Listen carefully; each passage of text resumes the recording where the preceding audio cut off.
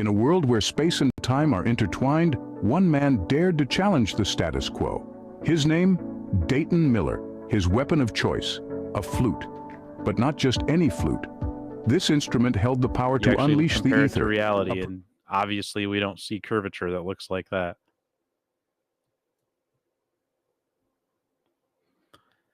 Fantasyland. Well, I'm pretty sure we can invite some globe trolls if we just like utter Witsit's name. They'll all just like show up in a gaggle.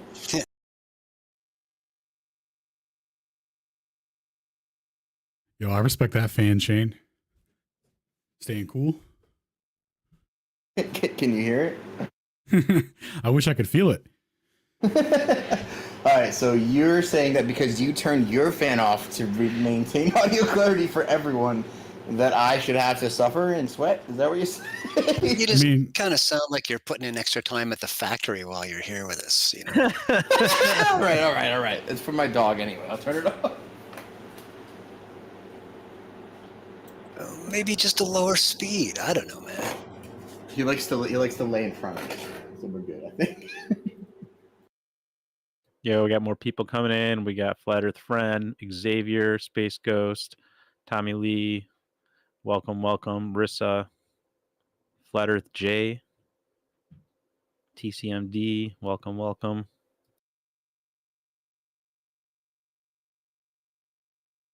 Eric, welcome.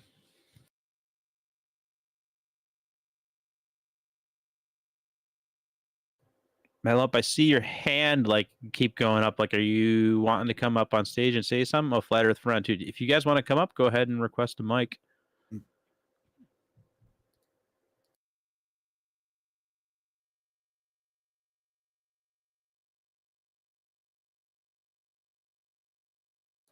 Man, so Rue really almost, we released that video. Stone released his new video, and then Ruhif popped in. And he really tried to make the video mean nothing. He really tried. He really tried to potty on it. But I was not convinced that it was the wrong mountain range. Nice try, Ruhif. Didn't quite. Well, I really don't think the validity of the movie rests on the point he was trying to make in the first place. There were numerous earlier points made in the video that he did not address at all, and of course the main point that the cross-sectional function of Google Earth, the elevational profile function, is a rectangle. No matter how wide a chunk of land you look at from point A to point B, it could be 5,000 miles apart. The point is that they would still draw it as a rectangle, flat. And we have to look at why that is. I mean, Google Earth is this immensely intricate representational program to tell you all about how reality is. But this function is totally not like the rest of the app. And I think we need to look at why. And that's what I offer at the end is you can merely take it even as a visual suggestion for what you might see different when you look out the jet window at some other landscape noticeable, thing in the distance that you can see with your infrared filter on your camera. Don't have to rest it all on Mr. Tolan's work.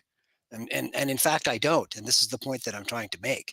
And this is the kind of thing that escapes the Globies entirely. They try to attack one little teeny facet of an array of points that are being offered and think that hitting that one point just the right way is going to somehow knock all the rest of them down like a stack of cards. It's dominoes. Pick your analogy, your simile. It doesn't matter. The point is that it's just desperation. It really is. And in his attempt to disprove or invalidate the point I was making, well, he went the models route. I'm offering empirical shots in the video, and Rue is countering with models and simulation builders. and frankly, what he presented in terms of the cross-sectional overlay did not match the shape of the Baja Peninsula. I'm sorry. And I point out the 2,500-foot peak, which is not shown in his cross-sectional overlay. Anyways, yeah, just to revisit that, it was a fun little exercise and an acid test, I guess, against some Globie who seems to be paying at least a little more attention than others. But yeah, it was an interesting interplay. Dude, he did pop up like immediately. We were like, "Is this new proof by Stone?" And oh look, Ruhif with a self-contained pre-made debunk on the same second. How did no one's questioning the timeline? All right, onward we roll. He's the Globie equivalent of herpes. You just can't get rid of it.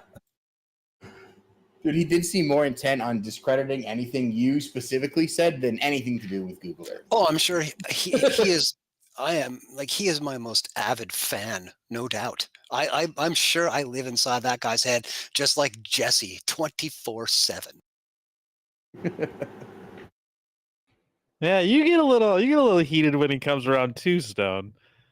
Oh yes, I do. It's kind of there's definitely like it's clear there's some history between the two of you because I have run out. you of guys patience both have with kind that of a guy. kind of a I will different tone admit when that. each other are around. He's just so keen to call me names. It's so childish. Yeah, yeah. Old So where are the loudmouth trolls? Where are Well, the the white grown women men had- on the internet who respond 12 times to another man's tweet? Where are they now? Somebody stand up and show me. They gave up. It's flat Earth on Friday night. They're like, you know what? It's Friday night. I guess Earth's probably flat. Let them have their fun, and they're not going to show. Now, what they say is, boy, when they mass in numbers like that, I don't really want to show my face because I get manhandled in public, and then it's hard to, like, nurse my ego back to some sort of feigning masculine state, so I'd rather just not bother. I think that's actually how it works. Yeah, yeah. Too close to home there, Shane. Yeah, probably. For some of them. I don't know. I picture a significant piece of them just going out and blowing $85 a head on their adventure to the A-list movie theater to check out the latest super woke A-list production from Hollywood. Yep, that's their line. That's their lane, rather. Way over there. That's your lane, guys. Way over there on yonder where they're queuing for things in the government to vote and shit.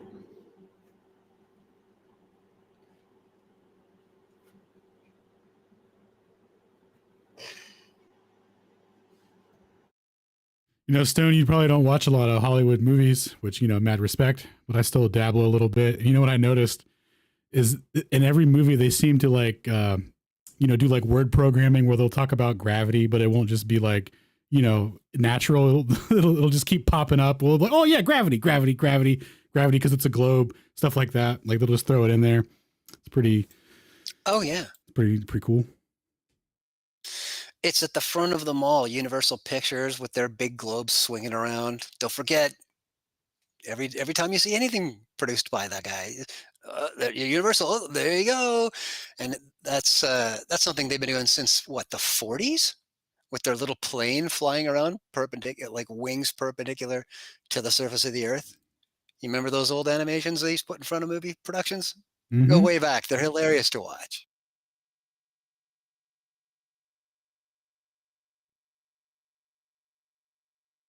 I'm just gonna start sending mics to people.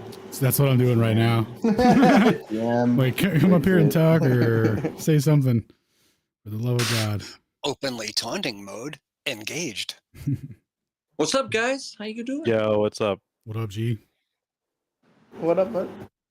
Tag What's team. going on, lads? Fuck And the it's, Globers! Fuck the Globers! Fuck the Globers! Love the enthusiasm.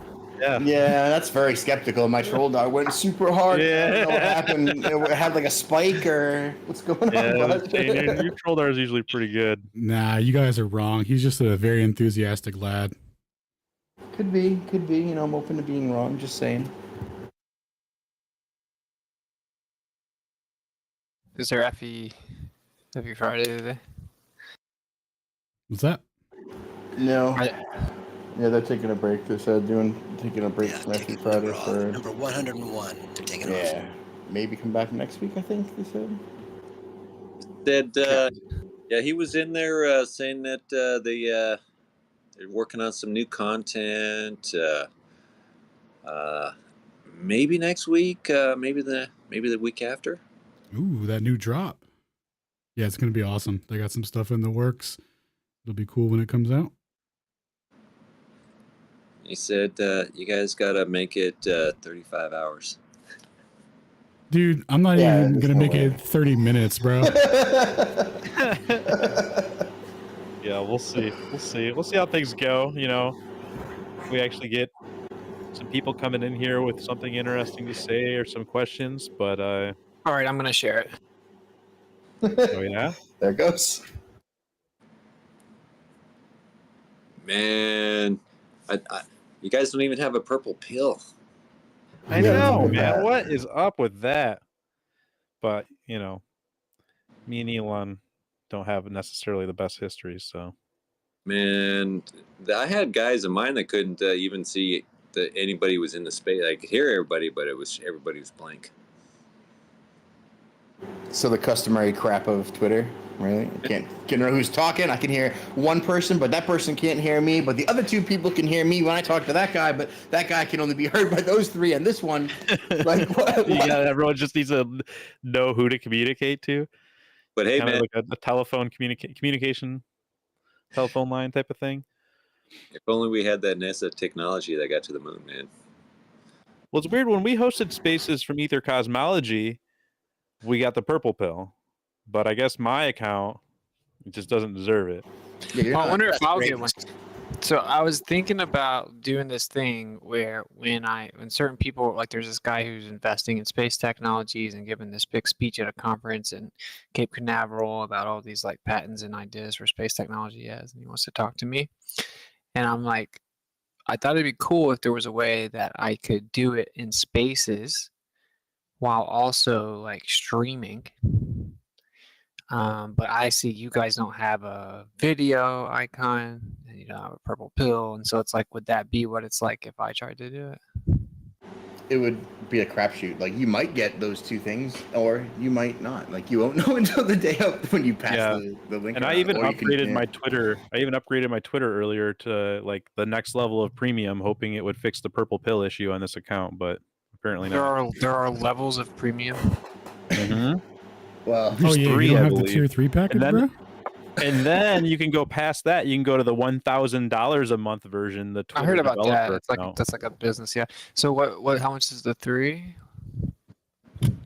Dude, I'm So on is my, it $3, and then you can go up to like $14 or something like that.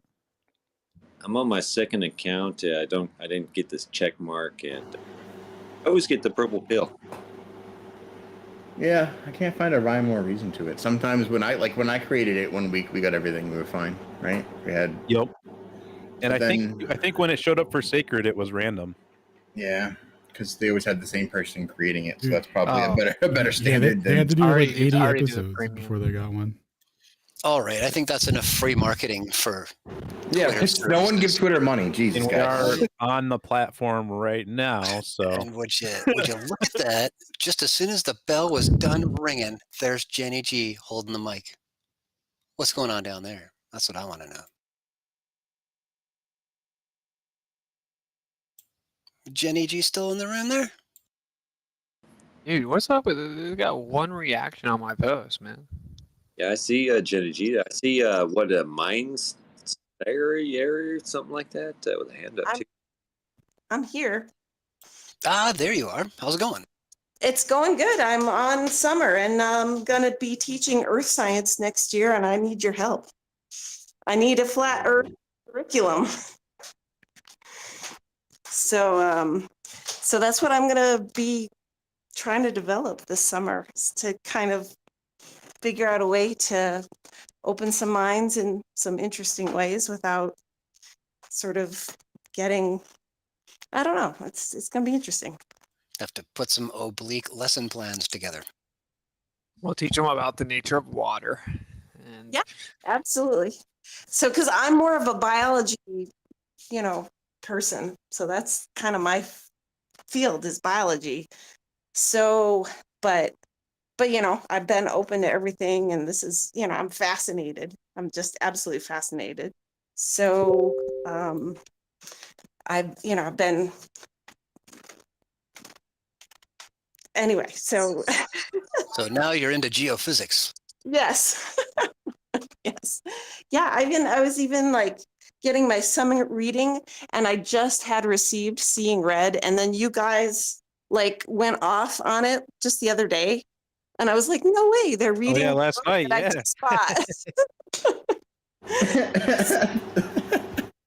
that's awesome.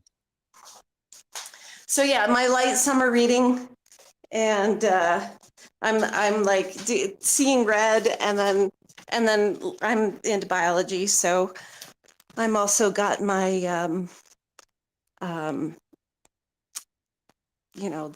the Bichamp, which is the kind of the other side of the argument to Pasteur, and the microbiology thing that happened. So anyway. It's like you almost got to teach them more than the Globers get taught, right? It's kind of unfair, but they need to learn the globe from you, or at least parts of the globe. They need to learn, someone teach it in the way of like, this is what they teach, but it's just a theory, and look at all the things they're taking for granted, like the angular size of the sun and the moon being the same, and just the magic of the sky, like all these things in the sky that really we can't explain, and even NASA admits that these things in the sky are in apparent positions. So I don't know how necessarily to fit that into the curriculum, because you've got some kids, just depends on, they don't care, but if you can teach them just how to logically, it's all about logic at the end of the day. If you can teach them logic and get them to open their eyes to at least be skeptical of the globe, I think that's a really, really good thing you could do. Yeah, and I mean, even this year I was, just certain things would happen offhand, like, they have the various different layers of the earth, and we were looking at the kind of the what the mainstream says magnetism is, and then I told them that I didn't agree with that, because and then I taught them about the Curie point of magnetism and how magnets don't work when they're melted. Nice. and then I was like, well, this is the unicorn. So the unicorn layers. I don't believe in the unicorn layers, so they were all making fun of me about that. But in a good way, it was like opening this box, and I was even like the one of the students who gave their little speech at the end of the year kind of honored me by saying how that I was teaching them to kind of look outside of the box, and so that was really sweet. So That's Fantastic. it's been a good year, and I want to do so much more for next year, and I'm going to be doing earth science next year. So the first thing we're going to do nice. is maps. So I'm going to show them all the other maps and which map works best. And anyway, but I would love to see if I could like build some sort of Dropbox for, people who would be interested in contributing to information that I could, sort of synthesize for middle schoolers, because I've got to kind of take all this stuff and then figure out how to explain it to students who are younger, and and sort of unlock or unpack what they have learned that might be incorrect, and then give them things to look about in different ways. So I would also recommend you preface their analyses with the overlying theme of the difference between the kinematics and the dynamics of any situation. That on one side, you've got the strict analysis language of kinematics to describe something, But on the other side of the fence, you've got the dynamic, formula-based, prediction-based analytical pursuit for cause and prediction and that kind of thing. That's the whole other side of the fence, and that we can learn to segregate those two entirely and see as you go through the curriculum who's jumping the fence. Get them like to be keen to see the difference between those two in analysis, and nothing will ever happen in their lives where wool would be pulled over their eyes ever again, because they can see the difference in what they're being presented. Yeah. Yeah. I mean, that's, you know, because you want to teach a student like how to think and not what to think, and give them a toolbox so that they have the logic behind them, so they can kind of assess their world as they're going through it, instead of saying, okay, here's the information. It's just a little bit harder because I'm working with middle school students who, you know, they're at the level they are, they're not as analytic as high school students when I've taught high school. But at the same time, they've been, you know, as we all were, kind of programmed to say, this is what this is, and this is how this goes, and this is a globe, and that's in every school classroom that they've been in, and there isn't one in mine. So No, I agree. That is the pedagogical challenge right there. And nothing scores like nomenclature and frequent use of it. That's how you gear the mind. I can't stress it any other way.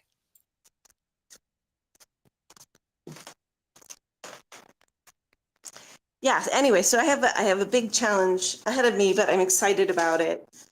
So like I said, I would love any like perspectives, resources, that sort of thing. I'm going to be collecting those as much as possible. So I don't know.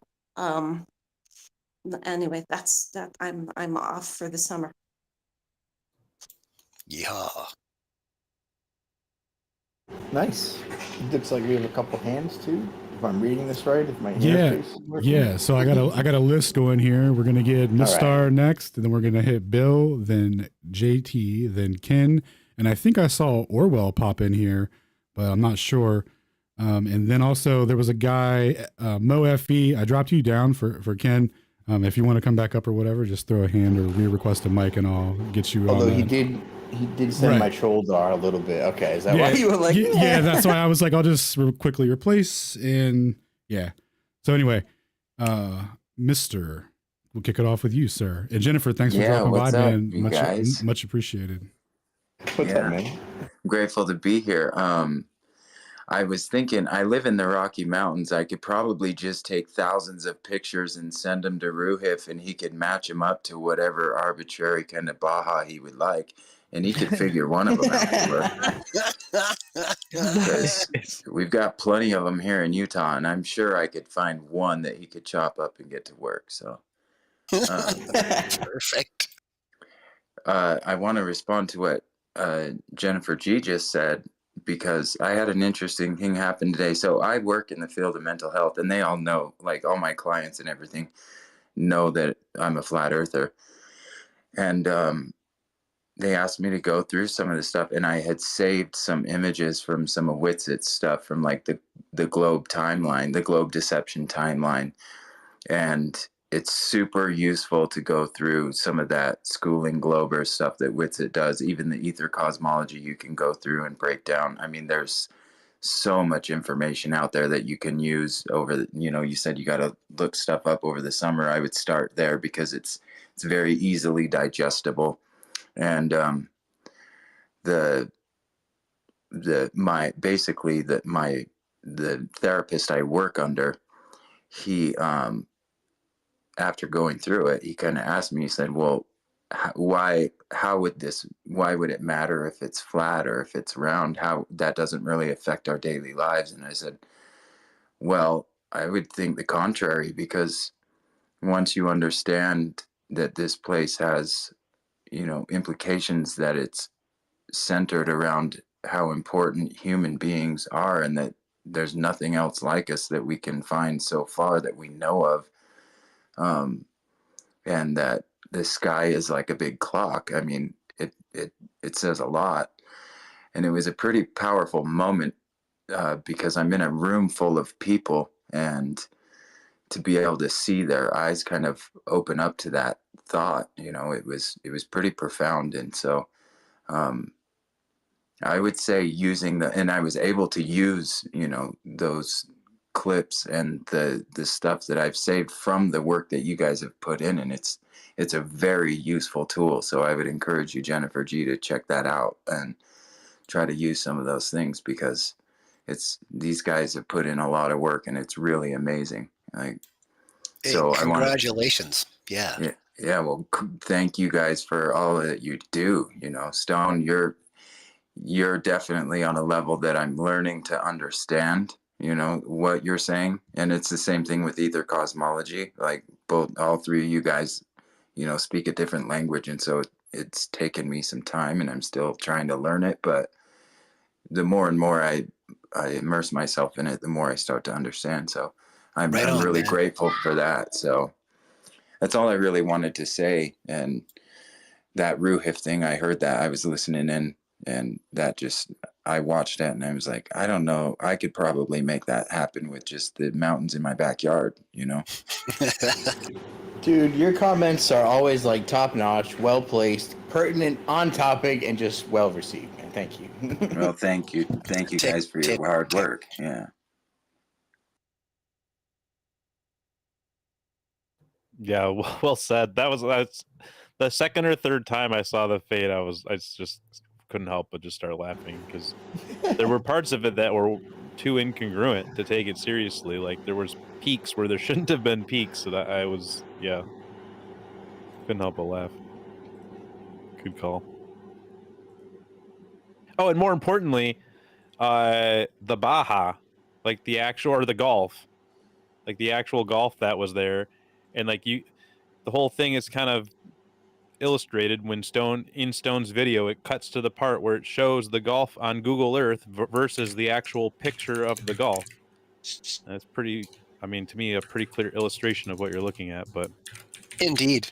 And I actually cut the Globies a bit of slack right at that moment in the video, that the angle, the negative slope that you're looking down at Baja in the Google Earth shot from 150 miles above the Earth shows a lot less curvature than if you were 6 miles above the Earth looking at that cross section. If you can understand that, because of spherical geometry, that the more over the arc you are, the less of the arc you see in terms of up down.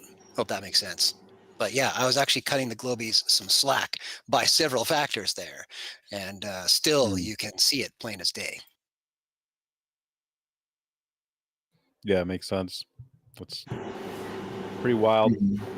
We don't have a purple pill, but I can still share stuff. So I put Globe Deception Timeline up there since someone threw that out. That is a hugely important, monocle. Let's just pass that around for people, I guess. Oh, yeah. Oh, sure. nice. Bring that up for the boys on the screen. No, who did that? Well, it's from this PowerPoint I stole from this dude on the internet. I don't know, man. It seemed pretty smart, though. You know what's so cool, crazy is you see how they made all the intel agencies right around the same time? Yep. Oh, the 3 letters? Yeah. Yeah, dude, they started popping off intel agencies as soon as they said, we're not going to let you go to Antarctica. I'm thinking they all got the same Christmas card from the Cabal that year. So, bam, there it is. Going over that, there is one you missed, though, with it, and it was the MIB statement in 1998 or whenever that movie came out when they said the Earth was flat. You missed that one. You got to add it to the timeline. I missed the Men in Black quote. Yeah, the one the Will Smith moment. Yeah, I had to say it because it was my opportunity. And today I was like, oh shit, it doesn't have the Men in Black thing. They're not going to take me serious. And so I thought he was talking about. He said MIB. I'm like, oh, is this a new agency I didn't know about? It kind of is. No, Haven't you heard? They're the best of the best of the best. Yeah. Dude. Oh man, I may or may not have just rewatched that recently. Men in Black. Shout out to Will Smith. Alan's slipping back into normandom. Dude, I've been watching. It's a stuff, classic. not gonna lie. bro. No, it is a classic. I like the Roach bit too. It was well produced. You got to give him that. Yeah. Man, that's when they said, people are a person is smart and people are stupid, and you know it. But this globe timeline here looks like it's off of I think it's the principal. I think they posted they put this. No, isn't that Eric Dubé? I think that comes from Eric Dubé. I think No, that's from Witsit's Schooling Globers. There's a whole Schooling Globers all about that timeline that everyone should go check out. I knew I'd seen that before. Dude, I may or may not export your whole PowerPoint as a video right now and post that if that's cool. Speaking, I don't care. Speaking of presentations, can you upload that Logic one you had the other night? That was Yeah, we need that one. that was a great one, and you did all the legwork to putting all the definitions to it. So I'm gonna need to swoop that. I think that one demands another Flat Earth 101 video. The one with all the super triggered Glober AI art. Yes. I remember you making all that one night when we were just chilling. I didn't know you were going to be putting it in your presentation. Dude, we were having such a good time laughing, and then the next day I see it all in your presentation. I was like, oh. My I think you should- preparation for the debate is the only debate I've prepped for. I'm like, I need to make really angry Globers. Yeah, There's some- pepper up that presentation with some robot polisher spikes here and there, just to keep it spicy. Dude, speaking of him, we should get him in here. Can we not attract the polisher himself? So we popped up to 134 pretty quick, right? We got 134 now. Man, He's just too busy.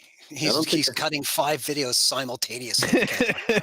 Right. He's sitting in between like 4 computers, and they're all rendering videos. And he's got a pivot chair, and he's got 2 monitors on each computer, so 8 monitors all around him. He's not slowed down because of the rendering. What a hassle.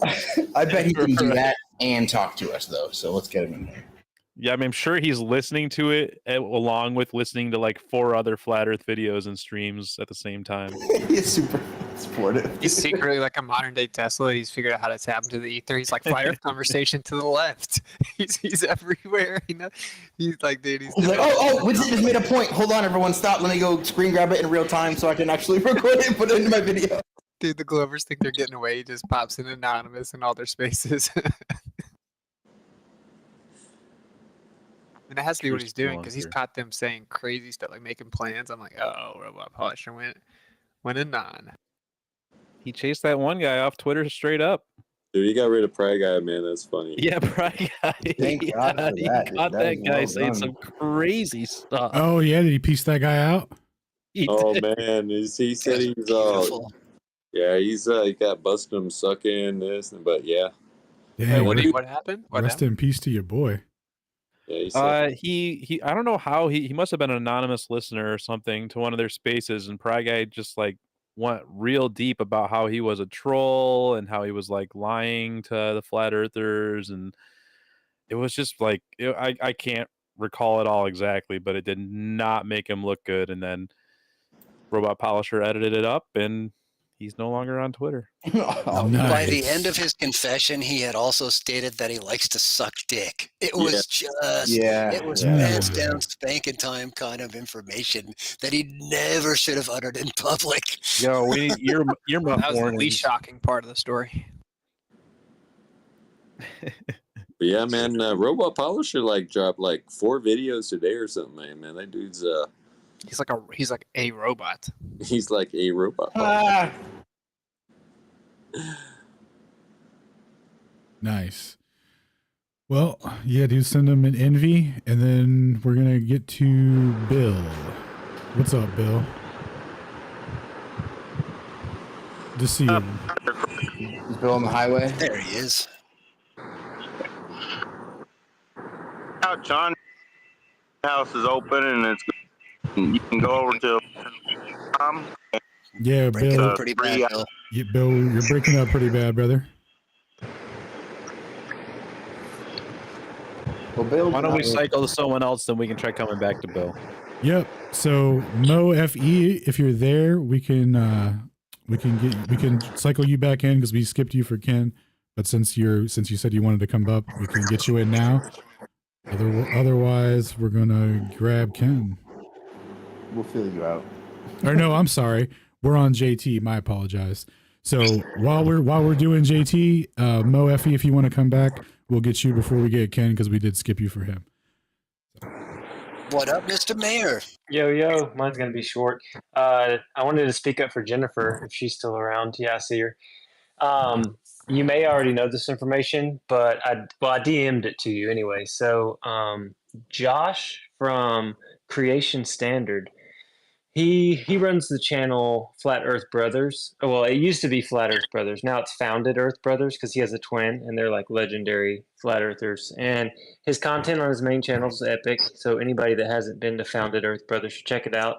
But he's recently started up Creation Standards because he's an 8th grade science teacher, and he really wants to teach like life science and doesn't want to teach evolution and doesn't want to teach globe shenanigans. So he's breaking away from school and the mainstream, and he's going to be trying to do classes. A lot of y'all have heard about this, but check out Creation Standards. It's really cool. My kids have been enjoying it, and like what you were saying earlier, some people were saying earlier, I love being able to take a fresh mind, like kiddos, like mine, and just saying, "Hey, this is what you're going to learn in school.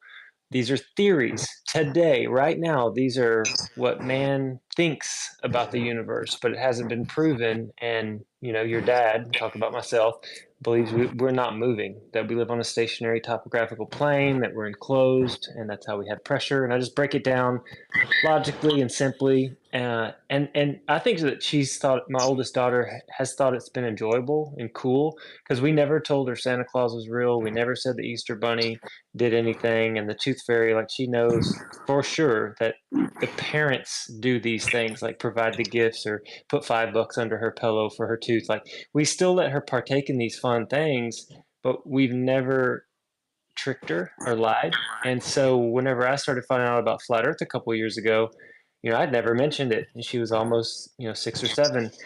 And then as I was telling her, I just told her, "Hey, I'm looking into this stuff. I'm curious. It may be something different than what we've all heard." And now I'm just hardcore after looking into Michelson Morley and interferometry and can't find that curve anywhere. And now I'm confident that, you know, we're not moving. And so helping people to slowly have an inquisitive mind and be able, give them permission to have a little bit of moment to freak out because it's super freaky in the beginning. But then as you seek truth, you find truth, and then you want more of it. And you meet a whole bunch of people that are here listening and putting in work. So thank you all. I might be able to come back on, but if not, much love and keep this space going.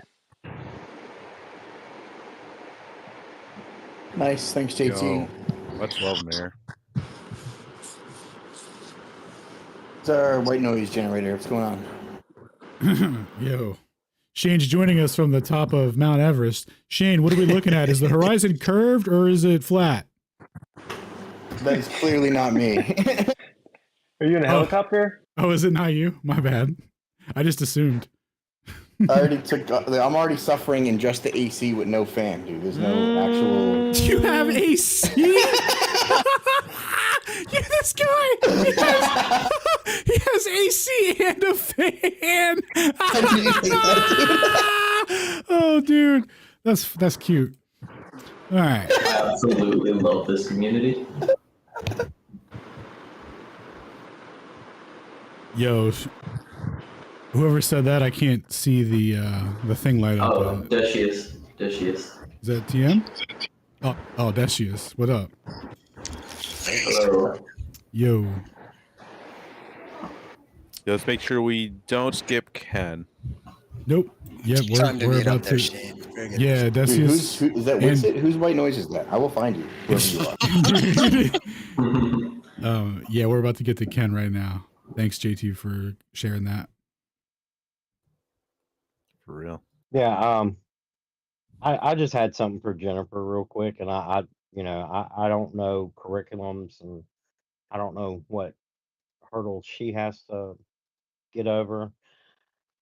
But I thought there may be a little bit of safety in geocentrism because you don't have to specifically say the Earth is flat, but it's it's almost identical other than the shape of the Earth.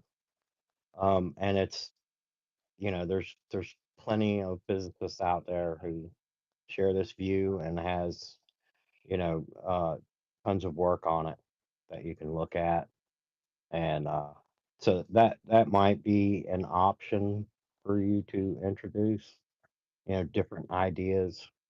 Like I say, I'm not an educator and I don't know what hurdles you have to pass, but that might be like a stepping stone you could use that would be fairly safe.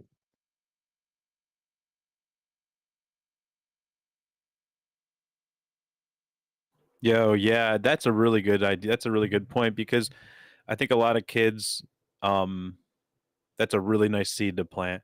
The idea that the scientists can't even tell if we're actually in motion or if the sky is what's in motion. Huh. Just plant that seed, and I got a feeling the kid is going to grow up with a slightly different point of view. Yes, people don't even know it's an option, Yeah, man. Yeah, because I'll be honest with you, my kid was in school and he believed in flat Earth, and I didn't even know it. He just didn't talk about it, and he started telling me about some of his friends that believed in flat Earth, and I've met these kids. Nobody's ever said anything to me like that before, which is probably a good thing they didn't because at the time I would have told them, "No, man, the Earth's a globe. What are you talking about?" But I mean, there's lots. You would be surprised at how many kids out there think the Earth is flat, and I'm betting that if she even hints around that it isn't what we think it is, a lot more kids are going to feel confident about stepping up and saying, "Yeah, well, my brother said, that the Earth is flat. He's in high school, blah blah blah." I think she'll find plenty of that. Couldn't Dan, agree more. No, how really. old are these kids? Oh, in Jenny's case, we're talking middle school, so adolescent to Oh, early middle teen. school. I mean, Yo, you really. guys are all way too nice. Like, hey Asher, what shape is the Earth? What shape? A circle. Yeah. Nice. I'll take it. Circle, man. Okay. He's 4, but Will do. I also don't think. I mean, I think the motion thing is great, but also not kind of beating around the bush too. Like that doesn't help either. Can cause further confusion, I would think. But that's When it my comes thought. Yeah, but well, it gets different once the kids start getting older because social shaming starts to become a thing. Only if we bring it back, guys. Together we can do it. Like I've So seen it with nowadays, social shaming exists if you is don't think that you terrible. can identify as a helicopter. Shane is trying to bring it back. Trying to bring it back hard, guys. I really think we need it. Let's need do it. it. Need it. Make a solid We effort. stomped on Toby, but Toby, you get what I'm saying with us? Like What'd you say? I missed it. Nowadays, your child will get shamed if they don't think you can identify as a helicopter. Like if they aren't a big fan of furries. Yeah, well, not necessarily like like I'll just say I know some family members that they go to like Christian schools, quote unquote, or Christian getaways or whatever, and the kids are generally pretty, like I'd say open-minded, straight. Yeah, they don't think they're helicopters and that they can, go to the litter box instead of the potty or whatever. Um, but they still socially shamed some family members into wanting to walk back their flat Earth claim in one case. So Let me tell you a story, Toby. Okay, there's this guy. He taught me a lot about the Hebrew. Cool guy. He's got a daughter. Her name is Shemaiah. Probably the smartest little girl I've ever met. Right, very young, and she will smoke 80% of the general public of adults. in a conversation about the Earth. Like dice them up. So, Yeah. I mean, you know what I'm saying? Like I want so for, like this is my opinion on this. I've thought a lot about this. I'm not gonna keep the globe from my daughter, but I'm just gonna teach her logic, and then I'm just gonna show her the information, and then she's gonna want to know what I think, obviously, and I'm gonna tell her what I think if she asks. And if you do that, they're gonna be very founded in understanding about why they don't think the Earth is moving and stuff, just like Shemaiah. And like you're just, I mean, whatever. Like either you're going to uh, like lead them to think that the Earth is a spinning globe or could be, or you're going to just show them both sides, tell them how to think, and then they're going to think it's not. And then, you know, if someone shames them, someone shames them. Like if someone tried to check Shemaiah, she would just slice them up. If someone her age tried to be like, "Oh, you don't think the Earth's a globe?" She would just embarrass Well, that sure. kid. Yeah. Yeah. And, you know, I just real quick, I'll say that it was two family members. One of them ended up walking it back and being kind of embarrassed, you know, but he just wanted to fit in or whatever. And then the other just dealt with, just kind of laughed at everyone else and said, "At least I'm not a globetard," I believe was the quote. And My man. back about their business. Part is crazy. Yeah. To redress the point we just went across is if I were to jump back into a classroom and stand at the front of it for any length of time, I'd bring a big glass jar, my UCA jar, and I'd jam a bunch, I don't know, half a dozen or at least 50-cent lollipops right in there with the clear plastic, you know, right over the top of them. That's my unfalsifiable causal assertion jar, my UCA jar. And while I'm explaining mainstream on the chalkboard and we're going through it, and I say this, that, because the other thing, first kid to put up the hand and yell UCA gets it. You get one out of the jar and they're motivated. They're motivated to analyze things on two levels constantly when they take in information. Whole new way to learn about a new concept, and you just motivate them with a little sugar because that's what drives them. And as the kids get older, you change the prize, of course. I'll give them some natural sugar. My daughter thinks fruit's a dessert. I think children have a natural ability to know the truth, and you really have to work it out of them. My son is 7, and the things that he says, you know, when we're talking about things, you know, as a flat earth or whatnot, you know, just showing him how water works in the lab, or this and that things, he will say the most uncanny just beams of light truth. And I really do think that has to be manipulated out of children's hands and minds, and but that's what happens. So I don't know. It's Yeah, they invented the science and then perfected it. It's called social engineering, right? It's the practice of learning that they embrace is repetition of mantra. That's all it is. They don't actually figure out how they got to the mantra, and that's what we really need to give those kids. I think it happened to all of us. I mean, I remember learning about the globe, and when they told me that I was spinning and that there were people upside down in Australia, or that I could be upside down, I remember thinking how crazy that was as a young child. You know, it was funny when I was looking into flat Earth, and I never was taught about the Coriolis effect in high school and whatnot. Like that was a completely new concept, and it was totally ridiculous. Like I didn't even know that was a thing until it came up in flat Earth conversations.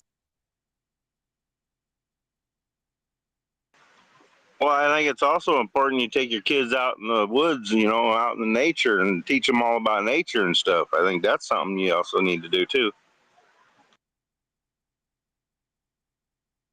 So like if someone had told you, yeah, either you're upside down or you're not, either you're moving or you're not, either the sun's moving or it's not, you know, make up your own mind. Like, I mean, what would you have done?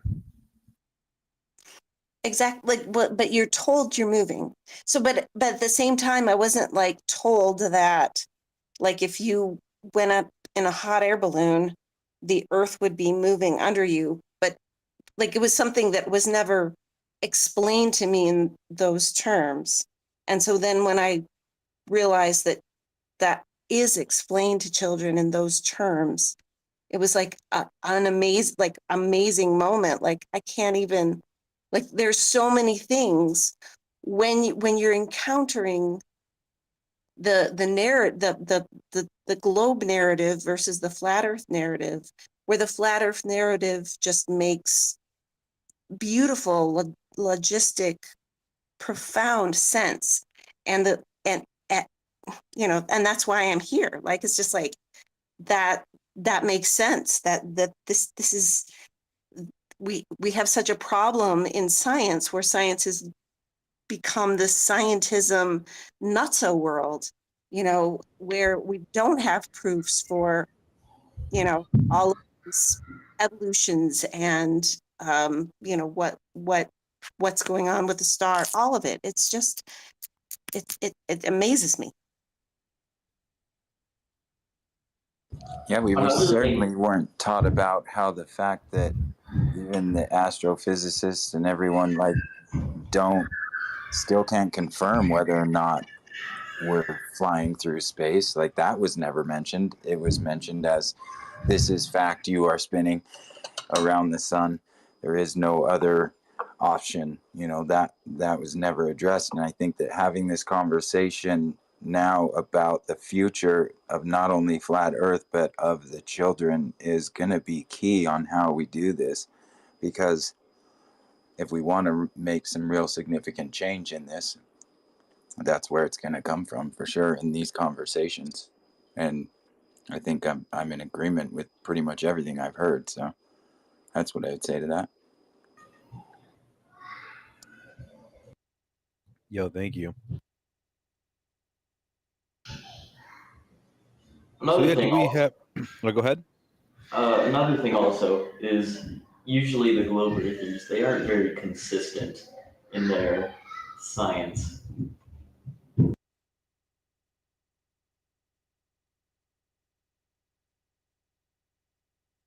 No, there's a bunch of ways you can show that. Yeah, I thought you were going to cite a particular example. Oh, I don't have any particular examples right now. I kind of just joined in and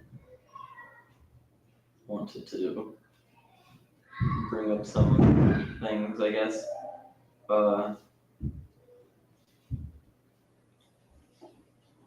mean, I guess there are some things that I could bring up. And one thing that's interesting, actually, I've heard some things from like really old people, actually. I've seen some videos, and for some reason, I'm not 100% sure if it's true, but some of them have said that they used to teach flat earth in schools when they were like kids and stuff. Sure did. Dave Weiss has a good video on that, interviewing a 100-year-old. Oh, nice. Ruth. Yep. If you go to his channel and type Ruth, you can see the interview. Ruth. Yep, it's splendid. Cool. Hey, I got a chance to shout out Lighthouse. They just started it up. It's a new platform. It's kind of like YouTube and Facebook and Etsy and X all kind of combined. Nothing wrong with Elon, no. We don't want to hack on Elon there. But you can go over to lighthouse.com, look for the 3 eyes that are red, green, and blue, and you can get to it there. Nice. Yo, I see the mic request and stuff. I got a queue set up, so we'll be rotating some mics in and out here in a few. But I got, let's see, we got Ken coming up next. And then while Ken's speaking, I'm going to rotate some people out. I already spoke. If you need my mic, you can. Are we into what Shepard's up to now? You can take my mic. Yeah, just I just wanted to say hi, guys. Popping in, the friendly Glober. You're almost convincing me. You guys are so close. You guys always comment. I'm on the edge. I'm there. Little Nice. Shepherd. Yeah. All right, welcome, You gotta Shepherd. you gotta make some things make sense to me. I need to understand the weather. If I can understand the weather, flat Earth Shepard, weather. why you hate me so much though? You know what? I don't hate you, brother. You're a good dude. I know that. I know you're a good dude. I want to go. I want to have a good conversation with you sometime. Well, I mean, everyone that else works. seems to like you. Everyone else seems to like you, so I'll forgive you for. Yes, For please, some reason, please. you're in my mind as not cool.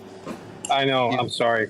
That's all my fault. Uh-oh, he seems like he deserves it from you Something instantly. occurred Like, on that I don't know what timeline, bro. happened, dude. Something occurred on that time. I did not just randomly think that, but it's all good. It's all good. Have you ever seen the weather? Have you ever seen the weather mapped out on the AE map? No, I haven't. I need to see that. Okay, Yeah, 2 seconds. We got you. And also check this out. You know how they say that on the globe, so the summer and winter, right? The seasons is created by the tilt. And so you have the 90-degree parallel rays coming from the sun, 93 million miles away. And then you have the Earth tilted. But the hottest part actually isn't the part getting hit by the parallel rays first. It's actually not where it's supposed to be on the globe. And then when you look at the flat Earth, it's like, oh, well, the middle portion that we refer to as the equator, the arbitrary line that we call the equator. It's arbitrary, although it's kind of roughly where you can't see Polaris anymore, Anyway, that is where the sun actually is physically over top of in the longest and in the greatest proximity. So if you look at the heat distribution throughout the year from the sun, it actually makes significantly more sense on a flat Earth. On the globe, they just start making up claims about like water and land retention of heat and all this stuff. Does anyone else know exactly what I'm talking about? You guys have seen the side-by-side comparison where they have the tilted globe and then they have the equator. They have I got you preparing high def version right now coming at you. Nice. Yeah, if you'll pop that up front. And then like obviously the wind patterns and all of that. If you go to bobwinds.com, you can see all the weather mapped out, and it's just way more coherent on a plane. So.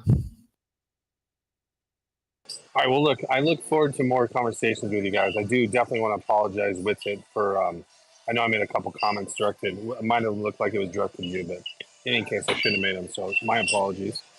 I appreciate the opportunity to come in and say hi. I'm out. I was listening, and you guys are always doing good things, man. I like the community you guys bring no matter what. I'd love to come in here and have a good flat Earth versus globe Earth debate. It doesn't break down and talks about science. So I look forward to that sometime, okay?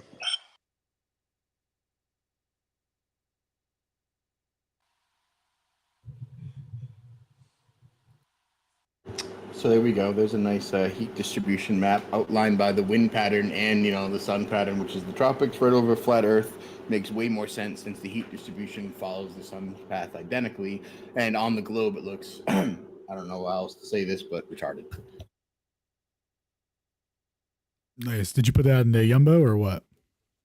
Yeah, it's the only thing we can do, and it should be there now. Nice. Oh yeah, this is one of my favorite maps. Or favorite heat distribution maps. Very nice. Yeah, I just wanted to make a final comment for my time with the mic. Shepard, man, that was a good vibe. I've heard you a lot, and I appreciate how you said what you said.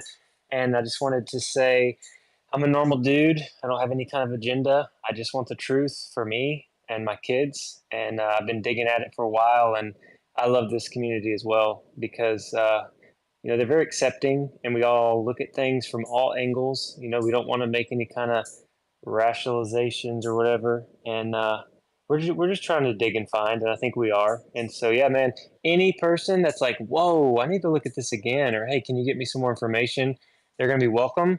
And any Glober that's like, dude, looks like I was wrong, you're going to be welcomed in, like no problem. We were all Globers before, and I don't even I don't have anything else to say, but welcome. I think you're heading that way. Nice. Peace out. Much love. Later, G. Yo, TM, did you wanna get in on this, brother? I've been trying to get a Glober in here for a while. It keeps running. Some globs. I see we got a queue built up. I'm about to get in there. There might be some globes hiding in there. I mean, I've been offering such warm, welcoming comments as "get in here and defend your bullshit" or "be a circle jerking twat," but I'm not sure that's helping anyone. Maybe I should do like a kinder outreach. Yeah, probably be a little bit more welcoming with that sort of statement. Yeah, sorry. I have a question. Yeah, go ahead. What's up? Go ahead.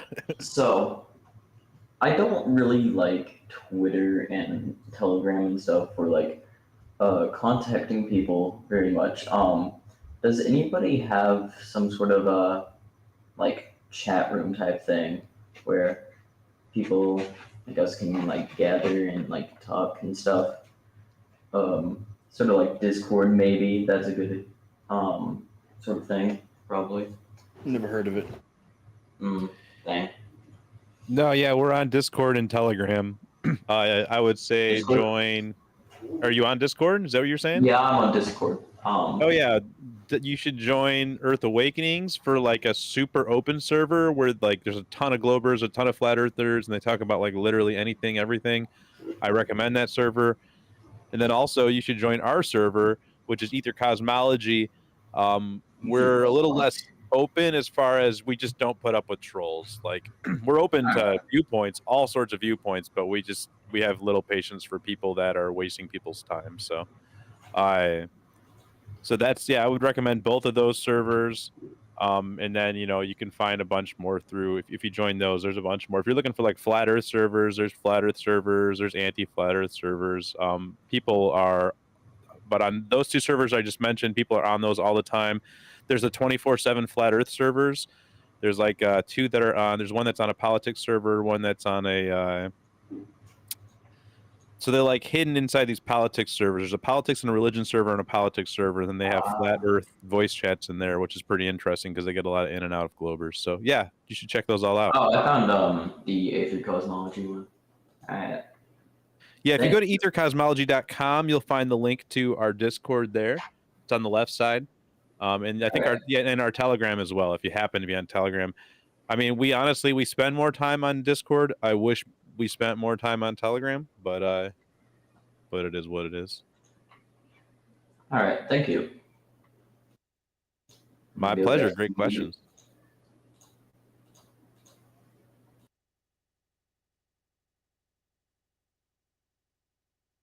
All right. So while all that was going on, I did some mic rotation. Did anything happen in reality though? Ooh, are we having one of those things going on? Yeah, because it looks like everyone I rotated out is still here, and the people that I brought up are not. All right, cool. All right, I'm gonna leave Toby and then recycle me. Okay.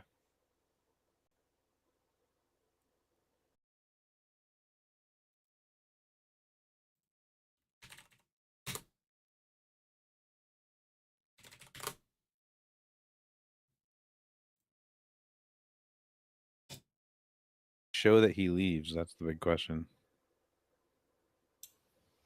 I still see him. Ay. I'm just gonna cause chaos and approve everyone. What do you think? I already tried it. Okay. Didn't work.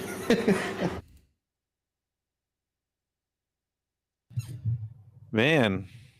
Yeah, this is being buggy, huh? I don't really know what to do. We might have to start a new space, which would be pretty tragic. Don't do that, dude. We'll just suffer with no pill and barely any. Wait, we can't move people around. Well, if we can't rotate Well, mics, that's though, flipped it's going to around. be really lame. It should have changed for you once there when Alan came back in.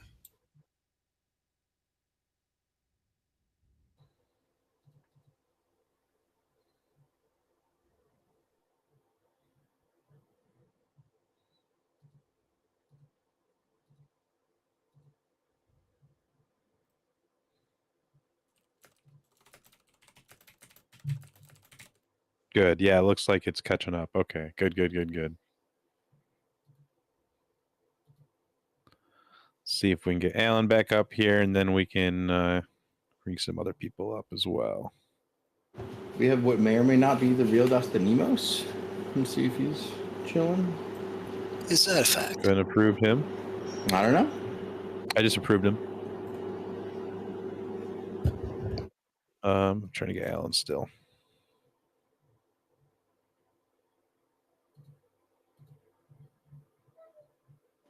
Yo, I'm okay to leave and drop my mic and come back in. When I first got on, I know.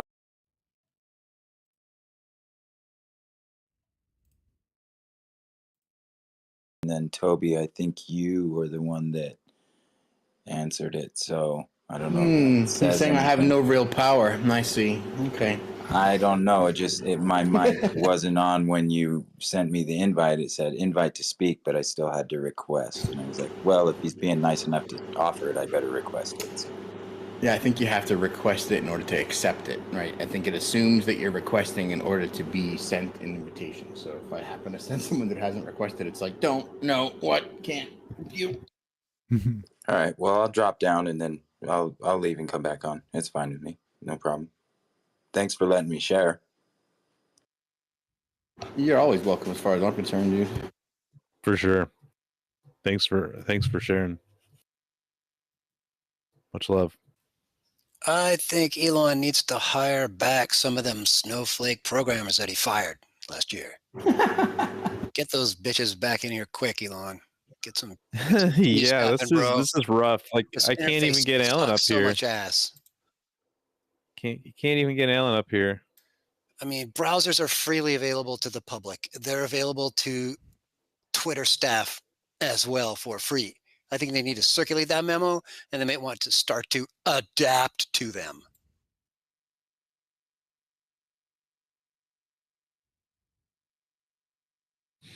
Yeah. Yeah, well, like I said earlier, me and Elon don't exactly have the best of histories together, so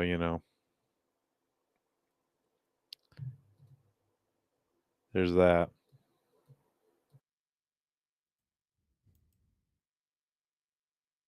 Alan, I see you out there, but I don't see a request from you. You shall have to request in order to be given the honor.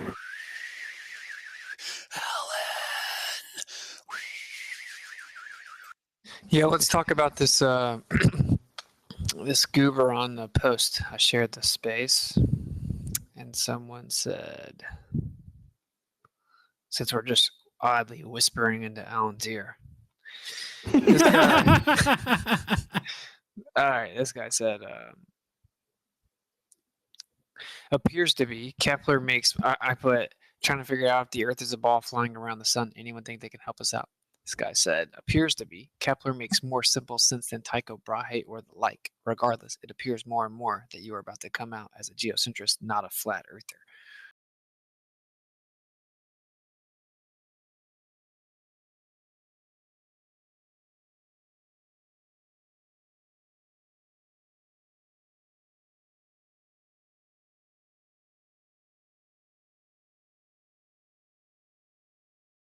Kinematics after stealing all of Tycho Brahe's data and then flipping the ratio equivalence. Weird. And then the guy says, you have no idea what you're saying. Can you even attempt to explain what flipping the ratio equivalence means? And then this other guy said, even AI doesn't know what you're talking about, and screenshotted the AI where it said, like, does flipping the ratio equivalence make sense?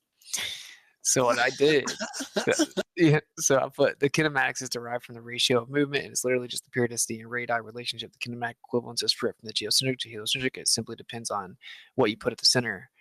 And just because the guy put the AI, I went and asked ChatGPT. It says flipping the ratio equivalence would refer to the conversion of observed periods and distances from a geocentric framework to their true heliocentric equivalents, mapping the observed synodic periods, the time between successive conjunctions of a planet with the sun as seen from Earth, to the true sidereal periods, the time it takes for a planet to complete one orbit around the sun. And then it gives an example calculation using the sidereal periods of the Earth and Mars. This conversion process essentially flips the ratio from an Earth-centric to a sun-centric perspective. So the phrase flipping the ratio equivalence makes sense when considering the mathematical transformation required to switch from geocentric to heliocentric coordinates, translating observed planetary periods and distances into their true heliocentric counterparts. This conceptual shift also allowed Kepler to derive his laws and further solidify the heliocentric model. So that's pretty funny. Yeah. Here's a cookie. The true heliocentric model.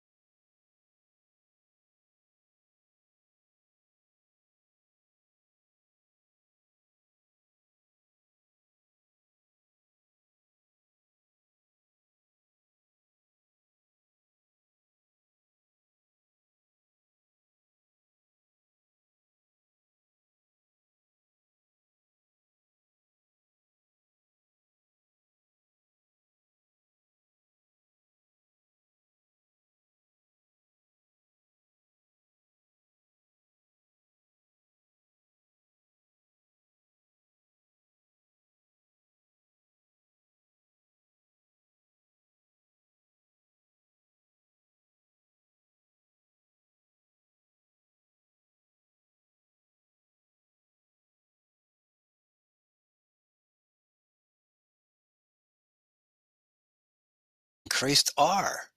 What's pushing this air even faster than we're supposed to be moving at the surface to keep up with this? How's that happening?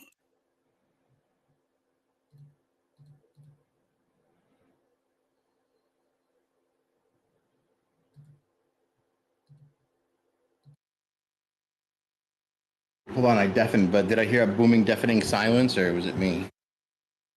You did.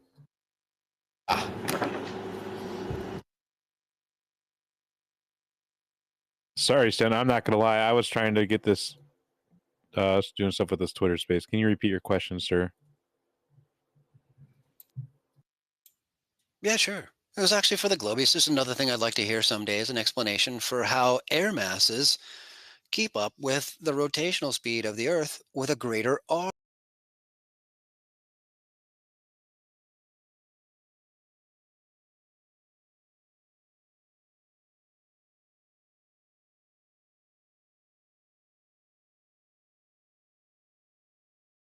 Yes, Yeah. I'll understand Shep's the width listening. Great. there. It's like, well, there's the first point.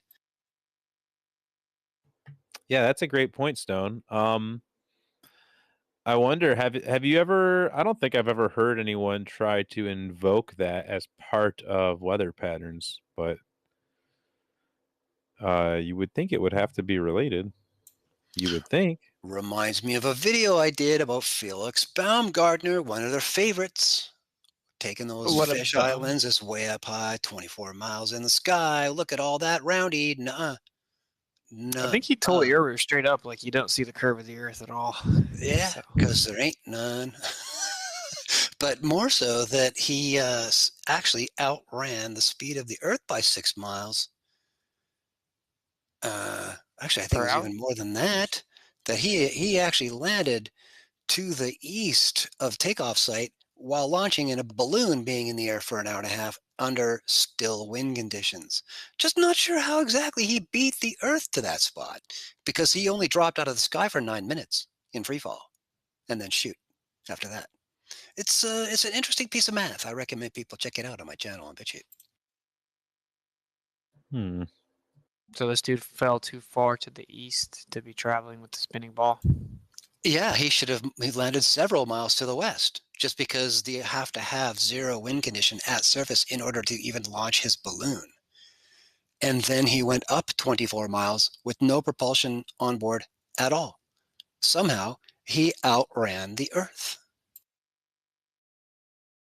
Much. Now, when you fly a plane, the plane makes such drastic corrections that you wouldn't know. But that's the Stillman, right? Oh yeah, So, for sure. So in the For balloon, sure. you got nothing. What do you got? So you're going to be behind the Earth, not And near at it. his latitude, they were supposed to be doing about 660 miles an hour at the surface. And the wind's supposed to go faster than that with nothing pushing it. And somehow this guy in his balloon outran 660, going up 24 miles. Let me jump in there. I'll play the Globetard role here, because you guys do know that I don't fully subscribe to the Globe model and everything. Just to remind you of that. But I can explain I can explain a lot of things that they say in this model. And the weather and the speed of the air, the speed of our atmosphere, is supposedly pushed by the heat of the sun. And I don't know that that makes any sense to me. But that's the explanation they would give to you on why our winds travel faster than the Earth rotates. What do you think about Okay, that? so the sun is responsible for creating convective cells, is what they call them. And that's only going to have an effect as high as you see clouds. Now, when we all look at the famous satellite shots and weather satellite shots that are all over the place on the net, you see the clouds tightly hugging the ground essentially from that altitude. That nothing above that altitude is being affected because the sun went by and it's pushing the air from this side to that side of the continent. The scale is completely other than what would be necessary for that to happen. And the thing is, the Globies never take the time to quantify anything. They just throw theorem at you and they piece it together and make it sound good. But when you look at the actual formula they use, the numbers they use, and then you look at reality, it's just not there, man. It's just not there. Yeah, the only thing I would say back is that their math is horrendous. I don't trust their math. I'm not the Globie that comes in here and wants to defend how they come to their conclusions and the bullshit that they tell us about, like the Big Bang and stuff like that. But you got me thinking on this one. I need to look into this a little more because it doesn't make sense to me from that point of view. Mission accomplished.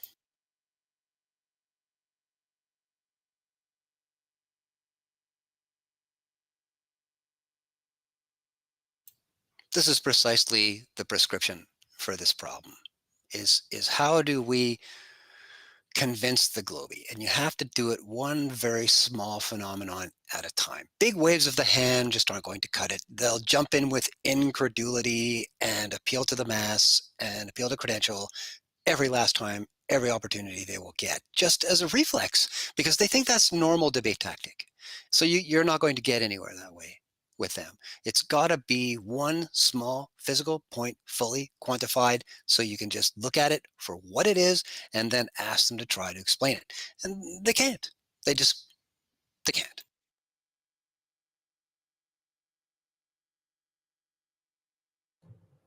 Yeah, I hear that same silence again. Almost like they really can't. I got some questions if you guys don't mind me interjecting here for a few minutes. No, yeah, go for it. Fire it in, man. What's up? What's it? Heard you on Sam Tripoli, by the way, a little while ago. Congratulations. It was pretty awesome. I am not a globe earther or a flat earther, I guess. I'm like Shepard. I'm like on the fence 50-50. There's this book that I've read quite a few times. And then again, if you read our profile, I pretty much read everything, even if I don't believe in it. And it's called The Universal One. I'm sure you guys have heard of this. If you guys listen to Rogan, it just got brought up by Terrence Howard a couple days ago, and it's compelling. So is this Josh or is this Zach? Oh, this is Josh. I'm usually the guy talking during the week, but our podcast, Zach usually comes over. But my question is, because I somewhat understand both sides, but the way Terrence Howard explains it is that it's all based off of pressures, densities, and wave conjugations, meaning from the dawn of time, even Einstein was false. Neil deGrasse Tyson's false, and he explains all this. He even discredits gravity. You know what I'm saying? So, and my only question is, from the way I understand it, is gravity is technically a discharge from electricity. And he explains this through electromagnetism. And I think Tesla explained this a little bit too, because he was talking about the ether and all this stuff. But Well, if you come, anyone, oh, sorry, go ahead. yeah, no, I'm almost done because I just have questions. I'm not really arguing either side.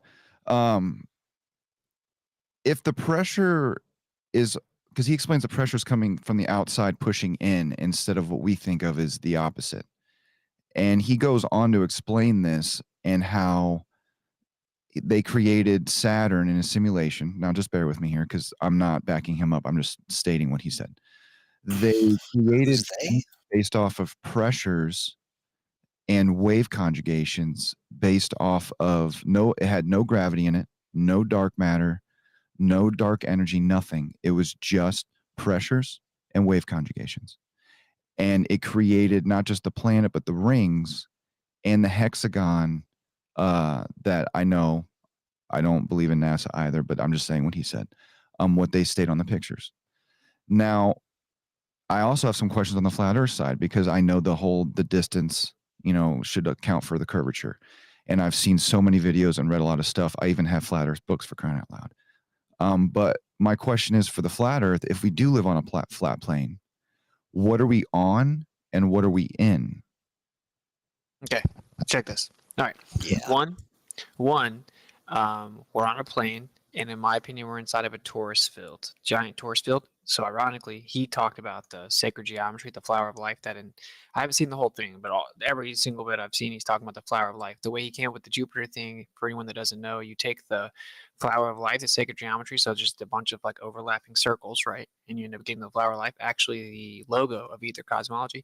And he's talking about the negative space within those overlapping circles is going to, if you start to overlap them or start to combine them, the negative space is going to give you this like slightly deformed 3D pyramid.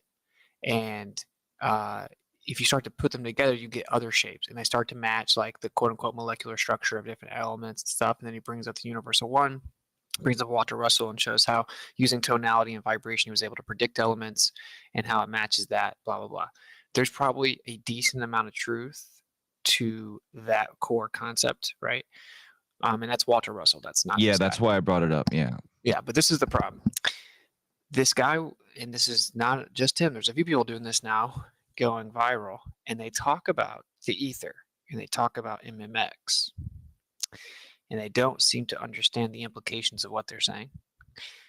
If there is an ether, MMX proved that the Earth is not moving. That is why mainstream science cannot say that. So when he says stuff like there is an ether and the interpretation of MMX is incorrect, and gravity seems to basically be an electrical draft, like an effect, an emergent property of like the electrical discharge, that sounds decently accurate to me. Meaning like gravity is this big blown out of proportion thing when actually it is nothing in and of itself. It's not like point specific, meaning it isn't like a force pulling anything to specific points. It's just like an effect. There's a background and things react, and it's like the equal and opposite reaction within the background. And so like if I throw a rock into the pond and it ripples out, if there's a boat in my pond and it moves because of the waves, like there was no gravity, the water just moved. So all that to say, but he leaves out the major components, which is that if there was in fact an ether, then the Earth cannot be moving. That was proven with MMX and subsequently with Dayton Miller, who showed that the drift that was detected was consistent and correlated to solar motion, meaning the time of year and where the sun was at, the periodicity of the sun, the cycle of the sun, and altitude.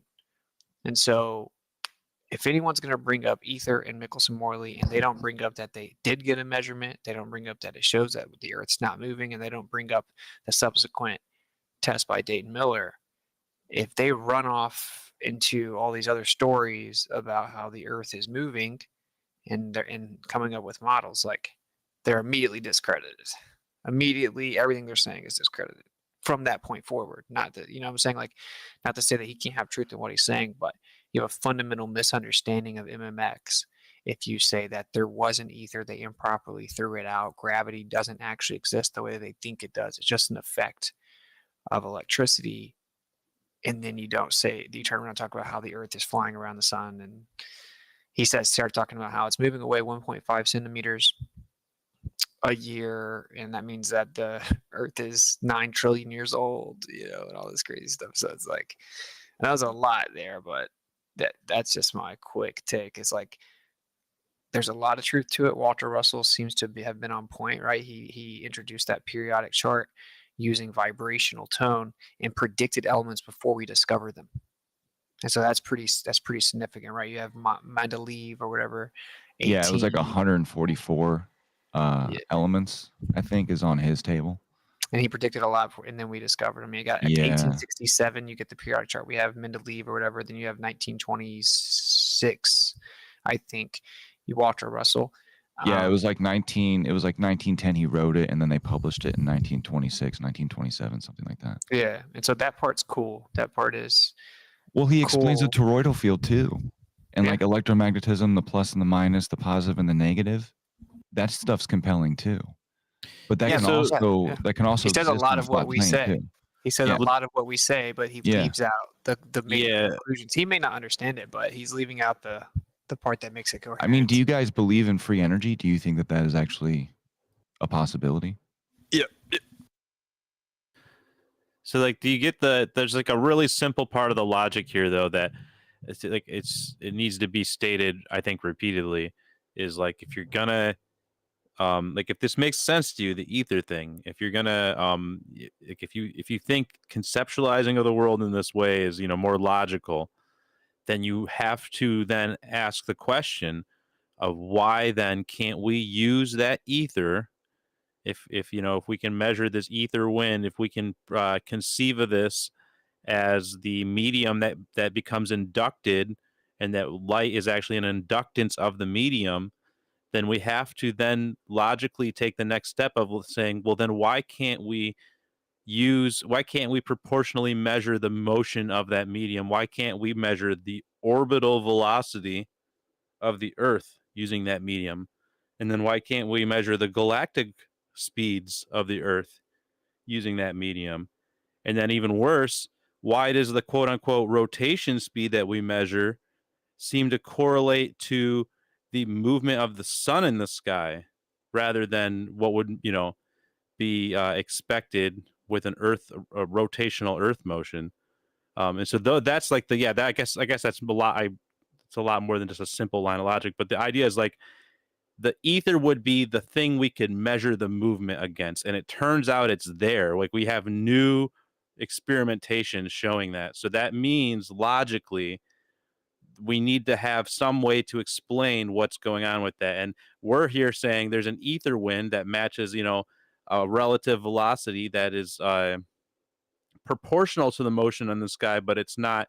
It fluctuates with the motion of the sky, but it's not. We're not measuring the sky directly because we're not in the sky measuring it. We're not measuring that motion. So, anyways, I know I just said a lot after Witsit said a lot, and it looks like he left. So, But like, no, let's say you're it still really, there. let's Cool. say it really simple. Like, you're measuring light against an ether. If there is an ether, which is a background medium, then the Earth can't be moving through it, or you would be able to measure the effects. If the Earth is moving through an actual medium, it would have an effect on the light, c plus v, relative to the velocity of the Earth. You would have to be able to measure it if there's a medium. It wasn't measured. They threw out the medium. You can't double back a century later and just bring the medium back like it never happened. Well said. And when you look at the math from Michelson Morley, real quick, they're taking measurements with respect to light's inertial frame, right? So the whole equation ends up being V over C for the predicted velocity amount. So they knew how to interpret the fringes. They knew how to make the measurements. They knew how, the direct relationship with that. And then when you look at the equation used for modern gyroscopes, it's the same equation. So back in the 1800s, they knew exactly how to interpret the velocity of light, And this is why they had to redefine all of physics over this, because the measurement goes directly against the Copernican principle. And then further, when you read the end of the paper, Michelson-Morley, he starts talking about how Stokes' theory about the ether isn't tenable, and how Lorentz's isn't tenable either. And I think there was one other guy. Oh yeah, Fazal's theory. But basically, all those theories contended on, because they had the stationary ether theory, but there was a velocity component measured, so they couldn't they couldn't use any how should I say it? They couldn't use any of that velocity, so they couldn't use any of the explanations given, because it would require the light to be carried in the opposite direction of motion for their theories. And then for Lorentz's theory was Lorentz contraction, which they did end up going with, but they had to say that the amount that was measured was actually a zero, and it was just like instrumental error. Now they don't say that in the paper. This is what's put forward later as the explanation. So just kind of keep that in mind. It's like none of the theories that they put forward to explain it with a stationary ether were tenable, because there wasn't measured velocity. They all knew. Interesting. I appreciate the information, guys. Thank you. Yeah, absolutely. Could I address some of your earlier name dropping? Yes. That would be about Terrence Howard. For some reason, and I am baffled, he has resurged into the mainstream media eye. So for some reason, I guess he just came out from under his rock. Frankly, I am amazed that when he spoke at Oxford, they did not simply just laugh him out of the room.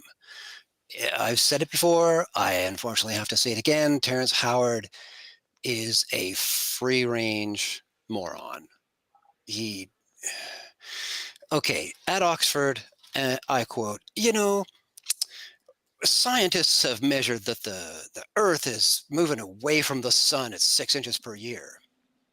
He says, 500 million years from now, the Earth's going to be moving out of this sweet life sustainability zone in the solar system. We're going to be moving towards Mars there. So by then, we're going to have to learn how to go interstellar, he says. And if you can't figure out from those three statements why nobody should be ever listening to this dough brain, I cannot help you. I'm sorry. With all due respect, though, he holds 97 patents, and the whole AR, VR world is based off of his patent. So he can't be a complete idiot. I'm just saying he can't be a complete idiot. Have you looked at his patents? Have you looked at his patents? His patents are in jewelry and toys. Come on, man. His VR patent is for like a specific application to use VR. It's not like just take a look at what comes he showed the out patent of his mouth. with everybody that was copying his patent, and it was like Raytheon, Microsoft, Amazon. Everybody was using his patent.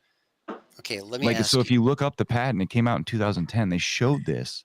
They weren't hiding anything on that. Do you think it's possible somebody could have written for him? Wait, I have a different opinion here, bro. But listen to him. He has retained lots of information. So it can't be that he's fundamentally stupid. He has not the best discernment and maybe an inflated ego in terms of what his intellect is. But the fact he was so able to, this page, that page, he was quoting, the retainment of information is, of course, a textbook sign of intellect. So he isn't, literally dumb.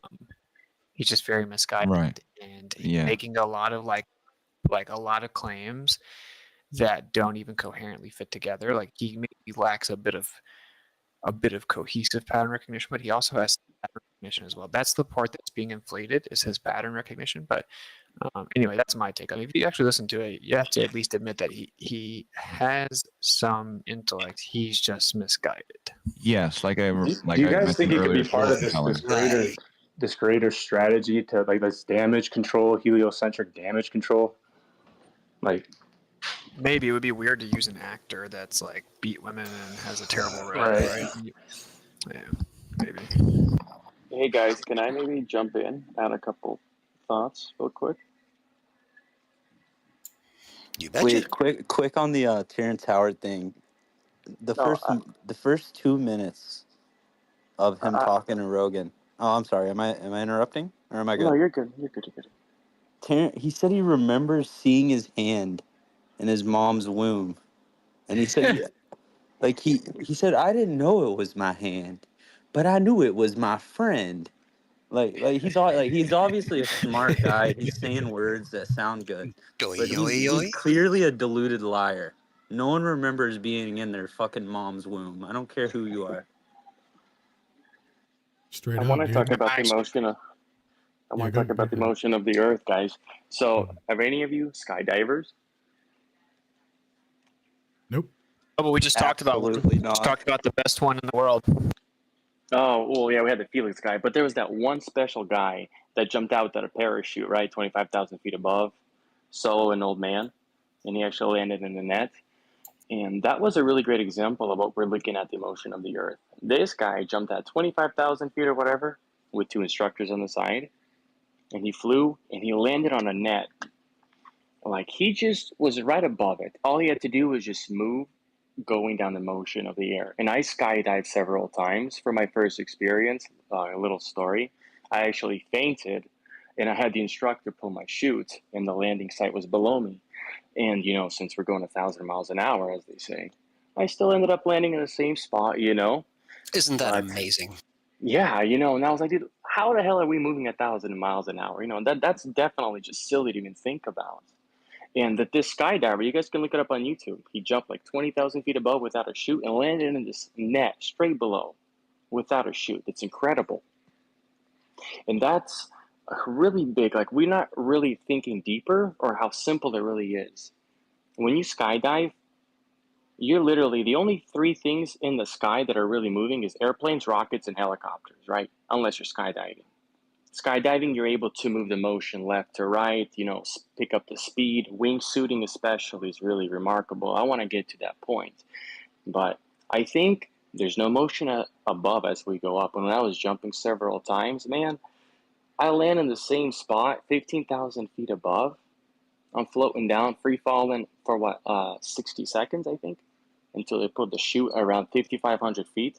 And then you can actually maneuver whichever way you go. It's motionless.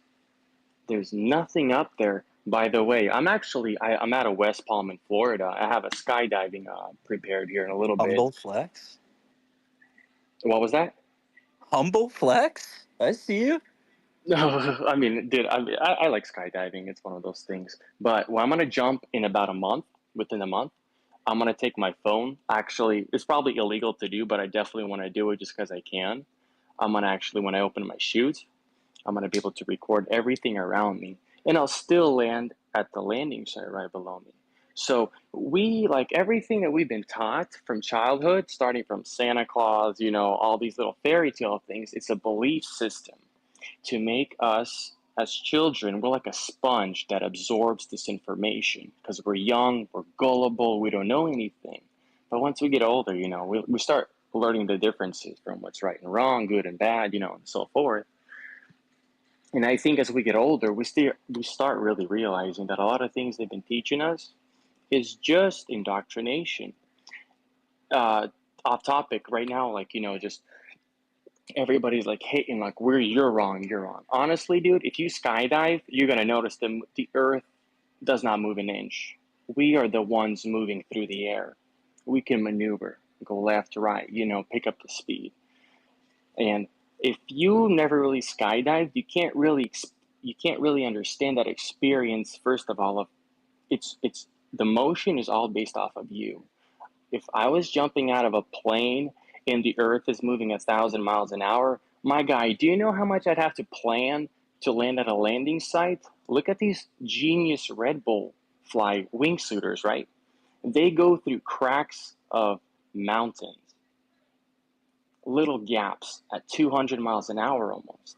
Like, that's mind boggling.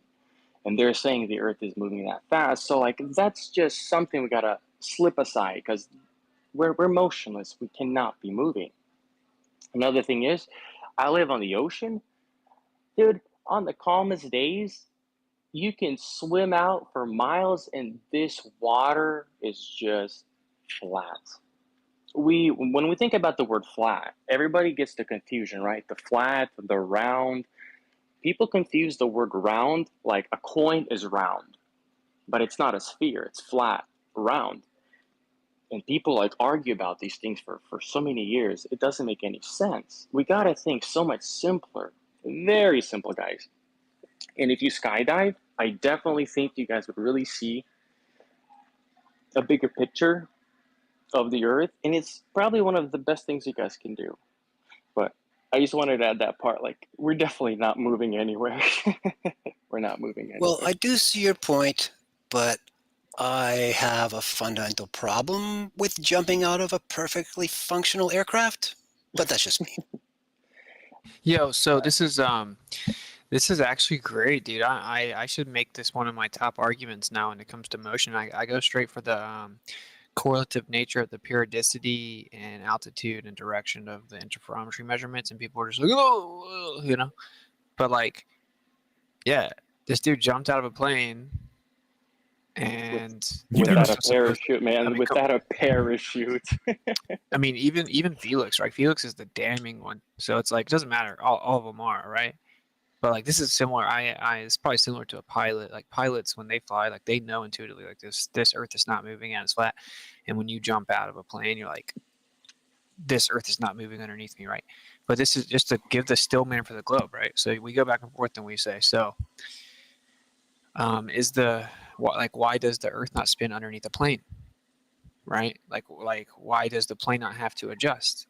And they'll say, oh, well, the Earth's atmosphere moves with the Earth. You're like, wait. It moves in lockstep with the Earth? Like it moves right with the Earth? Because what about Coriolis? And they're like, oh, that's different. Like, no, it's not. But even worse than that, it violates the law of conservation of energy and momentum.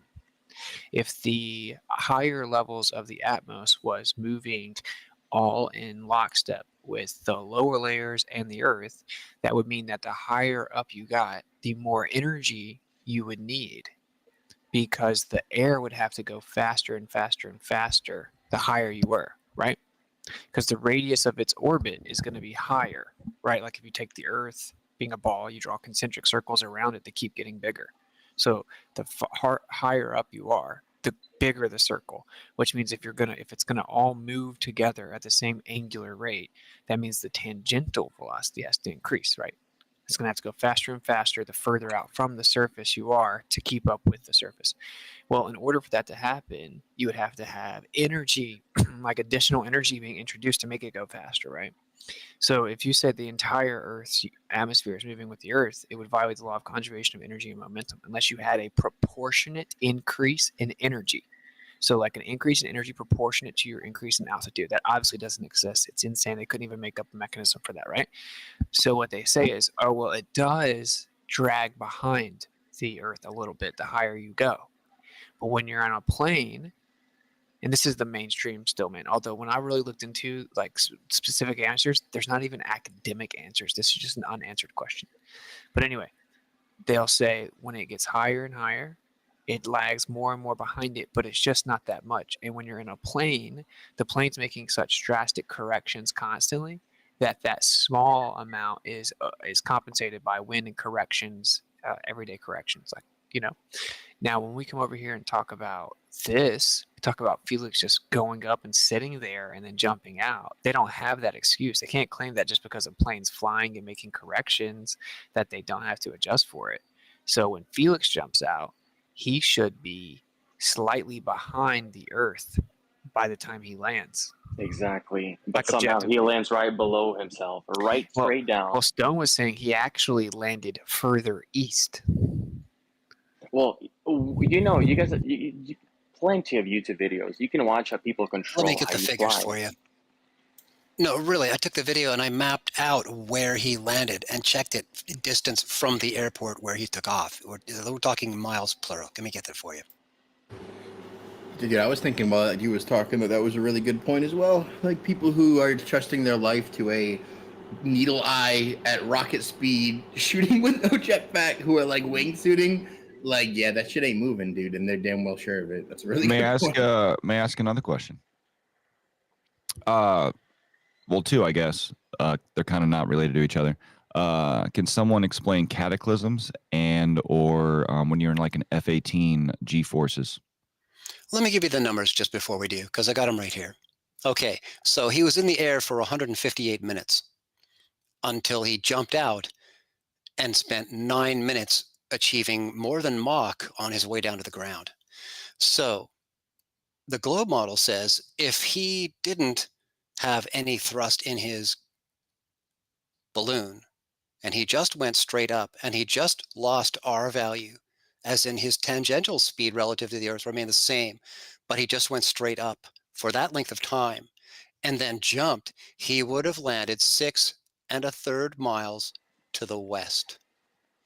However, after going 158 minutes up 24 miles and jumping out for 9 minutes, he landed 43 miles to the east of the airport where his balloon took off in stationary wind condition 158 minutes before.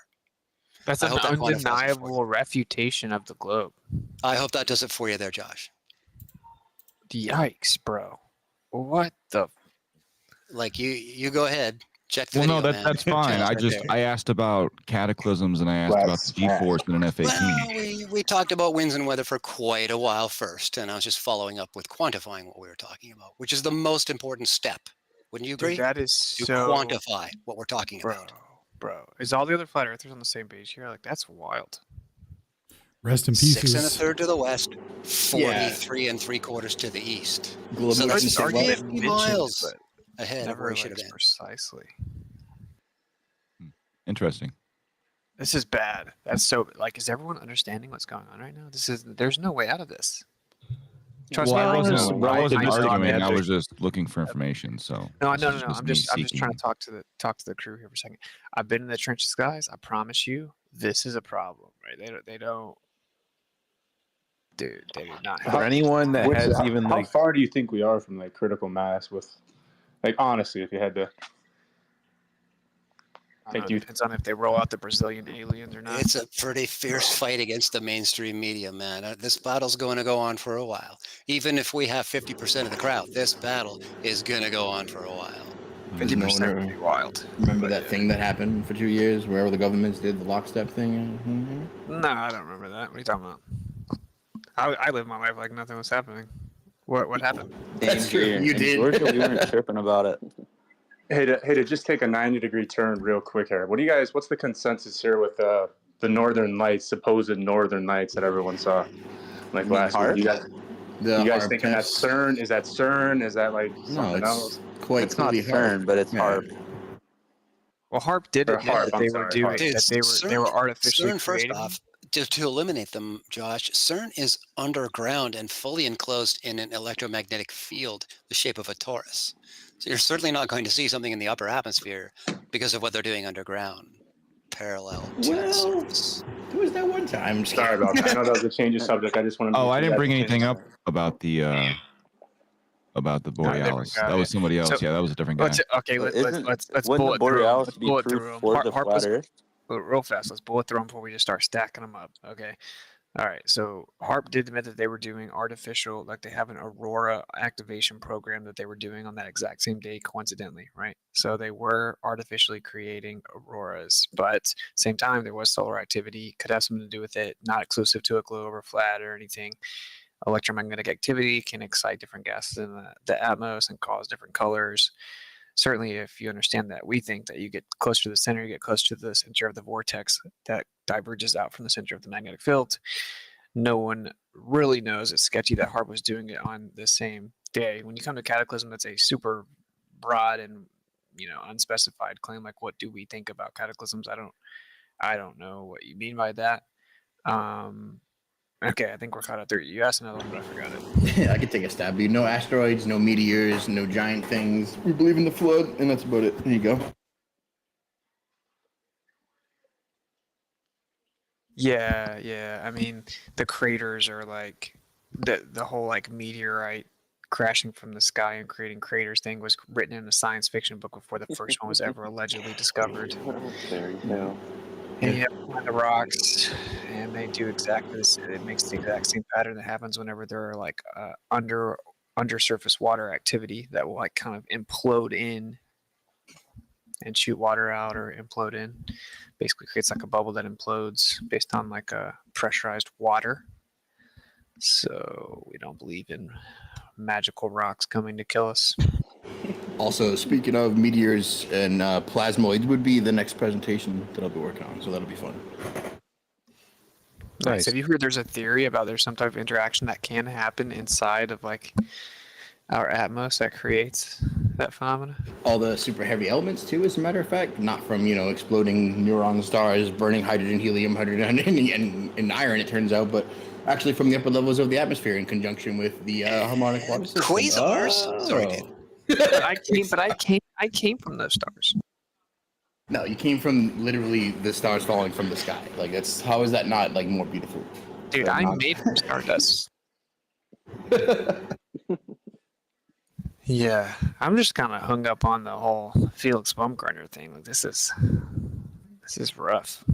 Isn't it It's mind-boggling, is it not? You really got to stretch. Like, you got to step outside of it's. You know, it's another one of those cases where you just got to step outside of reality and accept an illusion. It's nothing special. He just skydived a little far above the normal skydivers and just in a better suit. That's it. Oh, well, I explain sunsets. Dude. I love it. So yeah, we're gonna discuss relativity. We're gonna bash on quantum mechanics. We're gonna go through interferometry, high level measurement, all of this. But nighttime. Oh boy, you got me. Holy crap! Never seen the night. Oh, pack it in. I'm gonna go home, delete all my channels. See y'all later. Never even thought about that. Hey, did you guys know that time zones are defined arbitrarily just by the governments? So, you know, and did you know they only work on a globe because the rotation? Dummies. It's like, dude, Yo, yeah. First of all, how the hell did they know that the Earth, a spherical ball, is 33 degrees angled? Like, make that. Dude, you know make what's so sense. fun? You know what's so funny, man? That's Like, first it was like time zones proved the Earth's a globe, and then I did my time zone thing, and across the board overnight it was time zones don't matter. They're just arbitrary. They don't prove anything. Like, That was wild to watch, like a ripple happen, like legit real time. To be like, actually, no, we're not saying this. We're all saying this now. dude, it was that slam dunk proof, and then all of a sudden it was like, you're so stupid. Why would you even bring this up? This doesn't mean anything. Dude, another dumb thing that they ever taught us is wherever we are right now on Earth, that someone directly below our feet on the other side of the ball is living a life. Like, dude, that's the dumbest shit they could have ever taught us. It's called the shadow antipodal you, and it's always present. Look out. That's the dumbest shit ever, dude. Like, someone's gonna live below your feet. Like, that's like, it's just another story people have to believe in, you know, because they want to believe in things. We really do, you know. It's just the wrong things we believing in. Like, it doesn't make any sense. It doesn't. As you get older, you realize, like, half the shit, most of the shit in school, dude, that's just indoctrination, just pre-programmed by teachers. Wait, you don't believe in antipodal you? You weren't told that if you didn't follow and do your things, he would come and take all your shadows away and that you would disappear? Crap. No. I just honestly, what we see with our eyes and observe are really important things. You know, I can tell you one thing, but what you see is a whole different thing. So I think people confuse themselves a lot with what we're being taught. But if you really look at it simply, the only thing that ever curves is a raindrop falling from the sky, or maybe a little raindrop on your table. Put it on a basketball, anything. It's not going to bend itself. That's just silly. And the fact that when you get, oh man, I just wish you guys would just skydive and really see how beautiful the Earth is from above. Yo. It's not even expensive, really. Speaking of skydiving, while you were talking about it, I was playing some videos of some skydiving lads, and I put some up in the jumbo. Like, oh yeah, really? Yeah, it was awesome, man. Good stuff. It looks really fun. It is like, and you know what?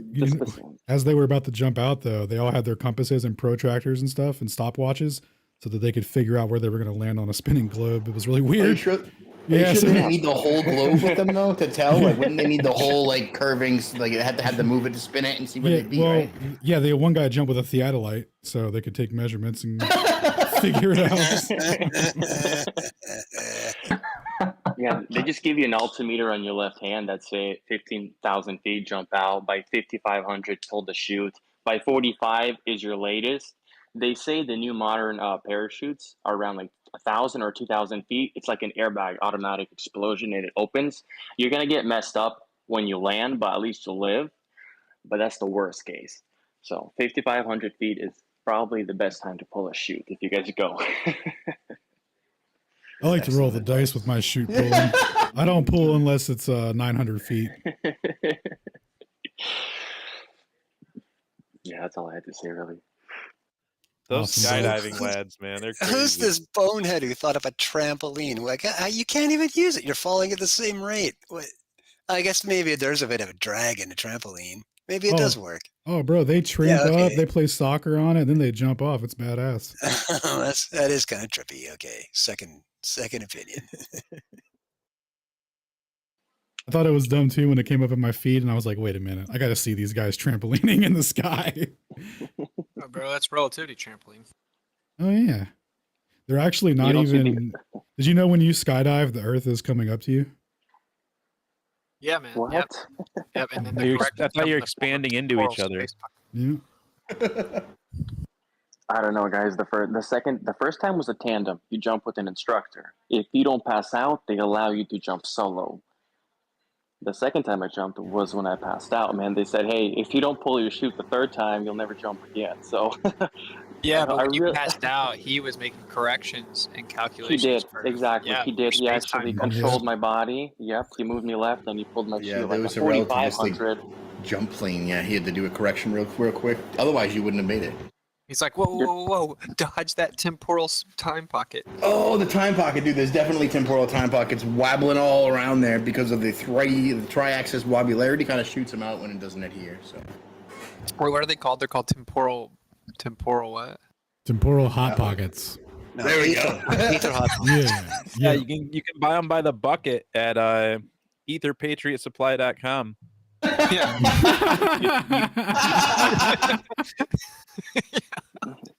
It's in the world. Up to 55 years, I believe it is. The only way you'll survive is ether patriotism. We got these ether bars, right? You can just put them in your basement. You're good for 30 years. So enter the code FLURF for 20% off. You only have my channel. I can't even do it. So there's a video of Neil deGrasse a little while back. You guys can probably find that on YouTube, where they're asking him about the curvature of the Earth, and he takes the globe ball in his hand, and he says, "You know how high the ISS is?" And he points like a quarter inch off the Earth. He's like, "That's how high we are off the Earth." So it's you are 1 millimeter above this beach ball, sort of thing. I remember that. Yes, yeah. You know, and actually, they actually basically like bringing him down in a way. They're actually getting him out of the spotlight because he's kind of talking a little bit too much. If you guys haven't noticed in the last couple of years, like Neil deGrasse doesn't really give a shit anymore. He's trying to spit out these facts, and they're cutting him out of the like the television. So because he's starting to speak a lot. Yo, bro, by the way, for who it concerns, I am literally looking into, like realistically looking into what's its word salad dressing. So stay tuned. Oh, please. Oh, rock on. Can't wait to taint my salad with it. I'm not joking. Dude, they're going to be like, he's basically admitting he's a grifter. I put it So on yeah, hot dogs. double for you. Dude, it's going to be good, man. It's going to be I bet it goes really good with an ether pocket from the bucket. Dude, we might can collab, man. It's like a lot of people think it's just a salad dressing, but it's more like an all-purpose dressing, like ranch. Like you can put it on steak, McDonald's. It doesn't matter. I know. It doesn't put ranch on ether hot pot flavor all by itself. What? You guys never had Ranch on steak? you guys What pitch was that, dude? What? Like ranch, you can put it on. Oh, you guys fucking steak saucers or whatever. You guys like A1 or whatever. I just know how to So cook steak, hard so in the it's just good. Midwesterner. Yeah, I don't The know. steak's just good. Yeah. Have you ever tried it with ranch to make it taste actually good, or are you just pretending? Are you one of those people that doesn't even cook your steak, bro? Oh, dude, are you a medium rare lad? Do you pretend? I'm a medium rare lad. Yes. Nice. That's cool. Get that Yeah, nice buttery texture. I like to fully cook the meat so you can see brown all the way through, and then dip it in ranch. I don't know. And then you like chew for a day. I mean, the tougher the better, I think. Alan has a sore jaw for a week each steak. Yeah, I'm more into let it steaks bleed. and McDonald's. What a terrible suggestion of food. Yeah, that was not a good sales, dude. Not a good sales pitch on that one. But I'm pretty serious, man. Like I don't really eat salads. That's the only problem. But whatever. Did we have a list going? Look, Yeah. man, Ether Hot Pockets are 0 calorie. Everybody knows that. Dude, we got Almost like they're not even there. Counterspatial Hot Pockets. Yeah. Like, I know they definitely showed up at your house. You didn't see them? Well, yeah, they're counterspatial. Dude, they're definitely there. Yeah, we definitely take your money. Yeah. Yeah, you put it on your counter space. All right, we got some hands. What we got here? Well, yeah. Do we have a list going? Let me take a peeky here. Only Alan was keeping track. So to be honest, Yeah. So we're on. So when I was doing the reconnect rigmarole, I got kind of jumbled around, but we got Dimitri, we got this and that. So I think the Muddy Paws person and Abba left. So there's Hacks Kitty, Hide and Seek, or Drain the Swamp, and then Liliana. This guy seems totally different people than me. Are you guys seeing the same list? Yeah, that's why I think we're up to Lily up now. no, we're ready from a private list. So yeah. With all due respect to Twitter, this thing glitches so much. I hope they. Oh yeah, fix it you soon. don't see the list. No respect to Twitter. Let's say with all disrespect. You start with that, and then you give them an insult. And that's usually how I run it. It's pretty superstitious of you. Well, I mean, this does glitch a shit ton, man. Like once you get past 50 people, it starts freezing, and most people don't even see your hands. Dude, ask Elon if I take the Neuralink, will I stop being shadow banned? That's their plan. That's their plan, man. All right, Liliana, what's going on, lady? Hey, thank you. Hey, just as a rule of thumb, you never need to stop a natural flowing conversation for me. I'm happy to wait, and I was really enjoying this conversation you guys were having. So let the conversations always be organic, and I'm so happy to wait because it's not like I'm waiting. I just feel like I'm enjoying you people's conversation. But actually, I wanted to just talk about a little bit concerning like Jennifer and her teaching and all that. It seems to me that an important point, even from like a legal standpoint, is that we somehow have to instill in the public that there really is no proof, no objective evidence for motion of the earth or the curvature. Because I think until that happens, they're always going to try and like legally come after us for like, spreading bad science or something, So I think even for legal purposes, I think we have to really basically get people to really buy the idea that there is no actual, objective proof or evidence for motion or curvature. So yeah, I mean, and all these different points, that all the different proofs we have for the lack of curvature and stuff. I mean, that's something they have to learn. And that's how we all came to this conclusion. But I think that's just a really important point, even for a teacher trying to like protect herself legally, if we can somehow really establish the fact that there is no evidence. So then that gives us a lot of legal clout, I feel.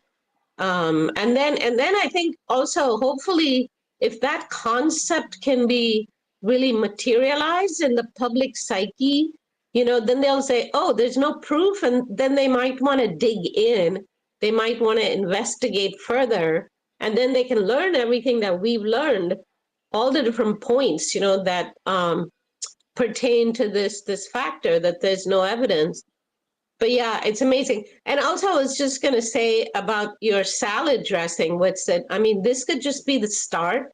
Because if this is just like going to be a salad dressing with like really noble ingredients, like really the best, cleanest, most healthy, like antioxidant type of like gorgeous ingredients and also a good taste, which, that's so achievable. Like my daughter is literally like, she is the most amazing cook I have ever eaten her food. And she uses like, goes and finds like heirloom grains and like biodynamically produced grains or ingredients. It's just various ingredients like her dairy and all the ingredients that she buys is like as close to like directly from farmers and whatnot. I mean, I pretty much only buy all my produce at farmers markets, except I'm in the Pacific Northwest. So, in the winter, there's not a whole lot of selection. So that, I just go to the health food store and get organic stuff.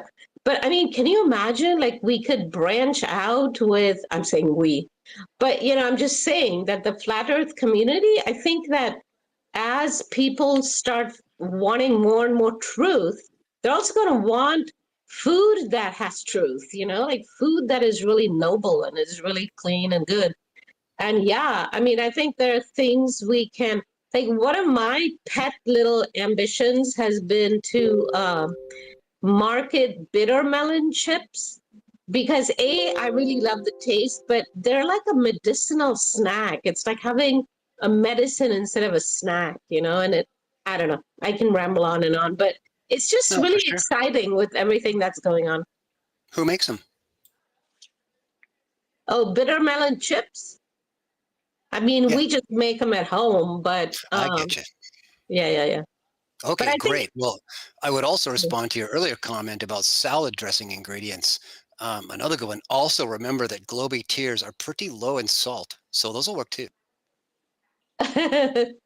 yeah. No, it's just very exciting. I like hearing all this stuff. Yeah. Of course, if I was ever gonna make anything, it'd have to actually be like healthy and like all clean. I'm not even joking. I'm actually trying to figure out if I can do it because you got to keep everything fresh, and if it's all organic, you have no preservatives and stuff like that, right? So you got to find a way to be able to actually keep it fresh. Globeteers would be natural saline, though. Honestly, I think that's probably. Yeah, they'll also be like genetically modified. So that's a good point. You think I'm really gonna lose my organic label because of these Glober's tears? Come on, man. No, you could find Globers that have been vaccinated and then get their tears. Might be extra better. It'll be GMO. It will immediately go down in value. Super healthy, I heard. Yeah.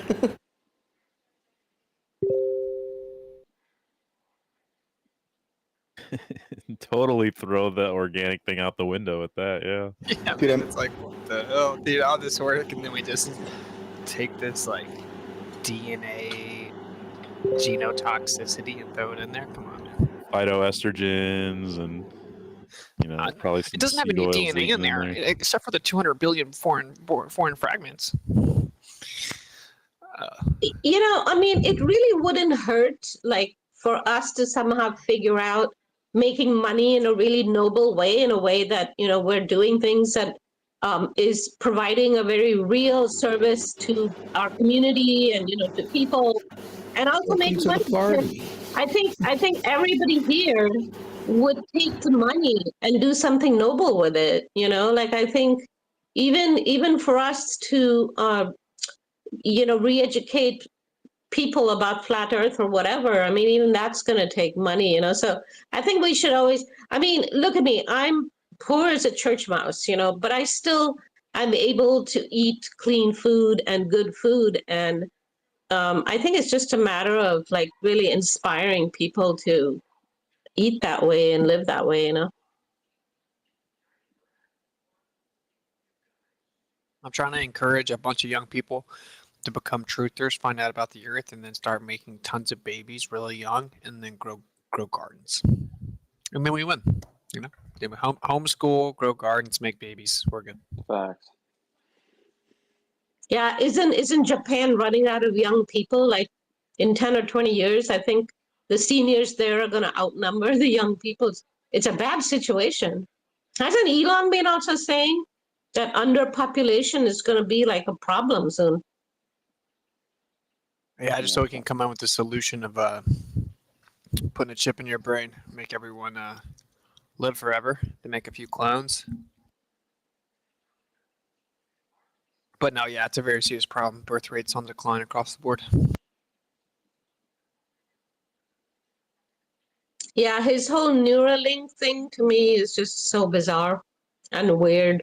But once in a while he says things that, make sense.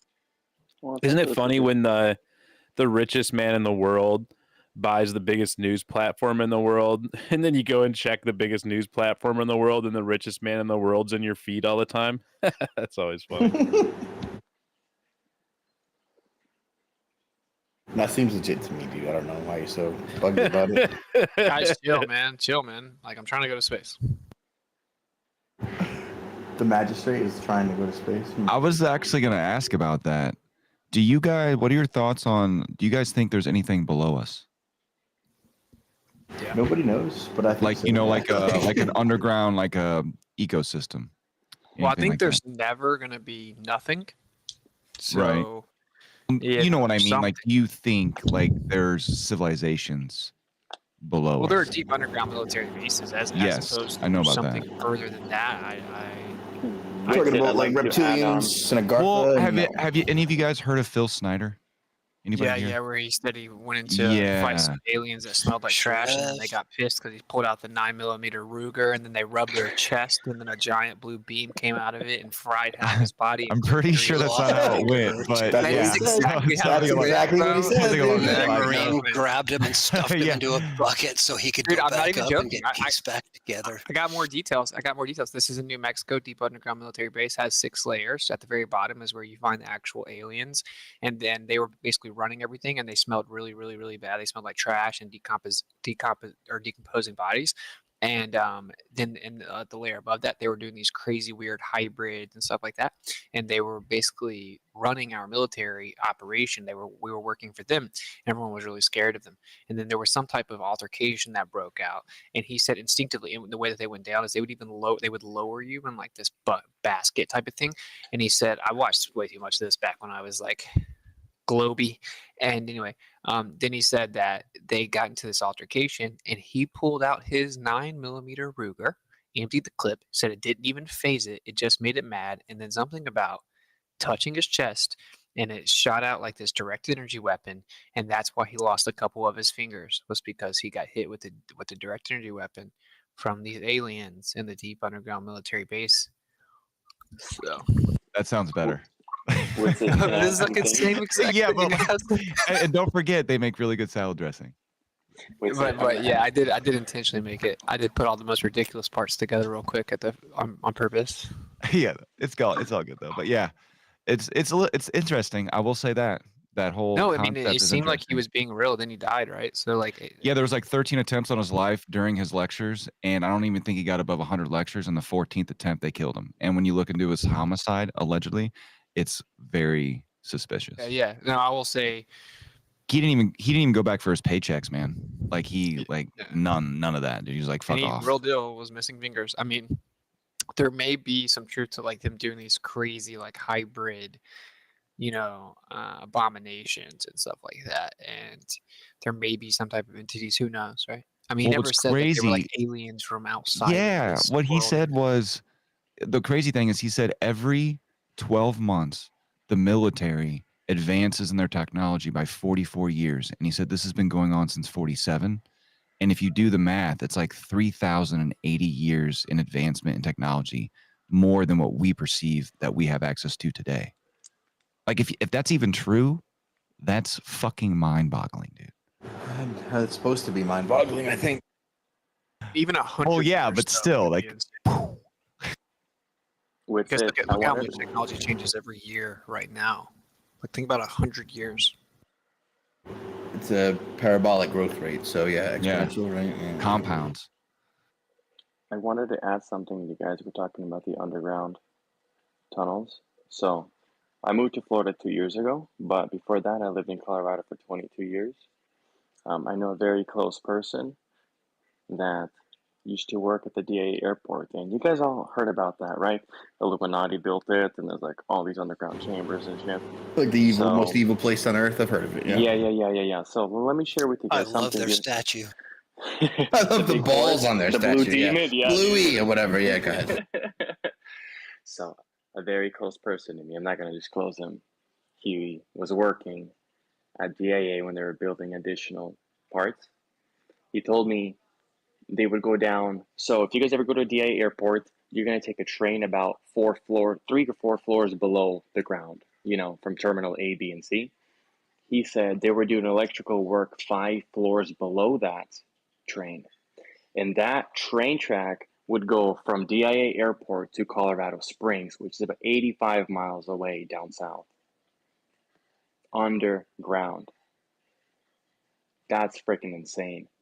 And obviously, they had even president's bunkers actually in Colorado. If you guys didn't know, in case of a nuke, the president's hiding his ass in the Colorado mountains because we had Air Force right there in Colorado Springs. So it's really well protected with military. But I didn't know that until he told that to me. Because if you guys ever go to Colorado, check out the train track. It's really cool. That's the only way you're going to get around from terminals.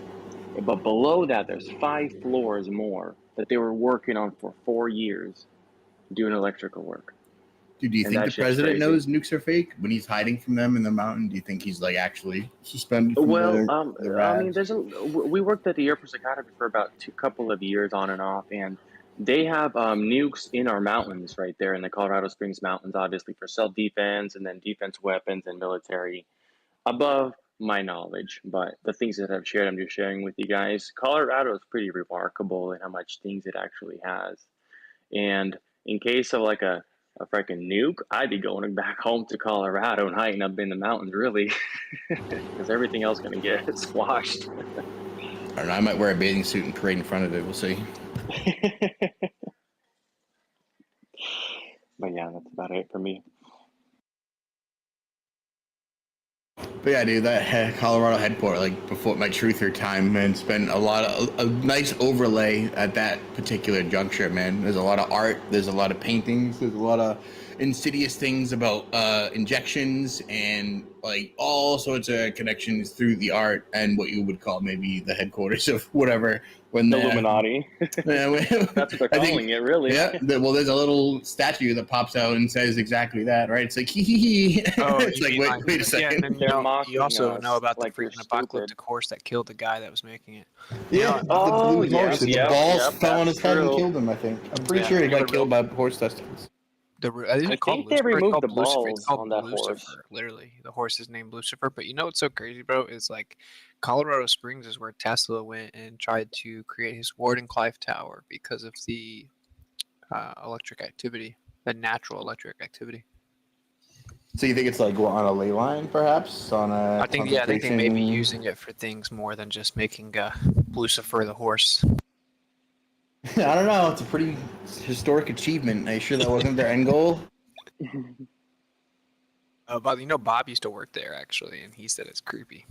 Did he? I mean, I got it was creepy. It's a big blue horse named Lucifer with balls that kills people, dude. I'm already scared. I mean, it's No, I pretty mean, like, big. the It's whole only like 10 feet.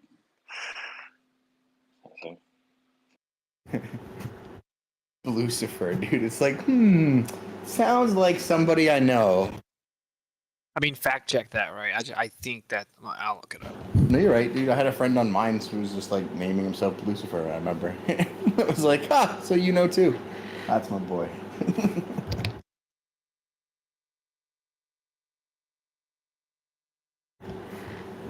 And wait, do we still have a list? Do we have hands? Oh, dude, as I said that, all the hands just popped up on my UI. Someone's listening to me right now. It's literally like Lucifer, a blue horse, apocalyptic horse with red eyes that fell on the person that created it. Literally turned on its creator and killed him. Yeah. Hey guys, mind if I say a couple things before I take off? I got to leave here in a little bit. I really appreciate the conversation. That's pretty much what we're all about. This isn't just directed towards Witsit. This anybody who's interested, but Witsit, we would like to have a conversation with you at a future time if you're willing, not just about flat Earth, but about other things, like just other perspectives. And if you don't want to, that's fine. And that goes for everybody else. We record every weekend on our podcast, and we don't really push an agenda. We talk about a huge, wide variety of things, whether it's health, spirituality, reincarnation, so on and so forth. And I would really be interested in everybody's perspective. Witsit, just listening you talk on other podcasts and having this conversation with you. I'm curious as to other things that you are that you think about and what your opinions are on other things. So, with that being said, I'll leave you guys and Witsit, if you can make it, we'd appreciate it. What's your podcast called? It's This and That with Josh and Zach. It's on all major platforms that include Spotify, iHeartRadio, Amazon, anywhere, pretty much Apple. We record once a weekend. It usually goes from 3 to 5 hours, and we talk about a bunch of stuff. We just started incorporating spaces on our last episode, and it went pretty well. So we are going to continue doing that. And like I said before, we just care about conversation, and we don't argue. We don't even really debate yet. Because it usually leads to arguing, and I just want to have an adult conversation. So Witsit and anybody else that's interested, just hit us with a DM. We usually check them once a day, and yeah, we look forward to seeing you all this weekend. So, wait, are you the gentleman that was talking about the underground thing? Were you the man? I had brought it up, yeah, with Phil Snyder when me and Witsit were talking about it earlier. Yeah. Oh yeah, I've got a lot to say about that, so maybe I'll try and connect with you guys. Yeah, I appreciate that, Hannah. But yeah, other than that, guys, it was great, and I hope you guys have a good night. All right. Hey man, Yeah, thanks we'll, for coming on. we'll work something out, bro. Yeah, I appreciate that. Legit. Witsit. Yeah, man. It sound legit, and we appreciate the questions. I think the questions you came off the gut with were like pressure mediation, electromagnetic. I was like, this dude's legit. Well, I'm just curious, and I feel like if you're not curious, you're not going to seek out information. And I don't like being told how to think. And I would rather read as much information as I can and then make my opinion based off that information.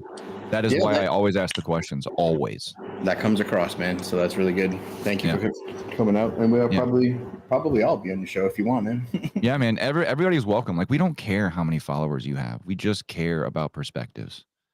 I mean, even if we don't agree with it, we're still going to listen to you. I mean, obviously, we're going to ask questions, but like, other than that, yeah, man. Sounds cool.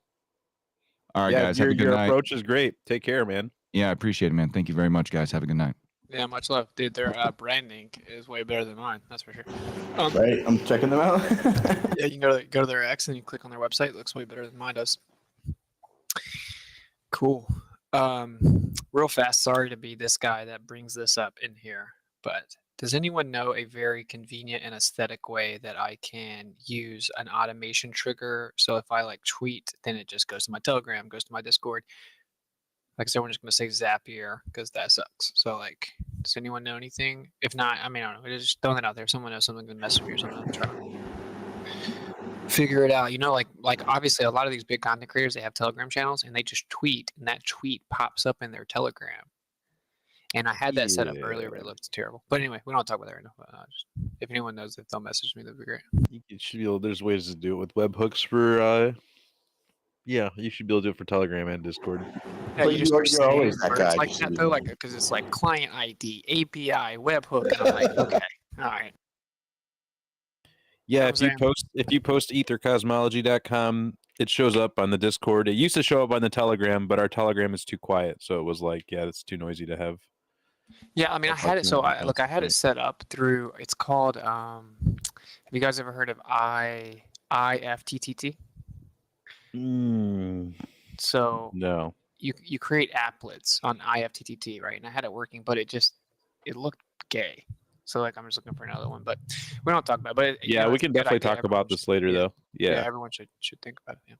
Yeah. Unless anyone This has is like more boring than. No, I know, that's why I was Linux. literally saying we shouldn't talk about it. And like, I'm just Yo, throwing it out. did this nerd say API, dude? Get him out of here. That's what yo, he what a- said. Dude, the He fact said that you just so called many me a terrible nerd, words. bro. That's I will geek. fight you, bro. dude, Sounds like a geek right now talking about APIs and codes. Dude, not gonna lie to you, like ECI. Witz's habit is drawn from experience. Like when you're hanging out with a bunch of resourceful like flat earthers, you can literally just pose a question like that, and some super specialized, very talented person will just be like, "Yeah, I can do that," and bloop, there it is. It's done. Right? It happens all the time. We got hands. Well, Yeah. save me from the embarrassment. We got Hacks Kitty, Hyde, and Simpu. So let me see if those people are on. Hyde needs a mic, and Simpu looks like he has a mic. Hey, what's going on, guys? What up? Doing? Let's not get it confused. Flat Earth is an observation. Globe Earth is a theory. Let's just knock that out there. Straight up. Behind that. All right. I've been loving what I've been hearing from people. Enjoying what y'all are saying and keeping things open and the additions to the conversation. I just wanted to bring some things up. I don't know if y'all are aware or y'all know or y'all do. Just creating some conversation in this path. In 2019, there was a court case against Flat Earth and Globe Earth. Does anybody know who won? Yeah, of course. FE. That's I heard of it. Okay, so y'all looked into it. So it wasn't a case of proving that Globe Earth is a thing. It just wasn't enough evidence to prove. Yeah, so it's my boy Zen Garcia from Atlanta. I kicked it with him a couple times. It was actually 2 cases, and he had offered a $10,000 bet to anyone that could actually empirically prove the rotation and curvature of the Earth. This guy claimed to have done it and then sued him, so it went to court. And it was ruled in court that he didn't do it. He just made some stupid program assuming it was a globe. And so when they went to court and he tried to provide evidence that the Earth is in fact a rotating globe to win his $10,000, the judge ruled against him and he brought it back to court and lost again. So Flat Earth was 2-0. Yeah, it was a step in the right direction. But now, from the book, if the word is true, because it's always in question,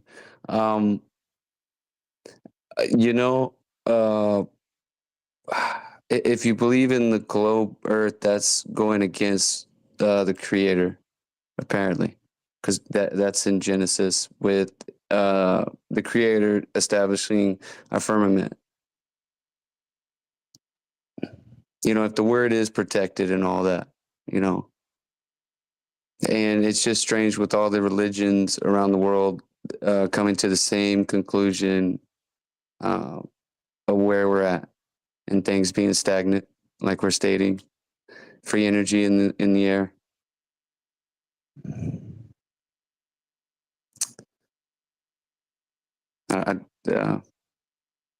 Feel free to interject. I don't want to take up the mic too much. Yeah. I mean, obviously it's disputed as to what it had been. Pretty much every ancient civilization that acknowledged design said that there was a container. It's pretty much also the same thing. It kind of depicted a geocentric stationary topographical plane with a dome. So, Certainly would explain a lot. The deepest part, what I think the most profound part of the inversion is, right? So it's like, it says we're stationary and, like we're there, we're good to go, like we're solid. Oh no, we're totally tilted, wobbling, spinning, flying uncontrollably. So it's like stationary, nowhere moving. It's like a plane, up is up, down is down. You can trust where you are. Nope, actually there is no up or down, blah, blah, blah. But this is the craziest part, right? So in the scriptures, there is a bottomless pit. And it is not a place you want to go. Some pretty scary stuff comes out of it in the end, according to the scriptures. Take them or leave them. This is just a point I'm making here. The bottomless pit is a real thing in the scriptures, and it's intense. They told you that the bottomless pit was surrounding you, omnidirectional.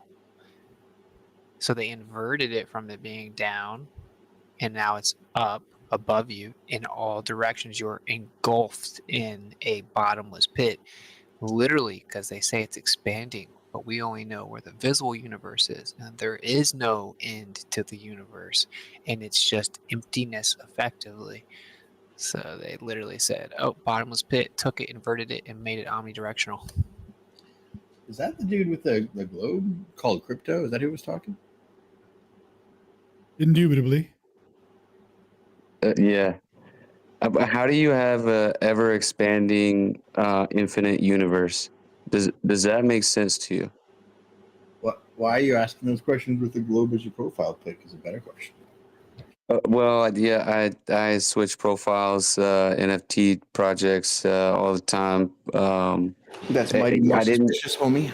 Hold on, I didn't have a profile on hand, but I get a lot of smoke for this conversation, so I thought, let's put up. I was scrolling through some of my screenshots and I saw this, and I did search for a real photo of the Earth, and I mean, I haven't found one yet. Supposedly this is the real one, correct?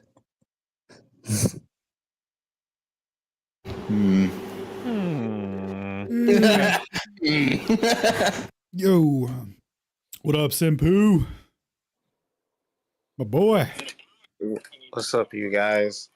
I just wanted to kind of just throw this out there. I was just sitting down and I was just kind of messing with Google, and I looked up the definition of vibration, like on the Merriam-Webster, and I didn't like look up synonyms. All I did was just look up the definition of it and started looking up words out of the definitions it was giving me, and it took me like 20 words to get back to like vibration and frequency. And there was like a lot of words I went through. Like I went through time, went through instant, moment. It was like a lot of words that meant the same thing, that they kind of just like, it was a crazy rabbit hole. Sorry, say that again. What do they mean? Same thing? Like just a big etymological circle. Yeah, and it took me too many words to get back to a word that was kind of similar to vibration and what vibration means. It was more than like 15 words. It's like that's how they kind of like convolute the understanding of the main word. They hide it behind like 20 other words. You mean 23 synonyms? That means almost the same thing. No, it wasn't. And it wasn't even perturbative necessarily oscillation. synonym. I didn't even click on any synonyms. I just grabbed words out of the definitions they were giving me, and they and they weren't even on the synonyms list. Like there was a synonym list that I was making sure the words were not on there. So they're defining words as other words directly, one for one, in a big long chain. Gotcha. It seems like they only need two, and that would be perturbative oscillation. Those would be the two. No, Put them together. All done. But it went way further, like past that. It was just it Yeah. got to like I said, it got to like time and stuff like that. And it was just like time. Why would time like correlate with vibration? Well, how many times is it vibrating per second? But if time is something that we have to make up in order to correlate a moment, and a moment is an instant, an instant is a moment.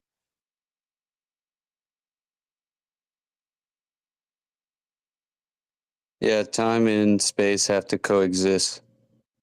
You can't. I don't believe you can have one without the other because they are dependent on one another. I don't know. I've just been on a crusade against numbers lately. That's funny. I've been on a crusade with numbers, and I've been smacking Globers in the face with them like a big old club, but both ways are fine. Dude, Shane, what's They been going are on with your my crusade? weapons of war. The what? I said I heard. What's been going on with your crusade? I heard you dropped some new numbers recently. There was a new number fight. A number fight? Which specific number fight are you addressing? I mean, you could just pick any random one. It was just a general pre-dunk, but if you don't have anything loaded up in the chamber. Yeah, dude, I didn't know which specific number fight that was a pre-dunk for, and also, I didn't play basketball, homie. Yeah, well, me neither, dog. Wait, really? Go ahead. Oh, no way. Dude, spoilers. Dude, so I mean, it's just funny, right? Because I think I spent a good like year, like not even going into the math, and I was like, nah, they got that shit on lock. Like, why would I bother? Obviously, it's gonna help them. And then the first thing you do is like, wait, even by your standards, with all your silly nonsense variables and assumptions, it's still retarded? Oh, okay, hold on. Well, this is gonna be fun then. It's been quite a journey watching you unpack it. What was the recent one? Someone's like, explain this tangential velocity when I get at the Tropic of Capricorn, not using a map and geodesic latitude. Ha ha ha. And it's like, oh, the good old angular velocity without a radius trick. I wonder how you derive an angular velocity without, from a circle without already prescribing a radius. And it's like, oh no, you've already used the radius of Earth to magically transcribe this into angular velocities to be like, guess which model the speeds match, Flurf. Oh, well, the model that you derive them from, I presume, the graticule and the longitude, right? So that's a nice one. It's a good example.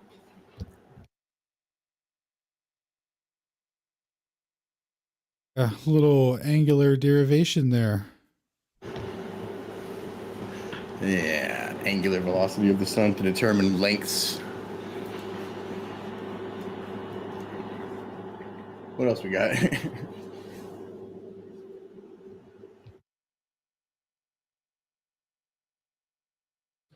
I'm just watching the Apollo 17 liftoff from the moon. I like to do that every now and then just to make sure I really believe what I believe. Is that the Rainbow Sparkles one? Like my favorite? Oh, yeah. Yeah, I don't know them by number or anything because I couldn't give a shit, but that is my favorite. I know Apollo 17. It's my favorite. It's my favorite it's my favorite way to draw NASA into question. Man, it's bad. That horizon line. That's the worst part. The horizon. No, of course you're talking to a connoisseur here. I've watched this video so many times. The pan up, the hilariously theatrical. We're on our way, Houston. The fact that the thing is like the size of like a tent that I would have made, or like a fort I would have made in my bedroom as a kid. And it's supposed to be traveling 230,000 miles with enough gas and enough food and enough water and back. Well, yeah. Well, they're on their way back. They're on their way back. I'm only taking that into account at this point. You don't they're real juiced up on adrenaline from waltzing around on the moon, so got to give them that. I just remember that post. Go ahead. Nah, you're good. It's all good. Go ahead. That post about the most retarded shit has garnered some excellent entries in the NASA spell book. That's a great thread. I was gonna bring that up, but go ahead. Yeah, you should go ahead and put that in the jumbo. Shout out to Zetetic for all his Dude, contributions. his undying vault of retarditude. I don't know how he did it. The one of Saturn rising from around the corner of the moon is. Honestly, I was watching that twice today. I had it in the background earlier on the stream. Pull it up. Oh yeah, I'm gonna pull up your little edit you made. Someone was talking about Saturn, and I had it in my stream, like creeping around, like dude. I couldn't even laugh. Where is you? I want to find your edit. Hey, where can I get an aurora like that? That looks like something I want to wear for Christmas next year. That's Dino. I need to get some Amazon Prime going.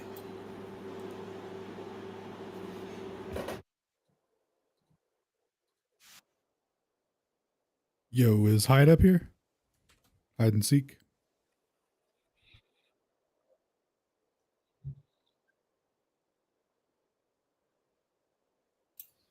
I don't see him.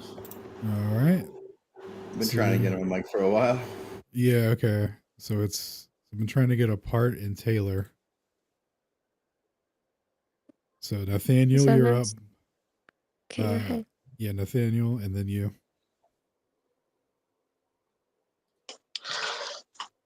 Hello, guys. I, I don't know if this is possible, but because I guess well, I was thinking the Gleason's map, and that's one thing I know. And then there's people think Globers will try and say, "Oh, Australia is too big on the Gleason's map," so they say, "Oh, therefore it's not true." But I was thinking, is it possible that you could put like the city of Perth in a different position, and then let's say because it's on like the western coast of Australia, you sort of put it like on a coast, but sort of it's like a southern coast type spot. So it matches the distance of so its location will match the distance of say of the globe. But then because people think it's on the western coast, they won't think that you can actually drive a lot further west than what. Because they'll just think, oh yeah, Perth is sort of the end of Australia. If it's not actually there, then you could. That'll be a transformation. I guess it's a possible transformation to pull off. Whoa. I mean, that's just so like when they say the Gleason's map is stretching and comporting Australia, they're misunderstanding, say, what a azimuthal equidistant projection would be, what the aspects are being preserved. Nathaniel, can you mute real quick while you're echoing a little bit? Oh, sorry. Just like how it would work, right? Is it takes the same data, the same graticule, the same longitude and latitude defined data set, and it projects it according to an azimuthal equidistant, which is spreading out lines of longitude, which correspondingly will, elongate the southern continents, but maintain the same equidistant points, which is, equidistant between, say, longitude and latitude marks, which is exactly what Gleason's does. Just like for the general knowledge of everyone. Oh, yeah, that makes sense. Can you share that post you made earlier to the space where you show the transfer? Yeah, actually, I think I have it right here. Yeah, you can see the different transformations and the projections. It's all the same. Glob equals glob. And then when they present it to us, like, why does my glob not match a flat? It's like, well, that's still the glob, brother. You're still globbing. Like they didn't like how crazy is this, dog? They didn't realize they've been globbing themselves the whole time, and then instead of realizing the issue, they just keep globbing, and they're like, but the flight difference, like, nah, dog, it's the same map, brother. Like isn't that a crazy trick? They don't have there's only one map, right? There's only one allowed data set that we can play around with and put in different projections and look at different ways and display in different visual distance scaling things, right? But it's all the same data. It's all defined by longitude, latitude, which is based upon sight angles to the stars. So we have literally a 1-for-1 mapping of the geoidal, Earth to the celestial sphere, and that's how that works. Yeah. And keep in mind, this coordinate system imposed is for a two-party system so that two people can, find each other and navigate, right? So like dimensional wise and all that, this is all based off of the optics that work so that two people can look at the sky, which they already know, like everything in the sky is in an apparent position. You see it relative to where you're at. And, so from that, they made a coordinate system based off of that, and they have the only one. And they just happened to tell us that one of the projections that they can put it on is a globe, and they're like, oh, that's where you actually live, boys. So actually they specifically don't let you do that. They don't let you project to the globe. They pretend that it's like the master set, but you can easily put it on a globe and project it all the time. I just added the option on a back end to my G projector, and Bacon, a wonderful Glober friend, has it on his site all the time for everyone to use. So like it's totally possible. They just pretend that it's not, and it's like not one of the 201 available projections, though it absolutely is.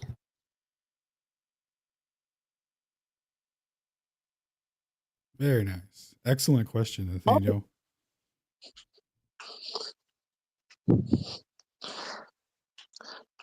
Or do you think actually? Do you think Australia is bigger than what the globe map says, or is it just that? Is it just that because of that? Because you think like in the south there'd be more area, and conversely in the north less area to make it. Because how would you make the flat Earth work otherwise? I think the Earth's flat. I would like to. I always think that because they sort of try and make the distance.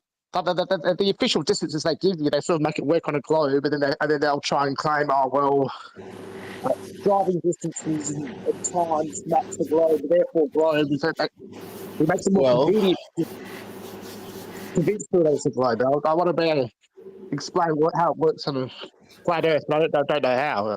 so we only have distance measurements, let's say in nautical miles, which are converted to statute miles at a rate of 1.1067 or something. So all we have is literal distance measurements based on measurements to the stars, which could just as well be geodesic points on a celestial sphere, since the spherical trig required to compute those angles when you get to convert it on the coordinate system would invoke that, right? So we have to invoke curvature and angles to the sky to be able to get distances. And even then, if you call it X, that's still the actual distance. We don't know.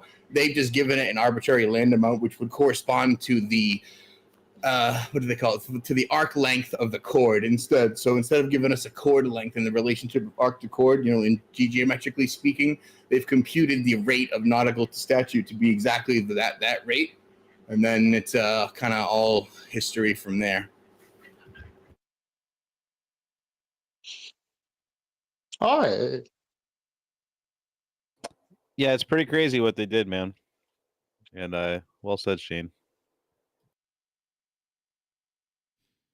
Man, the stuff you learn when you dig deep for presentations, huh? Yeah, for real.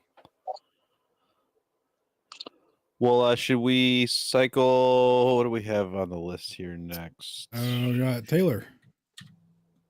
Taylor, what is going on? Hey.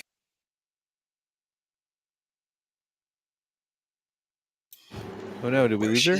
All right, looks like she immediately dropped out when it was her turn. Oh so. no, I wonder if she left the space when she went to unmute or something. That's funny. All right, let's see what requests we got queued up. Well, my list says hide a part of one in Senpu still, but I know Senpu's here. So I don't know what's happening. Oh. Can you hear me? Yo. Yes. Hey, it's Hyde. Oh, what up, G? Yo. Hey. I just wanted to share like a little anecdote.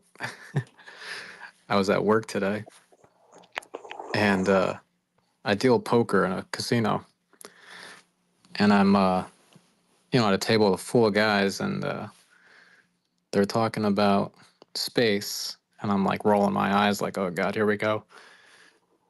And they started talking about quarks and all sorts of NASA nonsense, and I'm just like, oh boy, here we go. And then one of them says, you know how the sun and the moon look like the same size? And I was like, my ears prick up, and I'm like, whoa, what's this guy gonna? I know where he's going with this. And he's like, what are the odds that, we'd have perfect eclipses? And he's like, what are the odds of that? And he starts getting some of the other guys to like think and stuff. And I'm like, this dude's definitely a flat earther. But then another guy chimes in, and he's like, how about the moon landing? He's like, I don't buy that one bit. And he's like, I'm not a flat earther, but he's like, I definitely don't believe in the moon landing. And then another guy starts talking about, he goes to one guy, he says, you know how the sun's bigger than the moon? And the guy goes, allegedly. And I'm like, holy crap, I'm at a table with like 3 flat earthers. And we're winning, boys. I definitely think there's a lot more of us than we realize, is what I'm saying. Like, I like how the impulse is still to be like, I'm not a flat earther, but it's like, you know what else started that way? Well, I'm not an anti-vaxxer, but yeah, if you don't believe in the moon landing, you're already a flat earther, but you're just not there yet. Yeah, I think I think you're somewhat onto something with that. You just What you're probably, if you don't believe in the moon landing, what you're not doing is you're just not allowing yourself to continue the train of thought. I think I did that for years. I know, at least that's what it was for me. I didn't want to. I was afraid of the truth, I think, is really what it comes down to. And it was funny because these were young guys with, this was actually a high-end table I was dealing at. These were all like pretty rich 30-year-old, 40-year-old guys. And yeah, they didn't seem like people that you would look at them and go, oh, that guy's a flat earther. Like they looked kind of, I don't know, like the people we argue with on the internet. But you'd be surprised. And if you go on, I mean, I go on Facebook all the time and I see these pages like space.com and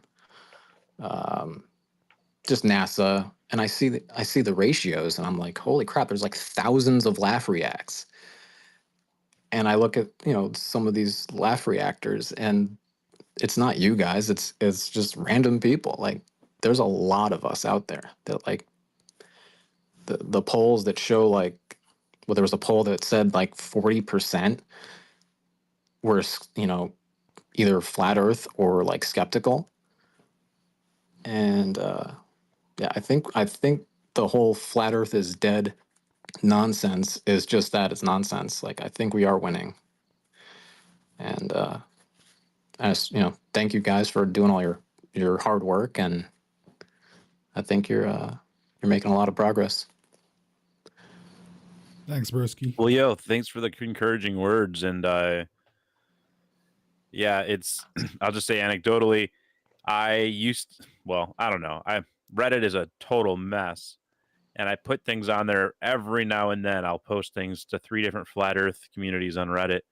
And every single time I've learned to just stop looking, because for a little bit, I actually would reply to people and stuff, but it's just so toxic on Reddit. It's like, it's impossible. So I stopped looking, but I noticed that it's at least worth it for the SEO. Like if you post a link on Reddit, there's a good chance it will do well in search results on like the mainstream stuff.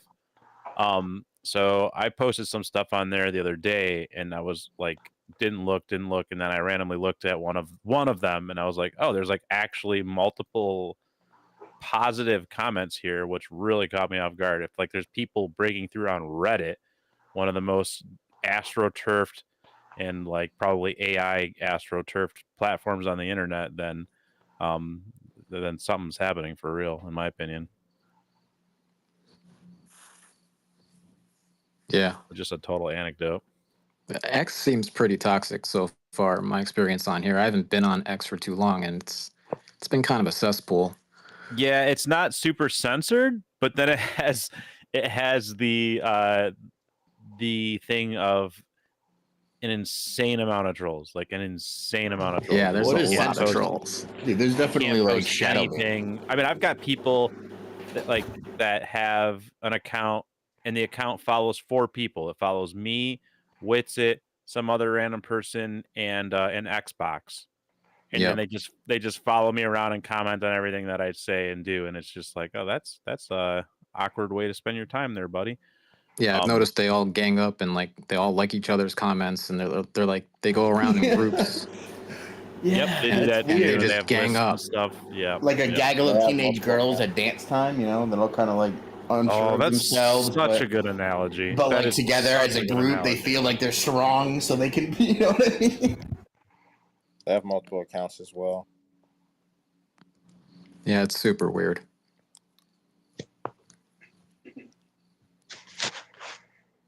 Dude, I've never seen so many people like a retarded comment like so quickly in my life too. Like someone will make a comment and you'll be like, "That's legit retarded. I hope everyone sees that." And then they all like it, and you're like, "What?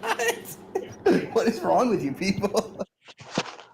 Like, this topic is retarded. Let me spend all my time on Twitter searching up people who tweet about it so I can call them retarded. Yeah, let me, dude. Like honestly, guys, how much time do you spend honing down the people who believe in things you don't agree with about stuff that you don't care about for a group of people that you couldn't be bothered with? If it's more than 0, you might be an anti-flat earther.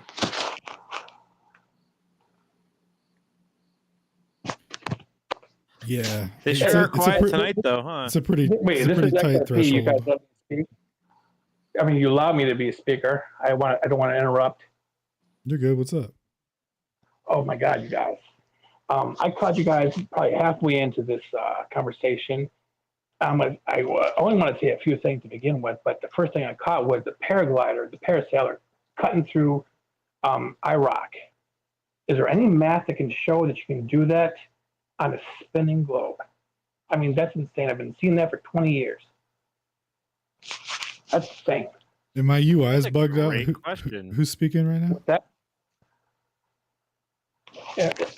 is my not being heard? No, No, we're just asking who it is. Yeah, Like, I don't know. Who are Yeah, you? yeah, I can't tell. Oh, I'm just some random dude who's been following you guys for a few years. I used to be a Glober, obviously. No. I mean your Twitter name. I can't tell who's talking Oh, right X now. and a bit of RP. Oh, okay. Gotcha. Right on. And so I came in this conversation pretty much halfway in, I guess, I would imagine. And the first thing that just blew my mind was the parasailer flying through Iraq. And do you know how insane that is? I mean, how small the space that, of course you guys do. So I want to know if there's any math on that first to know. Obviously, you guys are also talking about the guy who just jumped off with no parachute, 25,000 feet. Obviously, with people, with him to protect him and all that kind of stuff. But that math I can maybe understand. Is there math that can maybe show that you can be flying like that and go through that eye of the rock in a parasail? First of all, No, there wouldn't be any map or any kind of way of showing that on a globe. No, they'd have to show that there's rotation and that somehow the glider, the guy with the squirrel suit on, was taking that into account and like somehow timing it so the rotation of the thing that he's going to fly through would be at the perfect time for him to.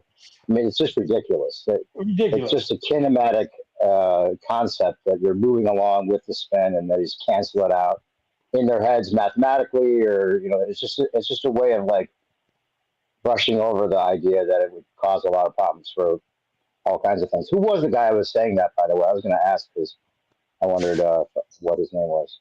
The guy was talking about the paragliding through little cracks. Does anybody remember? His name was XRP something. I didn't hear it, and I still can't see him. A little bit of RP. I'm not going to get into the reason why, but yeah, that's me. I've lost a bunch of accounts, so I'm not going to get into that either. But again, I'm talking about the other guy that was mentioning what you're mentioning. That just blew my mind. Is he still here, or is he gone? Yeah. The original dude, I think you mean, right? Who was asking? Yeah, the original guy.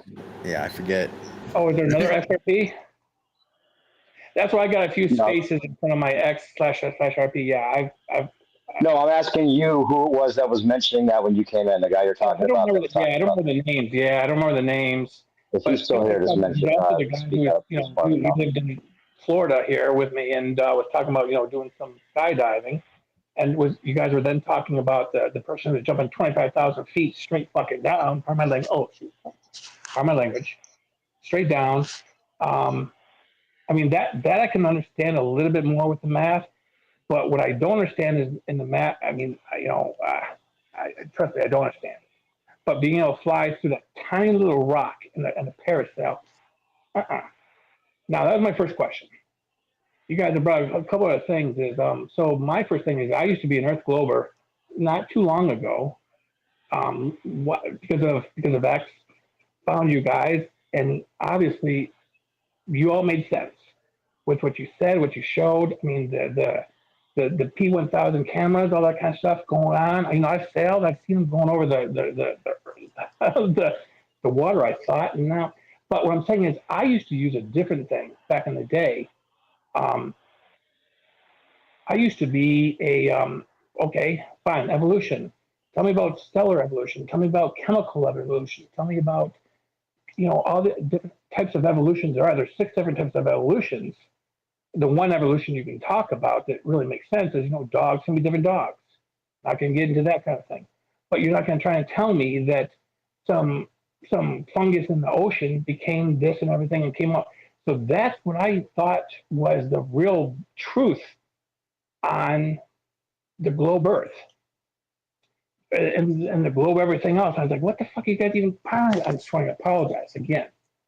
Nothing came into everything and just became everything, and it just blew out in one direction. But then it started, circling on itself and convexing on itself, and just. And then one scientist said, hey, it takes 20 suns to explode, and one sun can be born. Anyways, I'm not trying to get into all that. But my main thing was asking you if there's any science that can prove that a parasailer can fly down at those types of speeds and just go through the eye of the rock. And all I got to say is, it took me not that long to become a globe earther, because I thought, all the science of that was crap, but it had to be true because there's no other truth. There's no, flat earth was never even a thing to me back in the day. I never even heard of it. And so it had to be created. I thought everything, all the solar systems, all the Earth, all the universes had to be created. Obviously, it had to be created, and there's no science that can prove that could have been created. But man, it gets even more insane, awesome to think of a flat Earth. You guys rock. That's all I gotta say. There's probably a lot more I want to say in the next couple, weeks heading up to this. But man, you guys are awesome. That's it. Yeah, thanks for all the kind words, and welcome. It doesn't make any sense, man. Sometimes it's best to not even try too hard to understand what they're trying to say, because you have to, and you end up having to you have to internalize too many assumptions, take on too many assertions that are unsubstantiated, and it just starts to get really messy. Dude, imagine this, right? In order to understand these people, globe Earth was the only model that most of us know. There's no other option. A lot of people don't even know what a flat Earth is. They don't even understand that. So I had to disprove how nothing could have created everything. So I thought God created this spinning ball around this spinning planet, around this spinning universe, around this blah, blah, blah, blah. And there's just no option for that. There's just no option for that being other than a God doing it. But there's no option. God. Anyways, you know what I'm saying? I don't think people know about the flat Earth option. if you try too hard to understand the globe, like inverse logic, it's like wading through a pit of, say, muck, right? No matter how hard you try to not get any muck on you, you can wear those trousers that have the rubbery soles, and you can wear the whole ovary, and you can walk through it.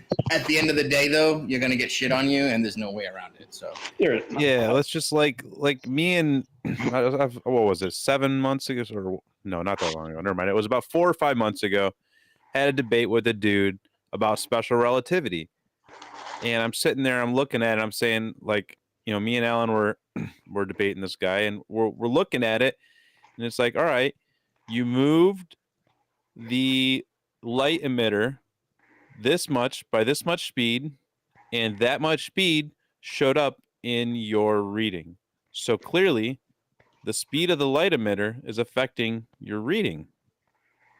And the guy so confidently told us that we were wrong and argued with us about it for so long that I was like, I must be missing something. So I went and I spent a whole weekend. I spent 3 days just reading papers, trying to figure out what I was missing, watching his video and stuff. And I'm watching the debate, rewatching the debate over and over again, trying to figure it out.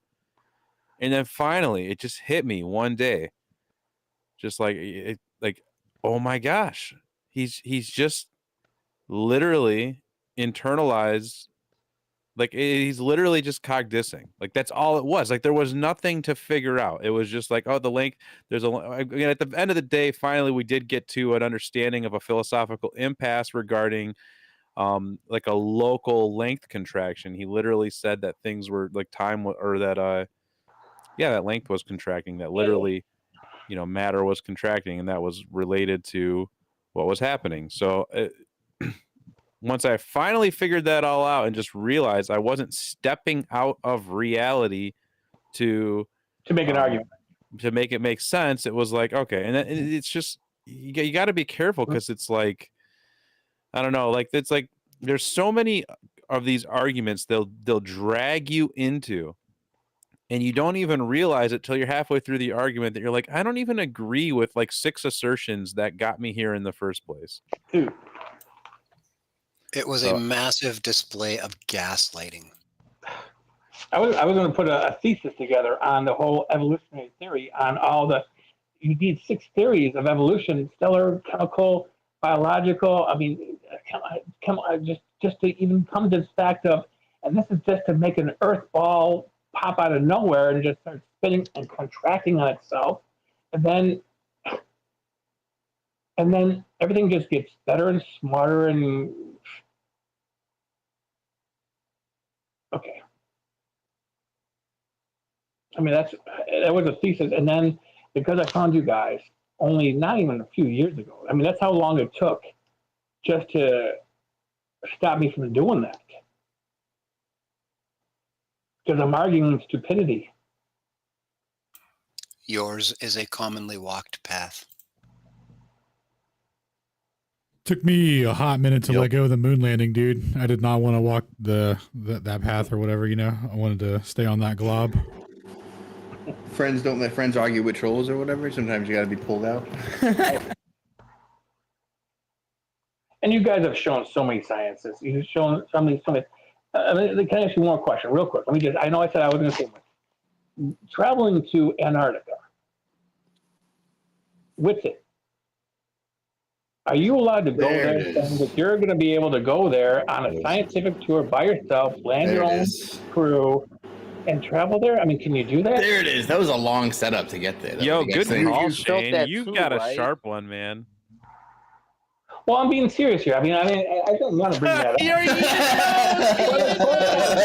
Like, bro, you didn't have to do this crazy ass stuff. Come on, now, now on the papers, Witset's going to say, "Hey, I'm Witset. I'm going here, and I'm going to bring all my buddies." Dude, that's actually a bit of RP, right? That's you gotta love the long play, dude. The long play. Think about devoting crazy, your bro. Friday night to pretending to be someone that you're not. Wait, what? Your lore was impeccable, bro. That was crazy. No. Wait, am I being misunderstood here?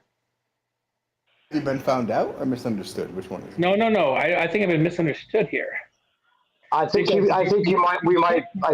people might be assuming that you are trying to pin Witsit on the challenge to go to Antarctica, but I don't think you are. No,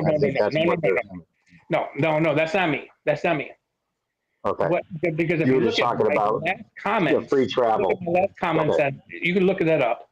I got into a discussion with somebody who said, like, well, we challenged Witsit to go to.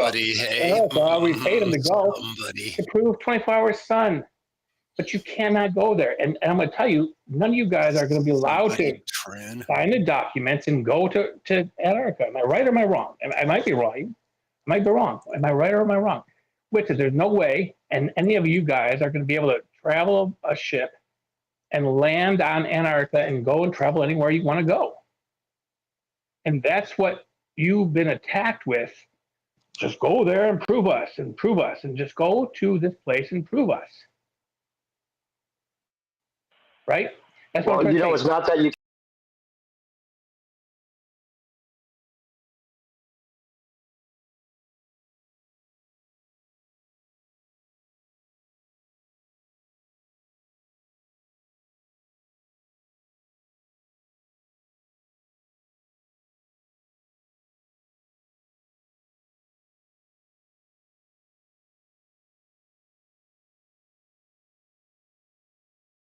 actually go there with some kind of permission to do so. Oh, I didn't know there's a challenge that was like that. Yeah, it was about the 24-hour sun challenge. That's why people thought you were coming in. I'm not really up to understand. Yeah, we totally misread you. My bad. I apologize. Okay, yeah. No. Trust me, guys. I'm 100% on your side. 100% on your side. Well, just I'm just not to so clarify, let me honest. let me just clarify Please. why we're acting the way we are, because this whole trip to Antarctica thing from the get-go has been riddled with, we've caught them in like, what is it, like 3 different lies now. It's just really awkward. They keep Yes. pretending like, so yeah, Yes. so we're all very skeptical anytime anyone brings it Oh, up. my bad. No, because this is one of the biggest. So check my profile is filled with porn bots. I can't delete them fast enough. Okay, you know what I'm saying? Like I've lost my account a bunch of times, but check my. No, you're good. They realize that you're not coming from that Okay, angle no, now. no, It's cool. hell It's just that. no. But as far as like your question was, are they even gonna be able to go there? But the idea is that they would get permission to go, and then they would film the 24-hour sun, or not film it, and then it would be like some kind of final decision. But that's not really the case. No, They wouldn't you'll make never get permission. It wouldn't make or break the flat Earth. Prove this. No. And the last guy is like, well, I'm not going to respond to these guys because they're all trolls. They're just bullshit. The same thing you're all saying is like, I mean, look, I got all kinds of things to do, but that's my point. You'll never get permission to go there to prove your points. You'll never get permission to patrol around or fly around. You can't fly around. And that's man. I can't believe I get to have this conversation with y'all. This is amazing. Well, you can actually go there though. That's not that you can't go there, but with permission, you can go there. They could give permission to go there and try to film the 24-hour sun. That's not in question. No, it's not like they wouldn't be able to. Spots. But that doesn't mean that you get to go around anywhere you want to go because the 10th says. No, you can't do that, right? But that you wouldn't need to do that to get the 24-hour sun, though. Just to clarify. Exactly, and that's the whole. See, this is. I'm just trying to back you all up with these trolls that say, "Well, just go there and prove it to us," and we want if you can do this. That's my point. And that's the other side, man. These guys don't even know, man, that you've been trying scientific reason. And even if you were the best scientist in the world, I mean, if you're trying to take little pictures here or there, or leave a bud cam light on the outskirts, you're not going to get there if they don't like you and they don't want you. If they don't trust your science, if they don't believe you, if they don't. So all these people who say, "Oh, go there, patrol." I had one guy say, "Well, fly a plane, avoid the radar, avoid the Navy, avoid and just don't die." Check my feed. That's so. I don't talk to too many people. I don't do that. But why didn't we think of that? Just don't die. Holy shit. Yeah, just avoid the military radar, bro, and just just skedaddle on through there, and also while you're on your way there, don't die. Thanks, brother. Don't die. We've all played Call of Duty at least once. Don't trigger the early response warning system. Don't trigger don't hit the radar buoys. Definitely don't hit the secondary line of reinforced radar guiding systems. Parallel. I mean, we see what Flat Earth on 50's Parallel looks like. We know the Navy. My man, it's all about the singular most important issue here. Is that the people on the Globey side here who are offering to finance the opportunity are the slimiest piss goblins in the group. I know, man. And we simply will not come within 50 nautical miles of those idiots. You'll never know. Just not going to happen with them. It's not. That is the problem. Seriously. No piss goblin policy. And that's what I'm trying to say. Look at my feed. This one guy said, "Well, just fly here and avoid this and just don't die." I was like, "What the fuck are you talking about?" Well, I don't speak English. I'm. What? The speed with which you can emoji, dude, is single-handedly super impressive. I just want you to know. Yeah, Simbu, I've been watching you. Are you time dilating to queue a bunch of those up and then releasing them? You guys are my. That's dude, emoji contraction there. Look at that. Holy crap. Oh, yeah, dude. You've been fan for years. I can't believe I get to talk with you, man. It's just amazing. And I'm so many things I could ask and say, but no, you're fan. You're legit. And all we want is one thing. I'm gonna end it with. Well, I don't know if I'm gonna end it. We might talk more, but give us one proof of a globe, anything. I mean, some people say give us pictures from the ISS with people upside down, and we can see that. Show me that. I don't. You know what I'm saying? I look. My science was on the other things I was telling you about. The evolution of, and it was all bullshit. And I was going to make a thesis on that, and I was like, dude, once I met you all, it was pure and utter bullshit. I'm arguing against why 2 plus 2 isn't butter and cream. What the fuck does that mean, dude? Could you break that down for me?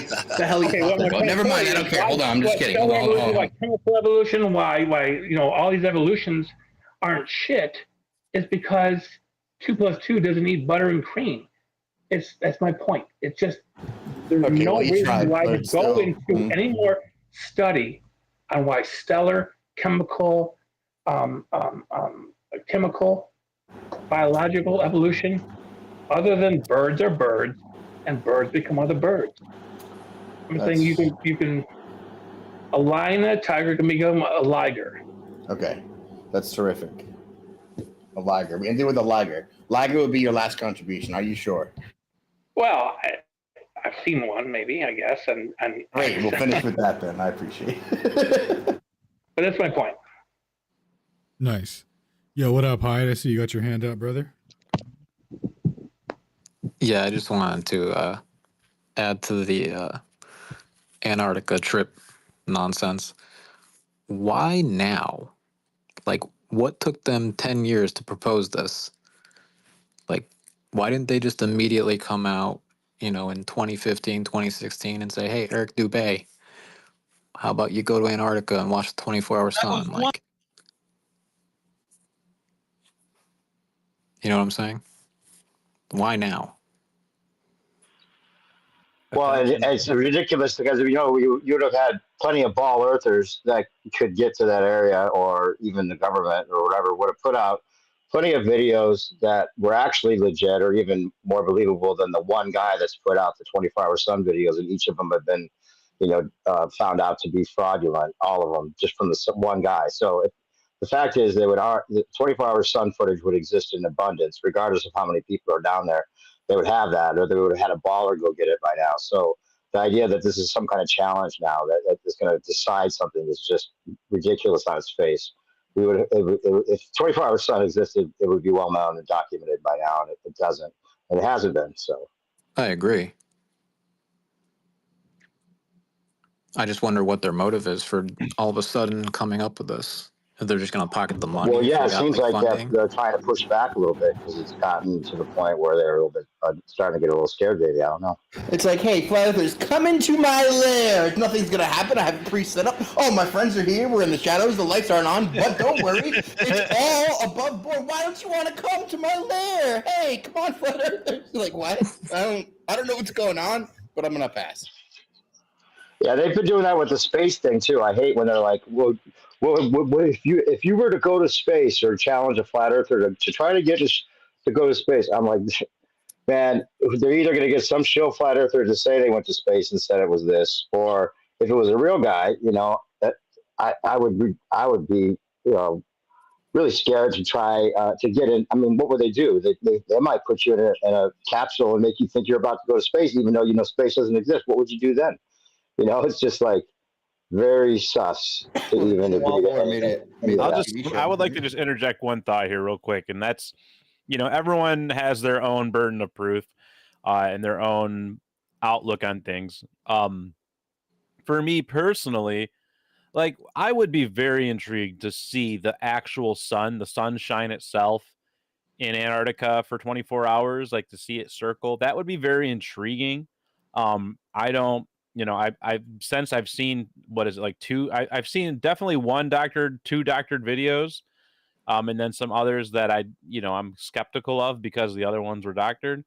But like, for me personally, like, I would find it intriguing, but I wouldn't really I wouldn't jump back to the globe. That's for sure. I would probably start thinking about some Pac-Man Earth type of theories, things like that. But and I would maybe revisit some of the curvature claims and stuff. But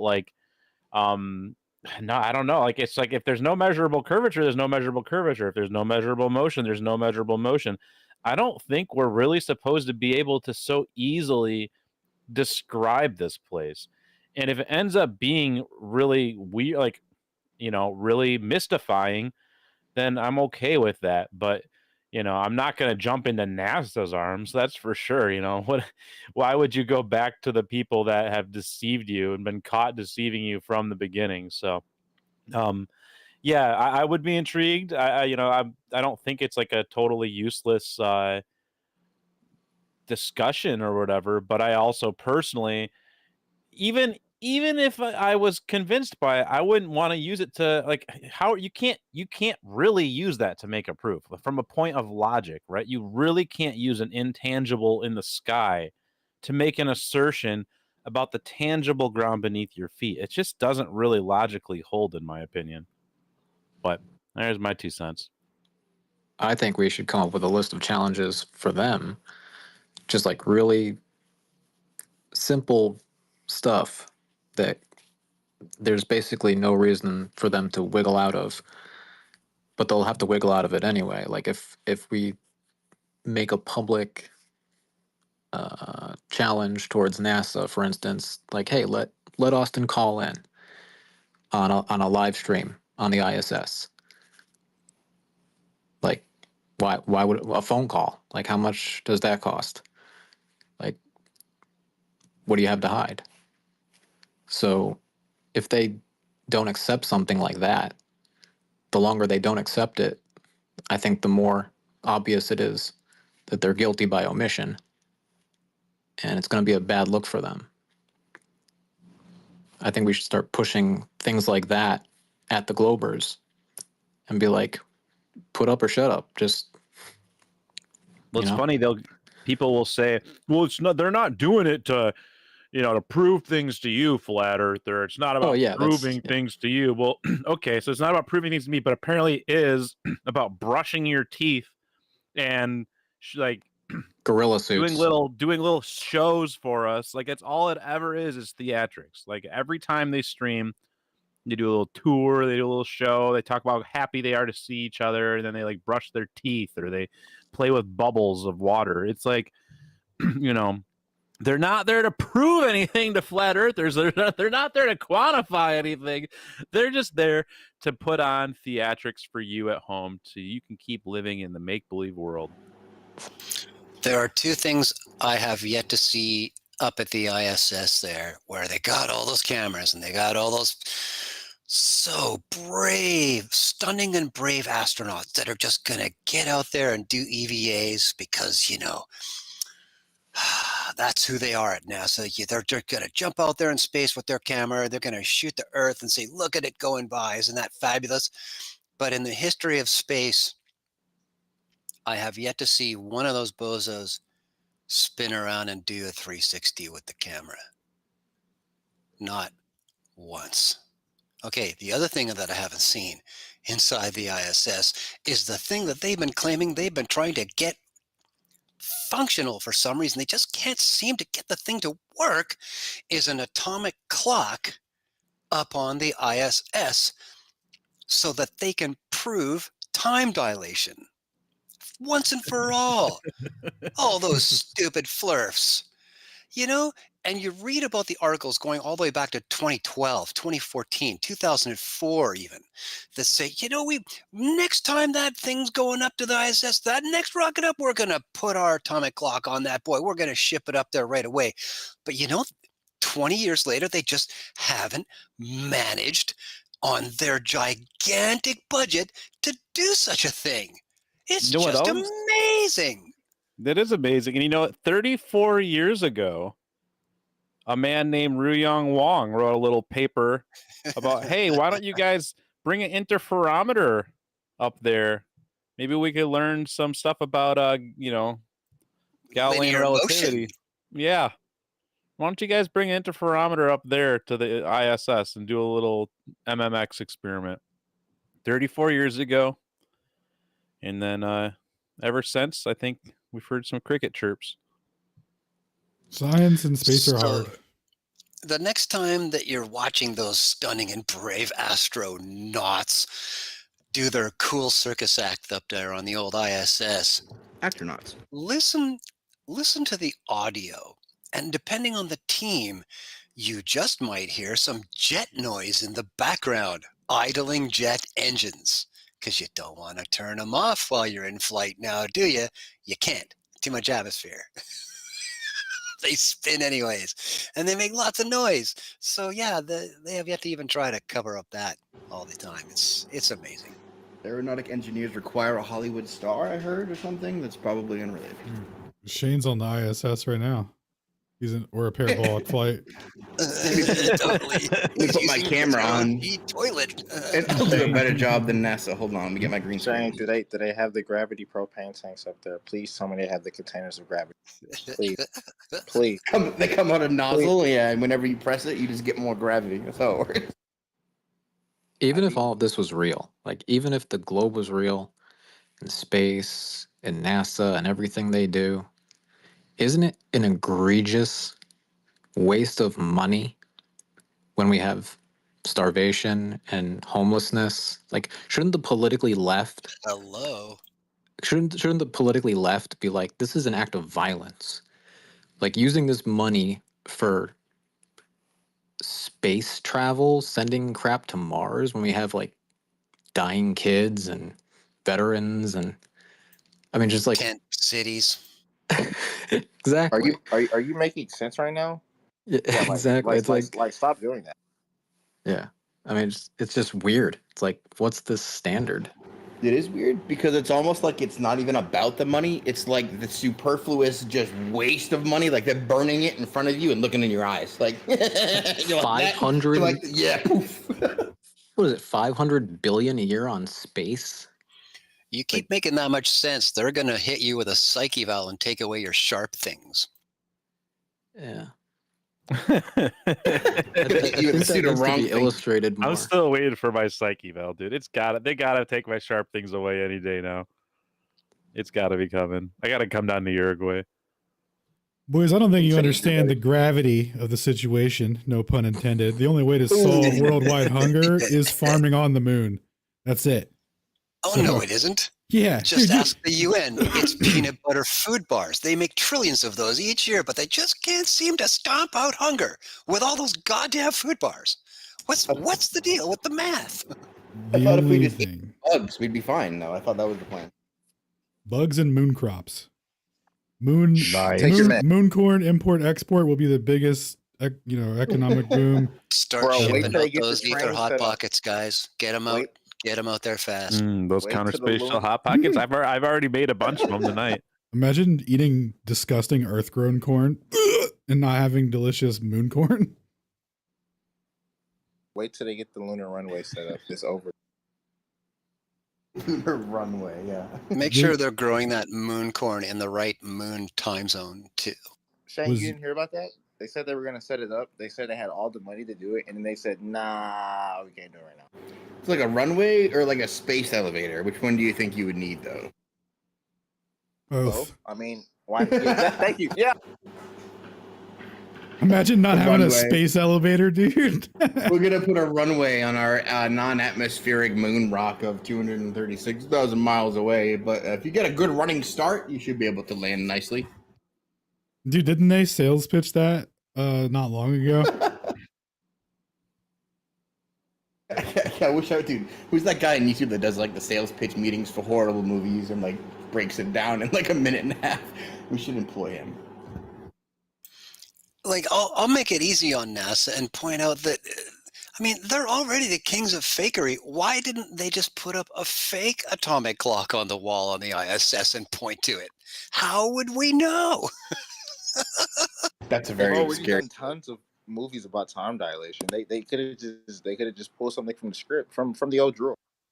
Dude, they did a number on all of us. They got a lot of people, even some truthers, thinking that like things exist not in 3 dimensions, but in 4. Like what? That's retarded. Don't be retarded, guys. Come on, things are Cartesian. You can define them. You have XYZ. Come on, everyone, stay with me.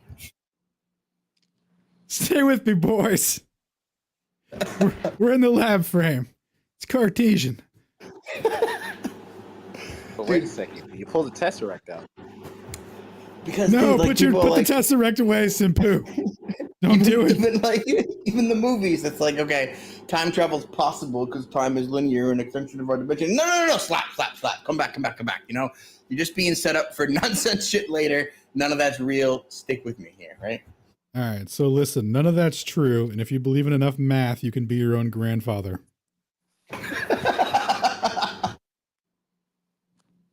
That might be the steel man of the counter position, not gonna lie. Nah, that's crazy.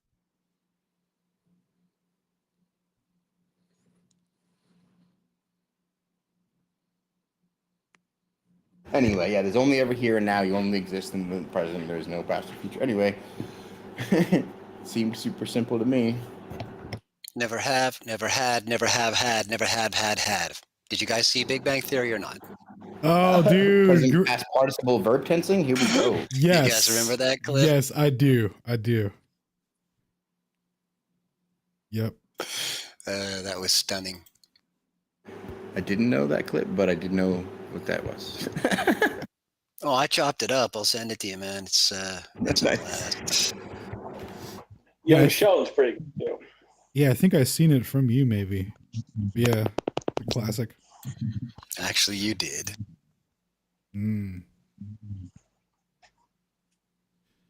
Guys, I used to watch The Big Bang Theory for fun. Like, I enjoyed it. No. I would be like, no. I would look at the time, and I would go, "Ooh, is that Thursday night, 8:00? Oh, about to watch some Big Bang. I wonder what Penny and Sheldon are what shenanigans they're gonna get up to in the laundry room." Dude, so you'd like put RuneScape away and like focus 100% on this, and you put this on in the background and then play. Okay, I'm not worried. Hey, just to clarify, this guy did call me a nerd earlier, right? Oh shit. Dude, that's so much worse than going and protesting the Keystone XL pipeline. Okay, don't. I stand by it 1,000%. It's worse. Hey, don't drop in your baggage here, buddy. Come on, yeah, bro. Like He's watching Big Bang right now. Please. Yeah, real fast. Raise your hand. Yeah, real quick. The parachute man through the fucking the keyhole. Is that ever possible? What do you guys think? You still with him? Yeah, no, it's all good, brother. We've established that it's possible on a stationary Earth. Yeah, you just stomped all over my cryo. No. I meant on a globe Earth. Yeah, same thing. No.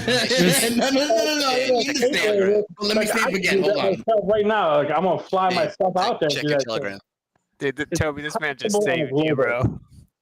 Is it possible on a globe Earth? Me? I'm not the one watching Big Bang. Bro, I was Theory. about to cook you, bro. Yeah, we all started with the Big Bang, bro. I know, but I thought you're all gonna hang up on the Big Bang because that's the way to hang up. You can't cook me. Don't you know that science is clear?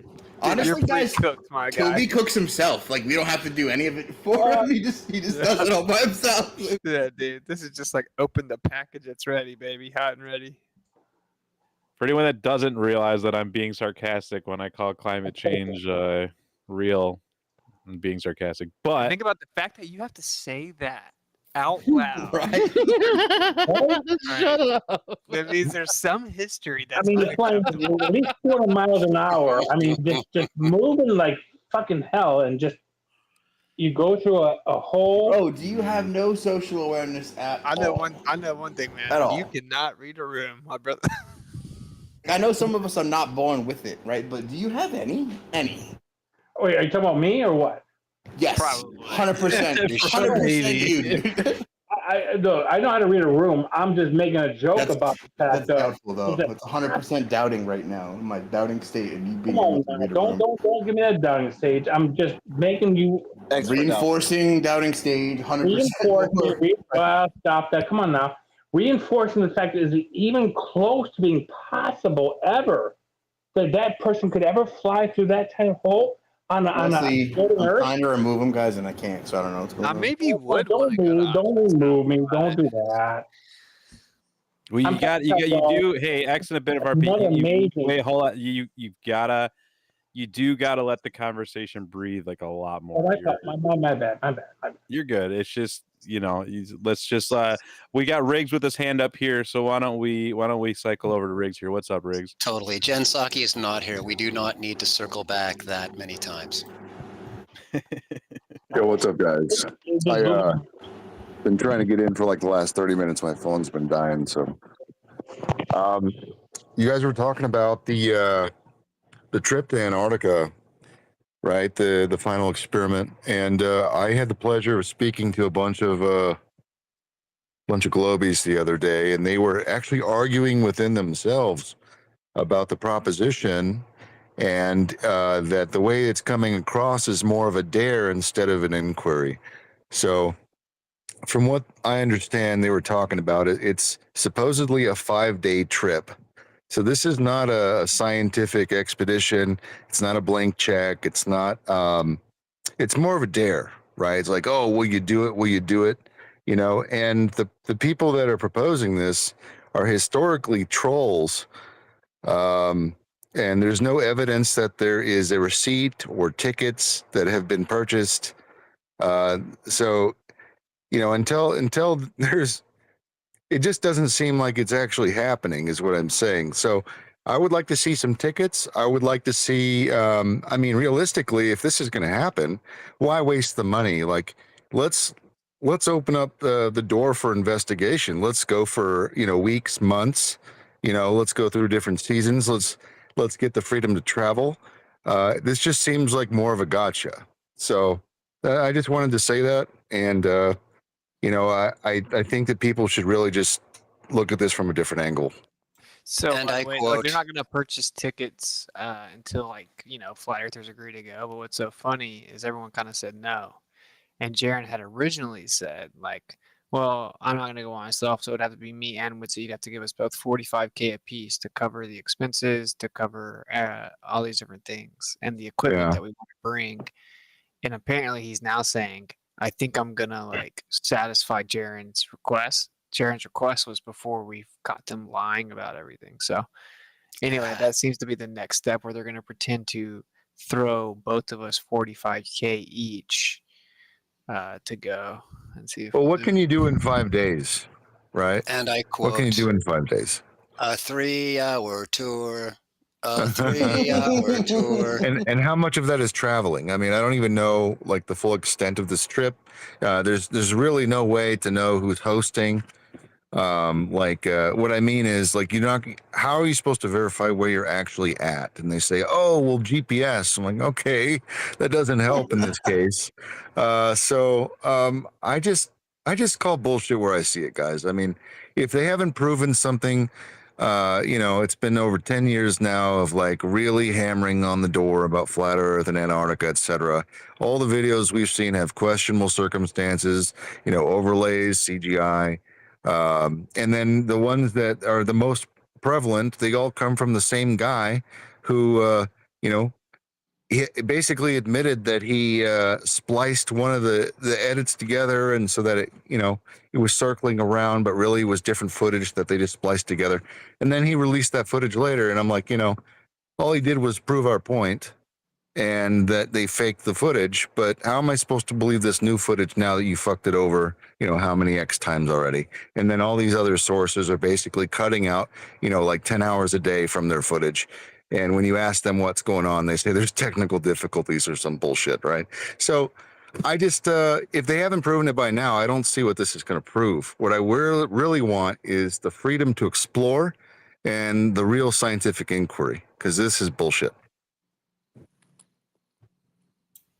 I think the big issue here is that when it comes to Trunsky, his opportunity for anything like this to convince us to go with him anywhere has long since passed. Yeah, I would just real quick. I'm gonna rotate a couple mics. Just gonna throw that out there. So, just if you get moved down to off the stage, don't take it personally. We just need to move some other people in so we can get people in and out. So just clarify, if they say, hey, Jaron, Austin, here's 45K each, the trip costs 20, spend the rest on equipment to get whatever that you think you need. we should say no. Well, do it on the condition that you and Jaron get to go and they don't, and then you're looking good. Well, Jaron was looking into a lot of it, so it's like a lot of the crew that works there and stuff would be on the same plane as us. It's like a real scheduled trip already. It's just got a certain amount of tickets available. You know, like there is a bit of a protective barrier, right? Like the idea that the plane would go down or something. I mean, they'd be taking out a lot of workers, I guess.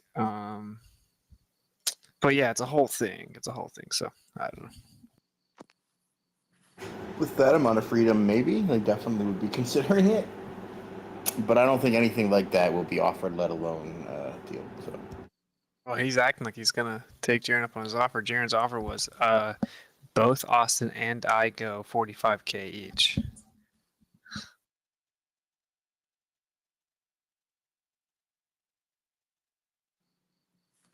Not to make the money, right? Let's just make it very clear. Like to pay us some for our time, to pay us for like the clothes, the equipment, and the trip. Yeah. And also, I think just to show that it's a legit thing, I would think too, right? Yeah, because got a random 90K person trying to send you across the world. So yeah, I think 90K is pretty serious. Asking them to put some money up, it makes sense. Yeah. And like I must be real, do we really think that they'll actually go through with it? Like I think it's much more of what Riggs was talking about, which is like a try to make it look like the flat earthers know that the earth's not flat and they're scared to go. And it's like, you know, what's funny is Jaron and I are way more the kind of people that would actually go. Just like we're way more the kind of people that you're not going to talk like this face to face too. You know, it's like it's all just real funny in the grand scheme of things. So we'll see what happens. This could backfire. You call their bluff, flip them, and say, "Okay, let's do it," and then they don't, and it's like, yeah, see, all of you are just like, you guys are scared to go down there and see the sunset, my guy. While you're down there, slide your captain a couple bands. See if you can explore the Antarctic Peninsula.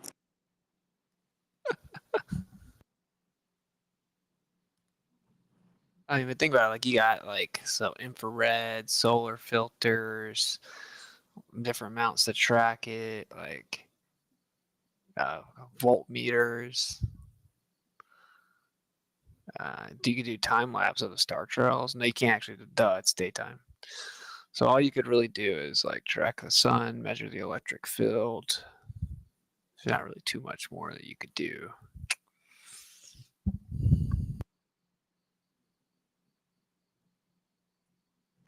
Is that 45K for the permits and everything too? Yeah. It's like the trip would be covered, and then there'd be a little bit left over for the equipment. I say call their bluff. That's what that's what I'm saying.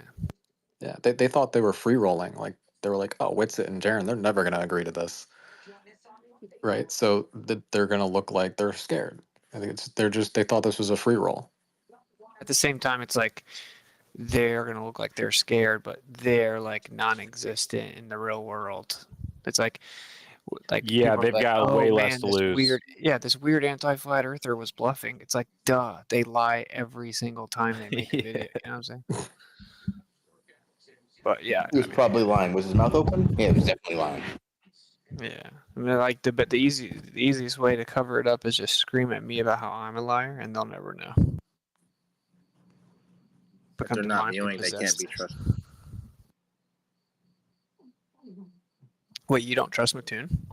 No, I'm just saying if they're not mewing, they can't be trusted. No, you should trust Mattoon. Yep.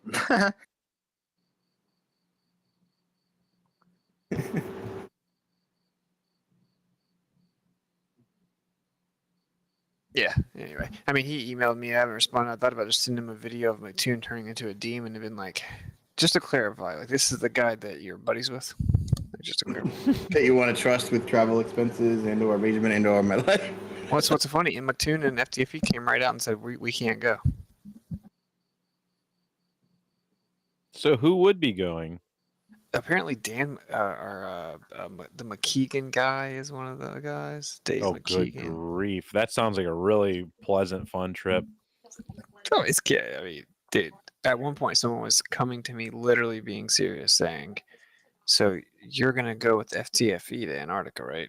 Like, what? Nice long cruise, just the two of you.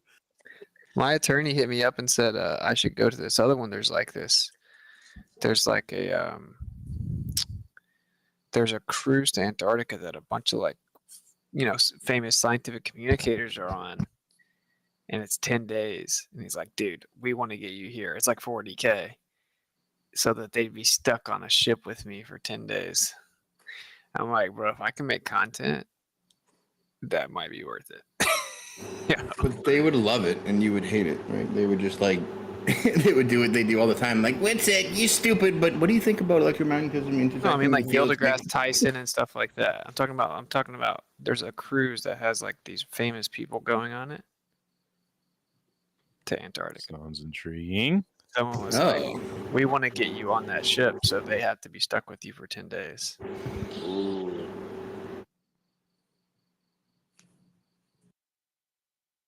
Yeah, if you can make content, definitely. That'd be epic. If you can't make content, definitely not, because I want to see you come home. Yeah, I agree.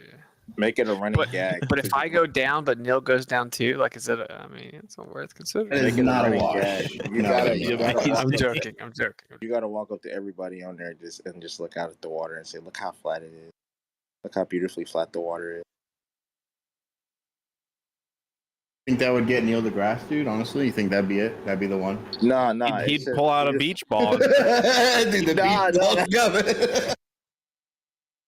You just gotta troll them every now and then. Just periodically just walk up behind them on the ship and just say, "Man, look at the ocean. It's so beautifully flat." All right, here it is. So it's called Space to Sea. If you go to spacetosea.io, William Shatner, Neil deGrasse Tyson, Scott Kelly. That's the astronaut, right? Scott Kelly. Walk into a bar. Pretend like none of us know who those people are by name or something. December 19th to December 29th, 2024. I'd be on a giant Voyager for 10 days going towards the Antarctica. It's a luxury voyage to the last frontier. Neil, William Shatner, Scott Kelly. If I could record my conversations with them, I would. Yeah, I may not come back, I guess. Huh? Exactly. But I would be pretty funny to hear you interviewing William Shatner about his time in space. Yeah, and then Scott Kelly, and then talk to Neil deGrasse Tyson and be like, buddy, what's going on here? What'd you do? What do they got on you, man? As soon as your name goes on the manifest, they're getting the briefing on you and why they're never going to talk to you. Yeah, they'd avoid me the whole freaking trip. Well, they all get personalized McToon messages and emails and letters probably to their wives that are like, listen, you're about to encounter a person who you're not allowed to speak, you're not allowed to ask questions. You're going to give them the rundown. It's like, dude, here is everything I know about him, and here's all of his talking points. Let's study. and then they throw your Exodia in the ocean. Yeah, randomly, the flat earther falls off board. Flat earther thinks he's gonna swim to the edge of the earth. I was just gonna make that up. He was obviously looking for the edge, and he fell off the boat. Dumb flurper. We knew that was happening. He just randomly screened extra lands. No. You guys are being way too fun about it. It would be way more lame. It would be flat earther is also an anti-vaxxer, caught COVID on the ship and didn't make it. Yeah, right. Oh, he spread it to the crew and everyone died. Yeah, you're right. He's responsible for all of his ignorance and stupidity and science denial is responsible for the death of those heroes. Do you know what it takes to go on boats to Antarctica, bro? Those are real heroes. Heroes work at antarcticaship.com. So That's where you can find Yeah, heroes. and Yeah, how the the heck flat do you earther do ruined that? all future voyages. It's all shut down. Oh, nobody can No one ever can go go there. again. Yep. Dude, a Thanks to the penguin science caught COVID. denial of Austin Whitsitt. We turned around. It was just the middle of the night. He just started screaming "outer ponders" and jumped in the water. So they quarantined the entire boat for 2 weeks in your honor. He started screaming "outer ponders" and jumped in the water. Where is Dave? Dave's already talking. Oh, he's not here now, but he'll be here in like 4 shakes. Yeah, we right? just Hold on. manifested him. If you say outer ponders in the mirror 3 times, Dave will appear. I heard Totally they don't will let bring it up, civilians. not as a joke. Like totally will, like every single time we'll be like, yeah, but seriously, you know, I mean that's what they're gonna do. How do you get to Antarctica? I heard they don't let civilians do that. You have to. No, you can go private guided tours, right? So this is like it's a guided tour, right? Like they let you go to the little tip, just the tip. You know, Oh, what I'm you saying? gotta touch Okay, Antarctica's that's tip? you can't just do whatever you want down there and go explore or whatever, right? No, you just go No, to God, no. No. Yeah, what the hell are they hiding? You know, you should be able to. If you can go to Mount Everest, why can't you go see the well, South they're Pole? just protecting you, man. I mean, that's the same reason that they shut the world down, and then we have these stupid conspiracy theorists that aren't grateful for our overlords. Well, yeah, partially, I would say, you know, a little conspiracy theory here, maybe, but they were really looking to get Trump out. They tried to impeach him a couple times. That wasn't working. So you could do a double doozy. You put some bullshit cold out there, you know, and call it super deadly. You scare everybody. And then you get to do mail in ballots. But it was to get him the fuck out of office. Pardon I my don't want to French. talk about Trump, dude. I'm sorry. No Yeah, thanks. then randomly he decided to facilitate a bioweapon. No, that was for the good of all mankind. You're not reading it Dude. right. Actually, he did warp speed He quickly so that they hyperspeeded had to it, make them yeah. do accidents. Otherwise, Yeah, wouldn't because be they were able actually to. going to shut down the whole world for 5 to 10 years. We would have never gotten out. Yeah, yeah. Well, Way you do more know the story. dangerous. Okay. Yeah. Oh, shout out to In you, every Yeah, but war he's there boy. are gonna every restore war our there are relationship with casualties. Israel. So Yeah, dude. Every war there are casualties, man. You know what's funny? Like even the people that's their sales pitch, they're like every war there are casualties. And so like they're minimizing the damage. Those are wrench on their plan. They were gonna have digital IDs and passports. We would have never got out of the house. He sped it up. You can even listen to what Biden said. He said, I'm not listen to what Kamala said. I'm not taking if it's from him, but he was playing 40 chess this whole time, and he has to keep it going until he gets in office, right? But then you hit on with the yeah. What about being printed on Israel's coin? They just have nothing for that. They're like it's funny. I mean, some of them do. They'll be like, oh, well, so you got to keep your enemies close. Dude, I love you. Gotta keep them close. It's like you mean like his entire cabinet? And give them tens of Please tell me billions. someone hasn't actually made that argument to you before. No, yeah, straight up. They're like, gotta keep your enemies close, man. Come on, how delusional do you have to be? Dude, the most. That's insanity. Yeah, I mean, you look past the bioweapon. How are you gonna get past the Zionism, though, right? I mean, I'm like, it was like his entire cabinet, bro. You serious? They're saying like he's saying that we aren't backing them enough right now. Well, yeah, it's just come on, man. This is warfare. See, actually, Netanyahu's not alive anymore. So anyway. Yeah, I was on board the Trump train until I went into like his campaign funding, and I was like, "Oh wait, hold on, let me just go down the list: Jewish Zionist, Jewish Zionist, Jewish Zionist, Zionist, Zionist, Yeah, Zionist." dude. One meme changed it all for me. I saw a meme with a whole bunch of stars of David on it, with Trump in the middle, and I was like, Well, if you go, just look at his most recent political ads, or at least the only ones that I have seen. It was just hilarious to me. It was all about how he was going to restore our relationship with Israel. And I was like, wow, this is kind of hilarious that this is the one ad I'm being targeted with. Wait, are they mad at us or something? What's wrong? Yeah, but so what's the deal? Israel's not in with the World Economic Forum. No, Trump's yo, not wait, in with the why left. are our besties in the East not chill with us? we only gave him 33 billion this month. Ooh, why we We're gonna cheap have out to on the upgrade. boys, dog? Yeah, no, we can't. There he is. Yo, Dave. Dave, we said the words. Wait, is he up Some here of yet? you, he really appears. came. Let's There he is. go. Dave, why don't you just real quick give us a rundown about what an outer ponder is? Yeah, what exactly is Yeah, an like, outer don't be like a ponder? masochist, bro. Also, do you have a sales pitch for like an outer ponder people pooper thing or whatever that you could sell us? No, with? no, hold on. No, whoa, Yeah, no, Outer ponder no, party no, no, people. no, no, no, Come no. on, outer ponder party people. Shane, what's gonna happen with the outer ponders and lead into it somehow with the plane? Please. All right, so if Yo, shout out to if your they boy do Rim the outer fan. ponder, here's the question that's going to be facing us very soon.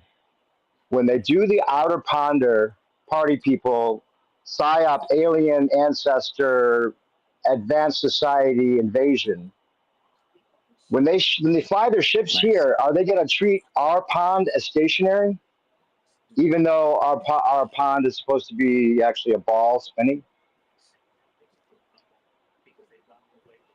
This is a weird way to phrase it. You've So, lost my plot, bro. so what is a pond?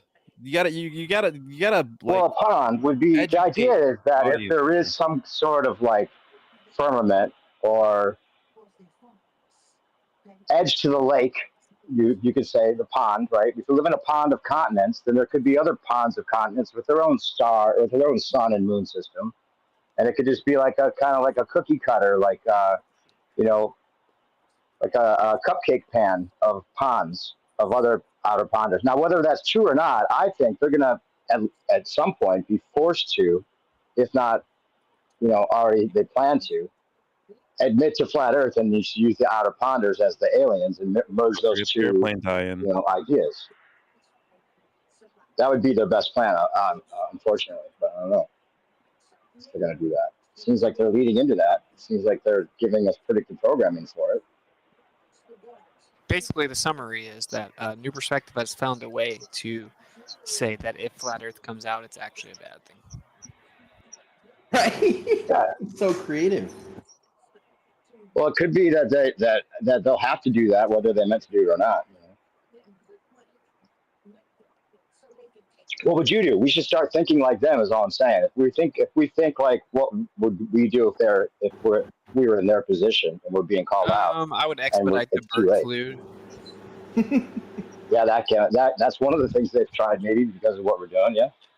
No, I would just say, look, dude, bird flu, man, and then I'd be like, oh, Sounds like they're going to do that. Dude, I heard they're doing that now, right? I'd be like, bird flu causes myocarditis and neurological diseases plus cancer. And they're like, oh, look, that's all of a sudden people would notice. Oh, wow, this is happening. Are you playing Plague with the symptoms? Then they'll come in with a much more lethal dose, right? And then it's like, all right, well, we can manage the leftovers. I think they're going to bring back Ebola, but they're going to call it Rebola. And then just, That's too clever. vaccinate from there. Wow. And then the aliens come. Got a rebate of Rebola. Dude, that's what it's going to be, bro. It's going to be the coma cluster vax. The coma cluster vax is going to save us. And then Coma cluster. yeah, it's going to get a vax from the coma cluster. And then Elon's going to get taken up into a UFO and come back as a god. And he's going to deliver the vaccine directly into your temple. Yeah, that one is believable. Yeah, he's going to hover back down with an inoculation. It's going to go right into your brain. Yo, I think either Shane or New Perspective, one of you guys are hot micing. Oh, it could be me. I'm sorry. Yeah. Well, probably the guy. Anyway, that was cracking up when you were saying that you're going to jump off the boat and go out of ponders.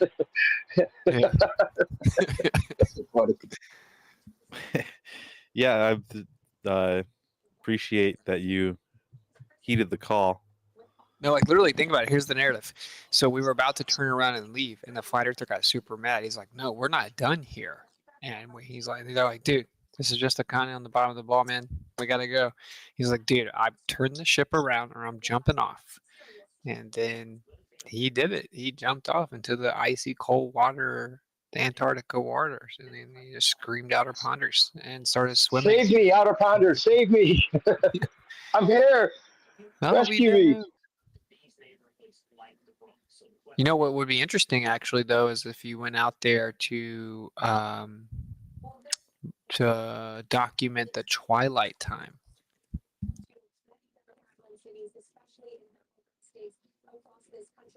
Yeah, thank me later. We could do that from the south end of Argentina without a permit. Yeah, but I think, like, obviously the twilight time would progressively get shorter the further out south you go. Man. Yo, Bastomatic, you're hot micing. What do you guys think? You Is think that that the who it twilight? is? Gotcha. Think the twilight would be way much shorter out south? Yeah. Do like the furthest away you get from the last line of the sun transit, which would be like the outer tropic, then yeah, it should absolutely get longer and longer. Actually, no, shorter. Shorter, yeah. Like wait, it should be instantly dark, becoming dark. Yeah. Yeah. Kind of like how the globe should be when you have like the transit over the mass side of the sphere. It should be like dark, bright for everyone.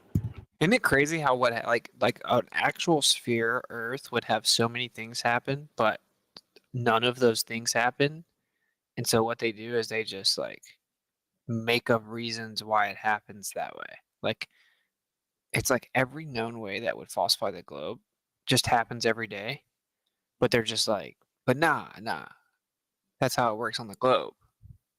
Isn't it crazy? It's like It's like every proof is like, listen, it's gonna look that it's like perfectly flat and appear as though it's perfectly level, but it's the opposite. That's how they have to start every globe proof. It's like, wait a second. Yeah, we're going to be like 3 million miles closer to the sun, but it's going to be winter. Just letting you know.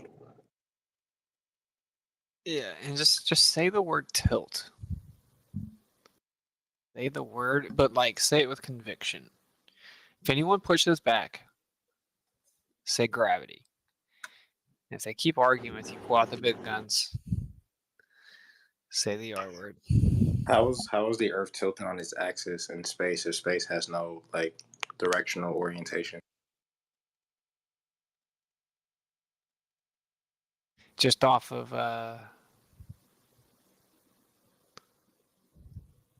actually, what is it in relation to? Exactly. There's no such thing as up and down in space. Is it? No, it's not, right? Because the North Pole's directly under Polaris. Yeah. So It's so all then supposed to be with the relative tilt, to the sun ecliptic. Yeah, it'd be relative to the observer. That'd be the answer they give you. Well, like, okay, yeah, the sun looks like it's on the ecliptic because we're tilted or whatever, but like, where do you get yours 90? Exactly.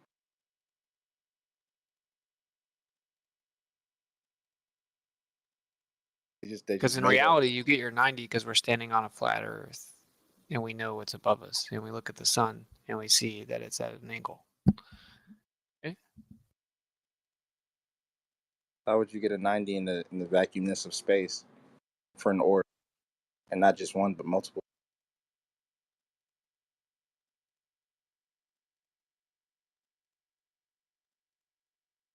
That's actually kind of a trip. And obviously, yeah, they're just reverse engineering the ecliptic of the sun, but it's so funny because it's like you had to use a flat Earth to do that. So is the sun flat? I don't know. I've never been there. You know what's also really crazy to me is like, wait, was that one of our guys dude, just making a joke? Or is that a serious question? there are billions of people on the Earth that literally think that's a good point. Like, bro, we are screwed. We are totally screwed. Throughout all of history, all the Masons, everyone, they're like, yo, plane geometry Earth, spherical geometry sky. Right. And now we got people that are like, they literally think that the sun's a circle, therefore the Earth must be a ball. Who told you that? Where? I know Freemasons who definitely don't lie, who tell you everything you need to know. But the Masons know that the Earth is plane geometry and the sky is spherical trig, right? But like, whoa, It's so crazy to think about. It's like, and then I try to say this, and it's like I speak a different language. I'm like, okay, you realize that if the Earth's not moving, it's in the center of the universe, right? So everything else is moving around the Earth. Everything is smaller and more local to the Earth. So if everything in the universe is moving around the Earth is the only thing in the center. It's distinctly different from everything else. It's the only thing in the center that everything else moves around. What makes you think it needs to be the same as everything else? It's actually stupid. Yeah, well said. It would be stupid to think it was like everything else.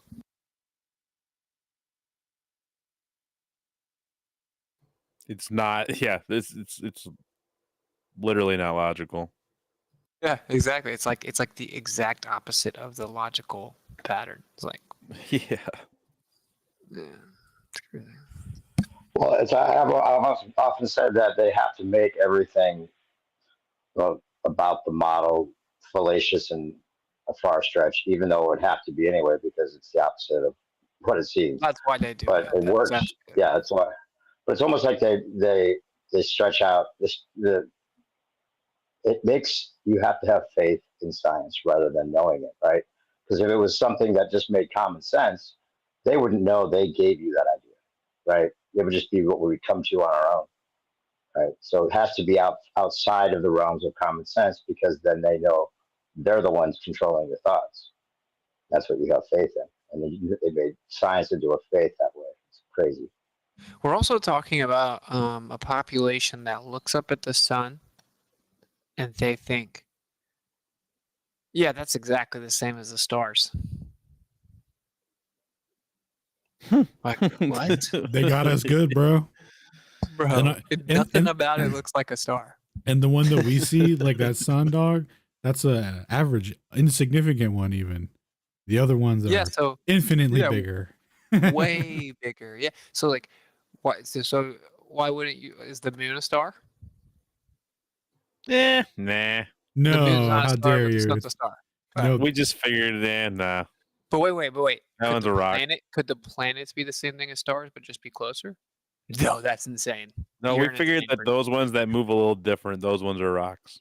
Yeah. Or The sun balls of moves a little gas that different. are not The stars. sun moves a little different Yeah, too. sorry, my Toby. bad. Frozen gas. The sun moves a little different too, man.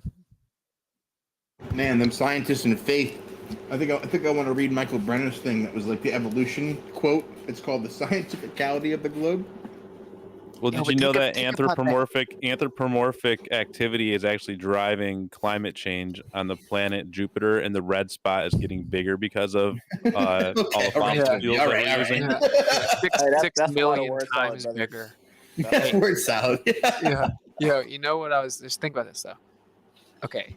They think the sun is the same thing as the stars. And they will mock you as if it's insane and you're retarded if you don't automatically believe that. If you say the planets may be just wandering stars, then they'll mock you as if you're retarded for saying that. So the planets that look much more like the stars in our sky can't be like the stars, but closer. That's impossible. But the sun doesn't look like the stars. 100% has to be the same as the stars, but closer. Pretty wild.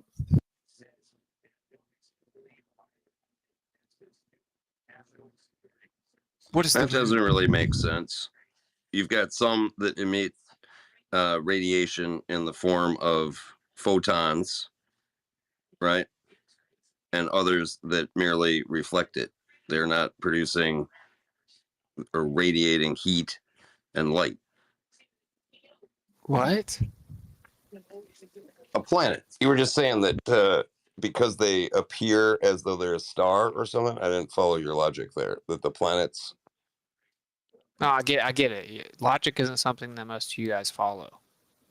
But just because you start reifying models you were shown cartoons of doesn't make it somehow a rebuttal, man. Like, When we look at the sky, we see the planets look like the stars. They're lights, they're bright. You zoom in, you get more detail, and then NASA feeds you guys cartoons for adults, and you eat them up like it's Saturday morning Cartoon Network or something. Okay, so when Well, we no, no, look at no. I could get a. no, I've you just done gotta this. I've listen, taken man. When we a look, large lens, when we look at the sky, right? we see the planets. They look a lot like stars. Sure. They'll look a little brighter. They are points They'll of light. Sometimes they have different color, right? yeah, Like yeah. Mars is kind of reddish. Yeah. So then we can zoom in on them. Yes. Yeah. What if they're just much closer than the stars? Okay, then what's with the sun? If No, that's the wait, no, case. no, no, no, no, no, no, no, no. This is what Glovers do.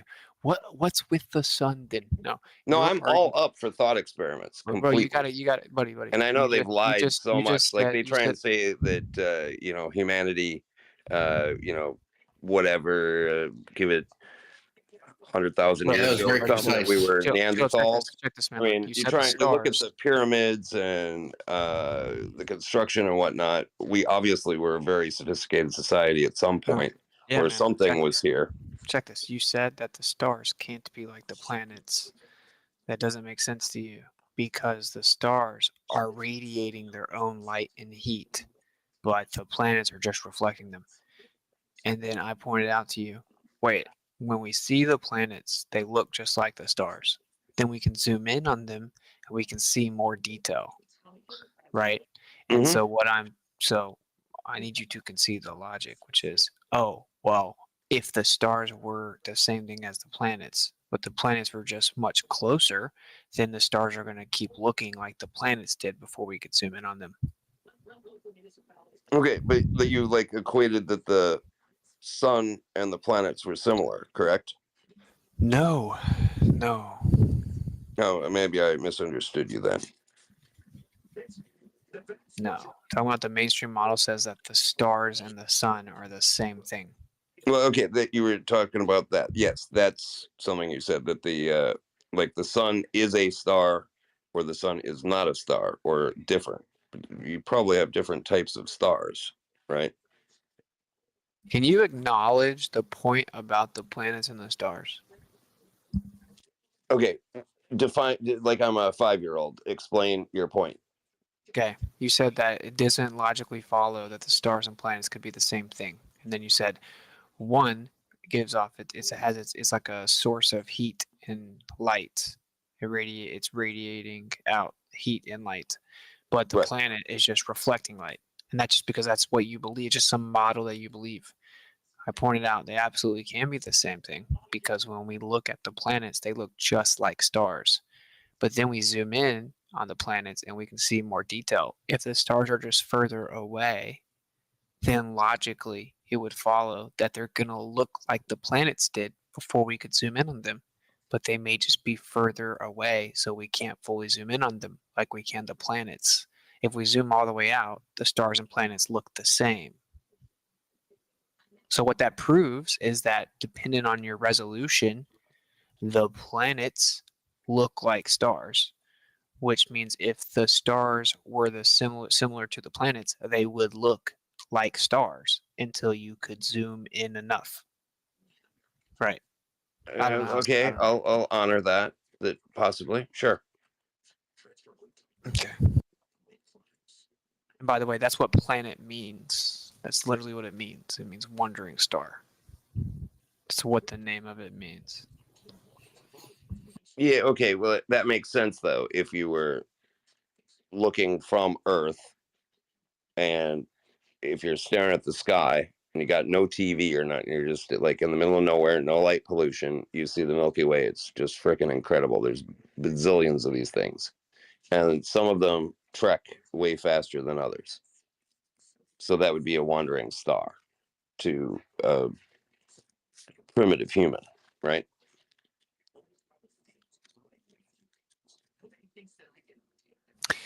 Yeah, sure, man. So I mean, anyway, the point's been made. So like if the planets are just closer to us than the stars, they could just be the same thing. They look a lot the same. And like actually these cartoons you see of the planet, like when you actually look through a telescope, you don't see the same thing you see from NASA. And to even get like a static, more solid looking image, you have to stack like dozens of pictures on top of each other. Okay, well, I've worked with satellites, KU and C band for communication, and I have a FCC license, and I'm a photographer, videographer, right? So I've had access to lenses and what you would call a telescope. I've also been to. What would I call it though? If you call it a telescope?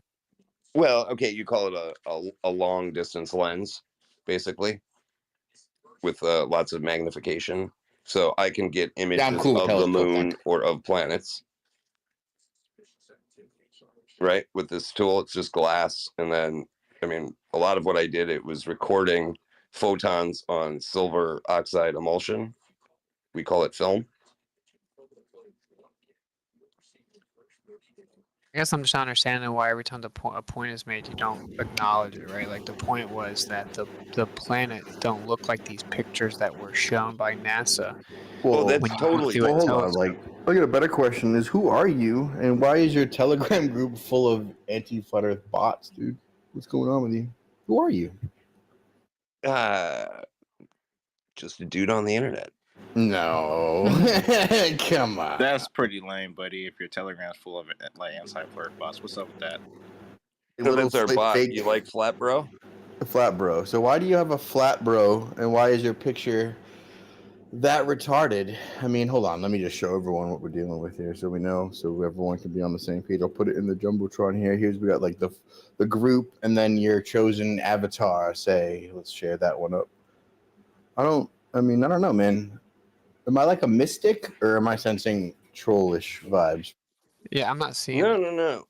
I totally believe that we've been lied to at a level that The is tone and inflection of that not way you comprehensible delivered to most lied to humans. was indicative of somebody who's trying to troll. Like the way you I'm just gonna be delivered honest. that was Every lied time to. you have your point directly refuted, you just respond by moving the goalpost, which is exactly what trolls do.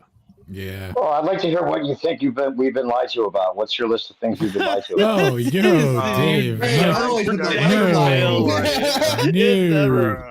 No. So much credit just for your consistency, new perspective. He believes the best in humanity, guys. Yeah. Nothing we can say about it. We need to have like a new perspective room. So once we detect the troll, we just like send him over there. New perspective can talk about. What, you guys don't want to hear what he's gonna say. I You have don't want to hear crypto what coin. No. He's just here to waste so time. much faith in humankind. Yeah, man. I would say out of the like unified exhale of disgust the room immediately gave you, the answer is probably a resounding no.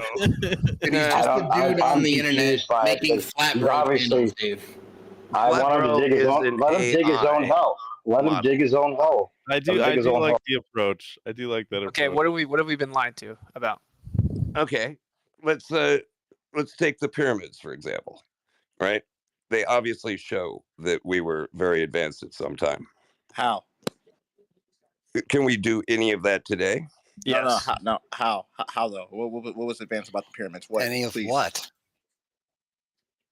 Well, okay, there's pyramids all over. That's right? not. That's You've not. got That them was in Just South deal with America. Cheops for a while. Of what? not At pardon? Cheops. What can't we do?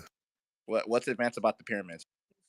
The tooling, the movement of the rocks.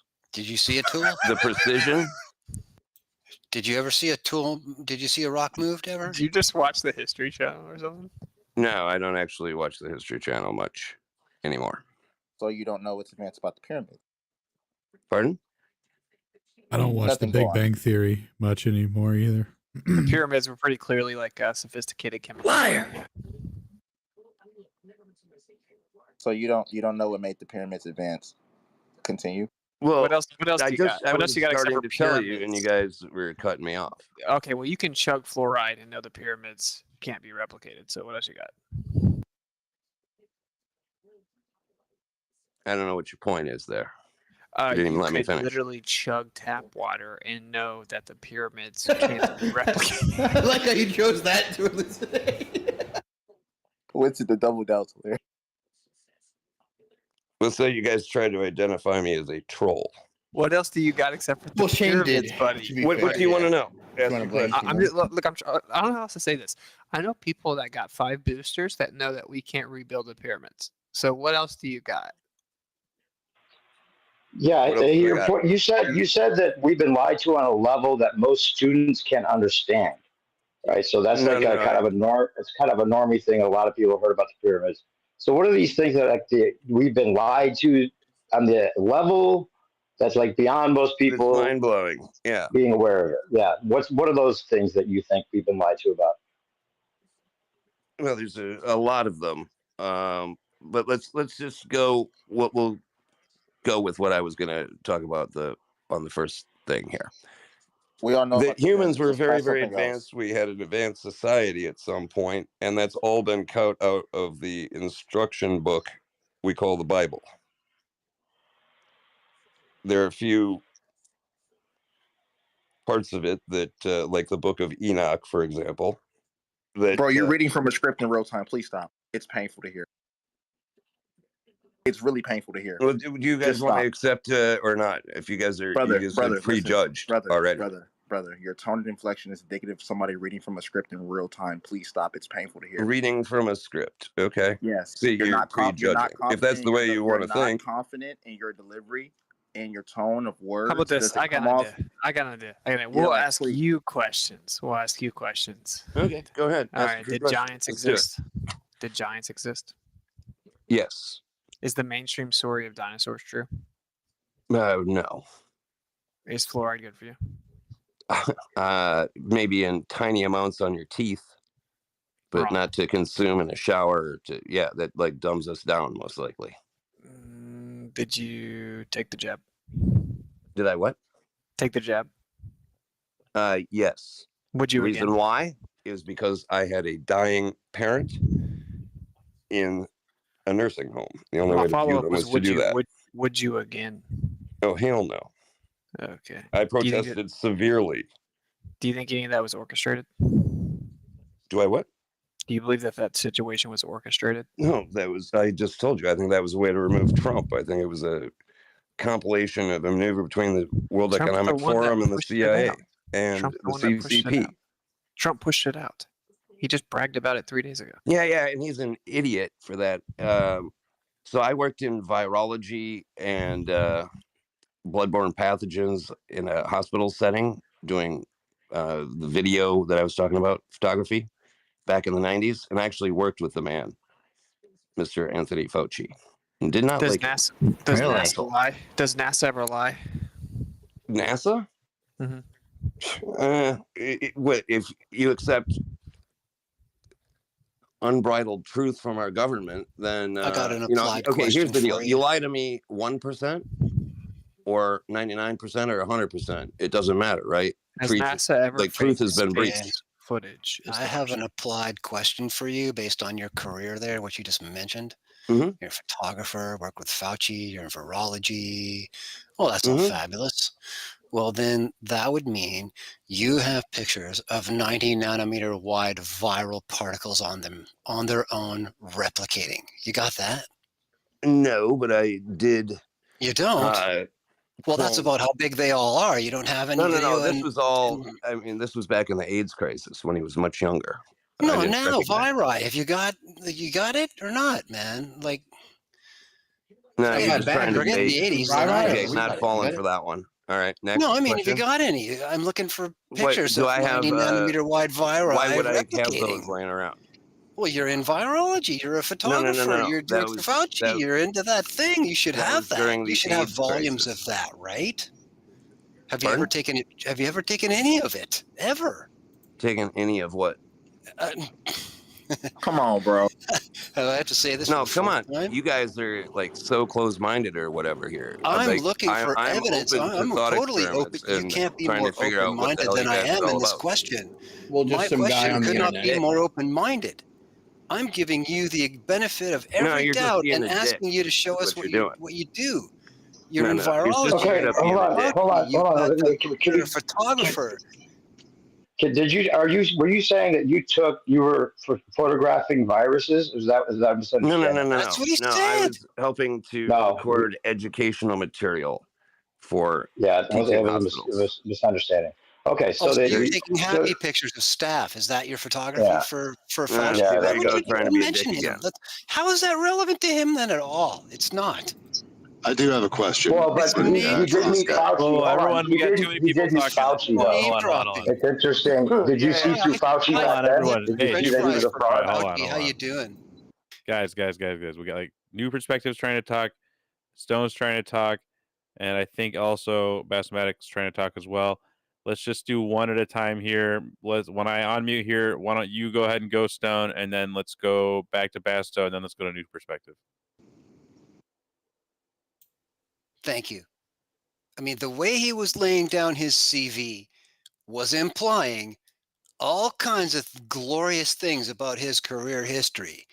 And I was looking for one piece of material that if he was the man he was implying he was or is, that this is something that he would have in his portfolio, that it would be an everyday occurrence for someone in his No, department you and his made a function giant the way leap that he to described it.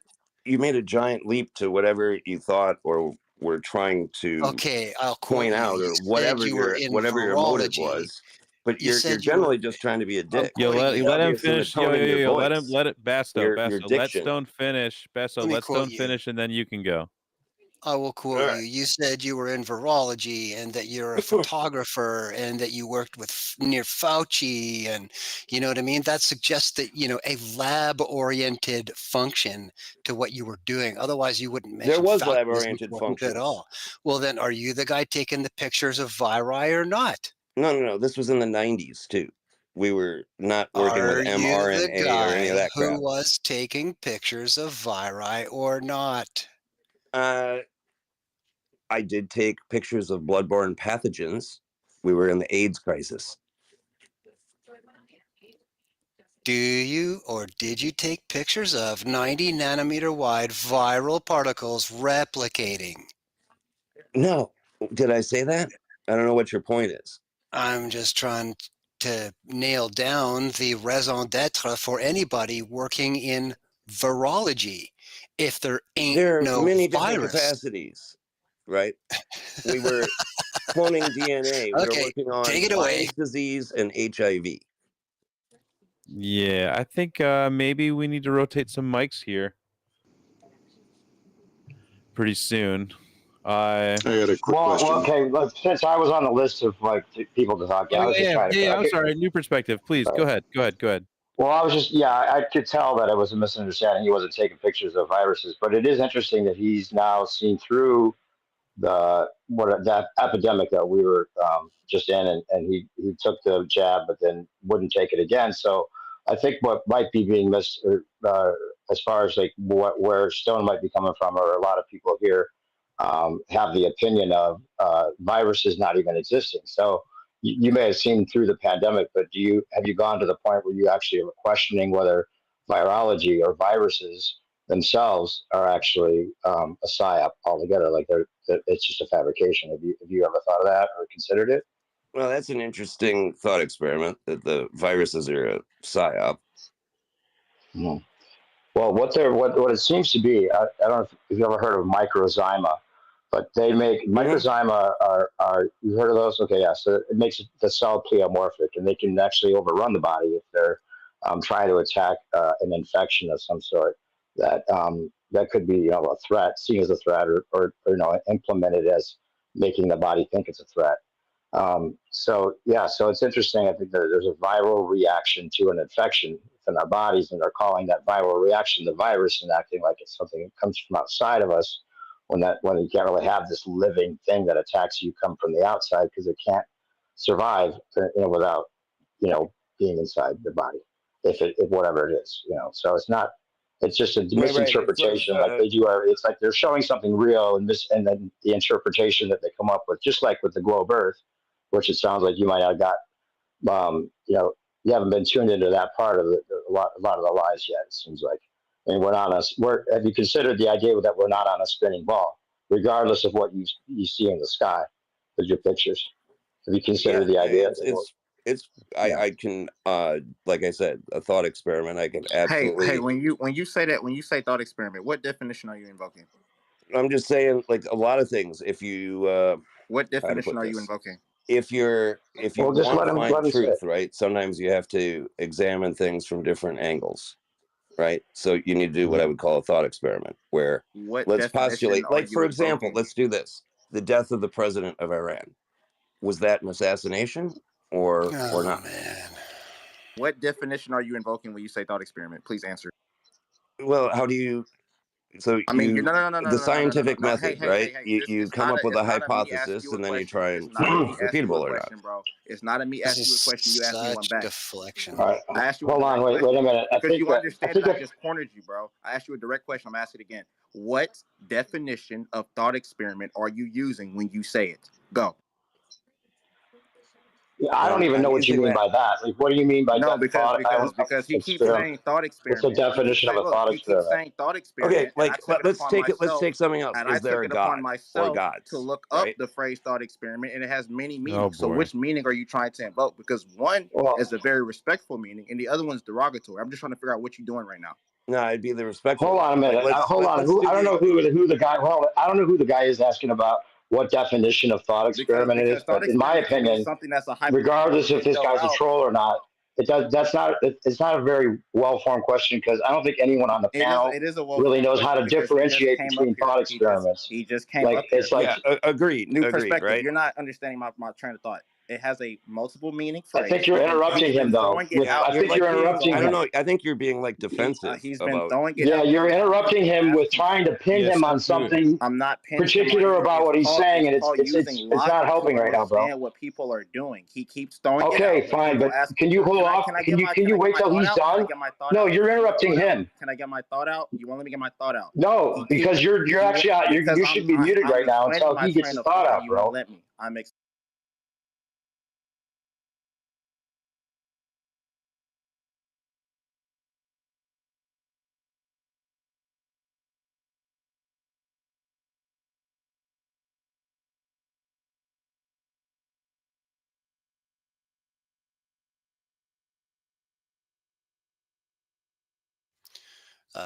Toby, I think you were speaking there, but you were actually muted while everybody was muted. Oh, my bad. Huh. Go ahead, Senpu. I'm gonna give you the mic.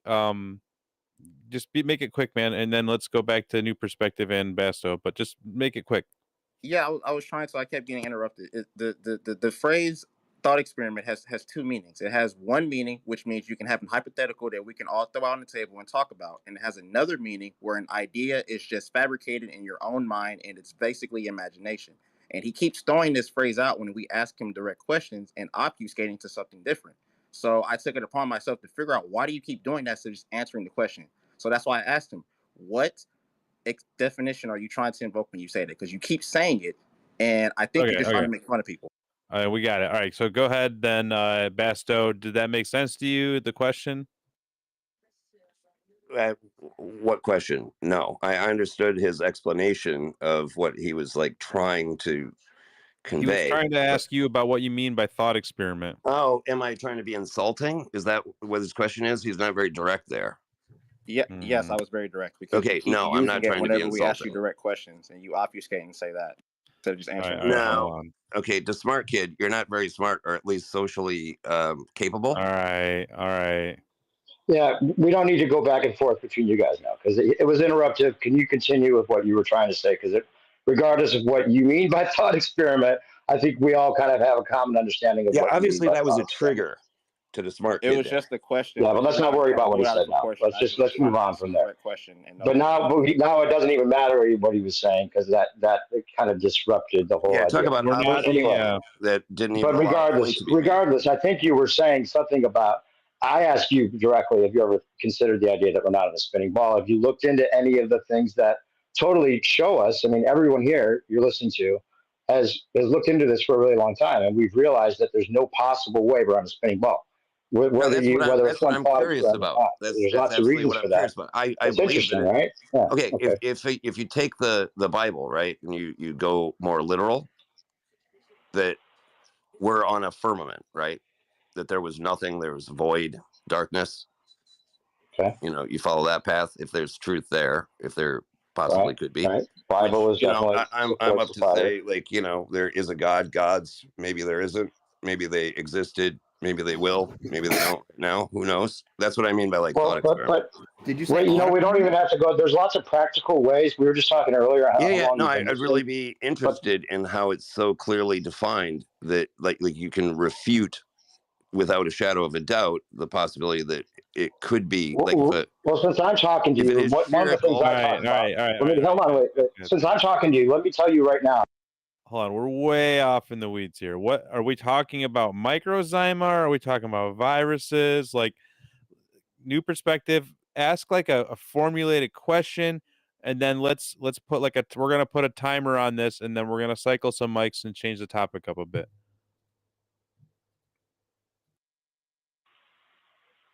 Okay, yeah, okay. So we went from microzyma and the virology and stuff because I think a lot of people were jumping on this guy because he was talking about taking space pictures and talking about the planets and how and he's a glober, right? But he's not. I don't think he's an anti-flat earther, which I think might be a little bit of our misinterpretation of him.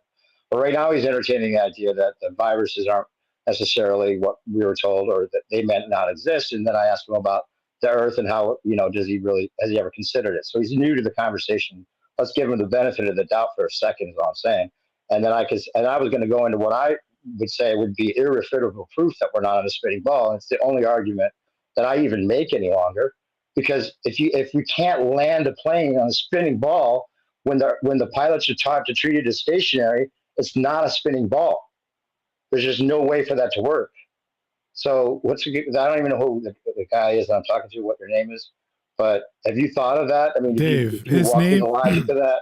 Dave, no, his name is, he thinks you're a retard, bro. He's literally a troll. Shane already posted his stuff in the thing. Like, this is a waste of time. No. Oh, okay, I didn't know that. That's why I asked something. Yeah, we've Okay. been like, there's no reason he should still be here, honestly. After that. Really? Okay, never mind then. I didn't know that. Yeah, If that's the conclusion, does he have anything to say in his defense? He's about to. His defense is I'm some guy on the internet. We were about to ice him out. Judgmental as ever. Yeah, we were about to ice him out, and you were like, "Yo, stop talking." All right. We were about to ice him out, Dave, and you were like, "Yo, 1 second, I gotta talk to him real quick." Yeah. Well, I thought he was going to dig himself a hole, and then he ended up like hoping not that way. Nah, the hole was literally his Telegram. Dave was trying to save you and then send you 17 messages to be his friend requested. To be honest, like you stopped. Well, actually, I was giving him the argument that no globe earther would have an answer to, so he would have found out anyway. I mean, he did repost a bunch of our stuff, but your Telegram chat picture, man, is what I'm basing it on, right? And that flirt for life emoji here with what could only be described as a I just retard. rotated him out. The discussion was getting insanely redundant, so it was time to change things up. Fair enough. Good call too. Cool. I'm fine with that. But I do appreciate, Dave. I know we like tease you for it, but I do appreciate the way you give people the benefit of the doubt. Honestly, always and against Well, all your friends. it's not. Social If he's a conformity. troll, if he's a troll, he would have exposed himself a lot worse than that, it seems. But maybe he's that good a troll. I don't know. Well, actually, he did expose himself. And what he did was he took my suggestion of actual experimentation and changed up the nomenclature and dismissed it as exactly what you guys were chewing on. Some kind of thought experiment that we might do in the future. Oh, that's worse than trite for dismissal. That was like his 6th time saying it. That's why I was like, Yeah. what the fuck I is mean, going on? I've been sitting here in utter amazement watching you guys grapple with this ass. I mean, like, Well, see, that's the reason I went just to been the plane. listening. Even with somebody that doesn't know the arguments or any normal person, if you explain to them how planes couldn't even land on a spinning ball, everyone's been on a plane. They know they land safely. The only way that's possible is if it's actually stationary the way that the pilot treats it. He would have no refutation to that, and he would have either saw it or given some weird answer that would have made us know he was a troll. That's what I was trying to do. But then everyone jumped on me for like giving him a chance. It's not the way to go, Dave, because he's not a pilot. We had to take notice of what he mentioned in his own CV and then put his feet to that fire, the virology fire, the one where he's standing upon using fallacy of credential to somehow impress upon us something he's reading All right. off a Well, fucking now it page. seems like we're wasting time talking about it. If he was Well, that just much of a wanted you waste to of time, let's see move what on. was actually happening. all right. Toby was So you can commending you, identify it so in the future, right? Toad was disagreeing. All right. So, let's see here. We got some other people on stage. I don't see any hands up though, but if anyone else has any questions or thoughts, I see we just brought Soldier on stage here. Limitless Energy, D369. Oh yeah, D369, you had your hand up. Go ahead if you have a question or thought or something. Yeah. What's up? What's up? What's up, everybody? Late to the party. What did I miss? A little bit of Some trolling, a lot of fun. slangs. Thought experiment. Missed a whole bunch of thought experiments. Okay. I have a thought experiment for everybody, right? So we're talking about the model, or I'm talking about the model. The model is kind of like we're in the center of a field, essentially, right? Like a double torus. We're kind of in that center region. So one interesting thing about the primer fields video was when the guy, I don't know if you've all seen that, but hopefully you have.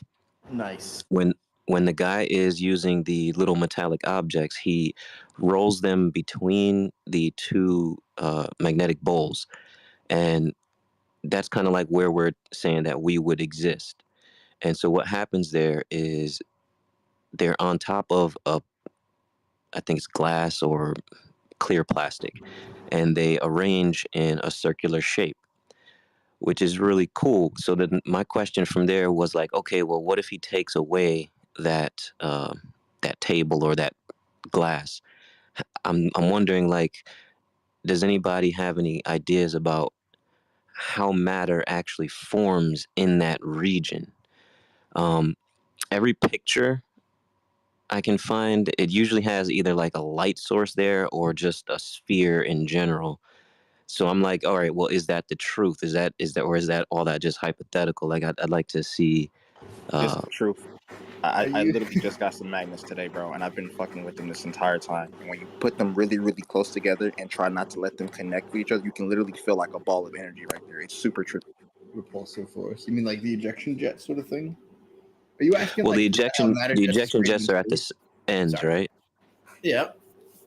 So like, yeah, so the ejection jets are cool, but I mean, like, so like the matter in the central plane, we call it a plane, and when we look at any rendition of it, it does look like a plane. But how does matter actually form there? Like, does it form with the sphere in the center? Because that's exactly where we're saying we are. So if we're saying we're in the center and then a sphere is always forming in the center, that's a problem for a plane, in my opinion. But if that's just the magnetic part of it and it actually doesn't form the matter in a sphere, but it forms it in a plane around the sphere, then that kind of makes, that kind of aligns with what we're saying. So then, That's the fear. like, you see what I'm saying? See what I mean? Because even with the magnets that I got, because they're sphere magnets, when I have one on the table and I have another one super close and I bring them super close to each other, the one on the table begins to rotate in a circular fashion, but it's not like a complete circle. It's like it's following the magnetic field. So I just knocked over a whole bunch of shit. So yeah, it does that. Dude, I lose you when you start saying where matter is created, and I'm trying to connect those two. I get what he's getting at. When he's saying that, he's trying to say is that where the energy would manifest at, and it's like, yeah, but at the same time, no. Well, so Shane, like, matter is coming from somewhere, right? And it does coalesce however it does, right? I think the guy is really on point in that video. I think the magnetic field is really responsible for how things are aligning. So I feel like that's what's creating the, because we see the same thing even with the models that they have. These are just models, right? The probability zones that they have for the electron, right? They all take a geometric shape. I feel like magnetism is really what's aligning everything in the physical. Dielectric. Well, the dielectric is creating, I think, the pressure to keep everything, but I think it's aligning. But you may be right. I mean, I'm just guessing, right? So it's probably a mixture of both, right? That's aligning everything. So at the center, I'm wondering how it aligns everything. Does it align it all in a plane there in that inertial area, or does it align it in a sphere? I've been trying to figure this out all day, bro. I like again with It's the a magnets. focal point, guys. Yeah. This is just Right. polar concavity with a focal point. It's not But- toroidal.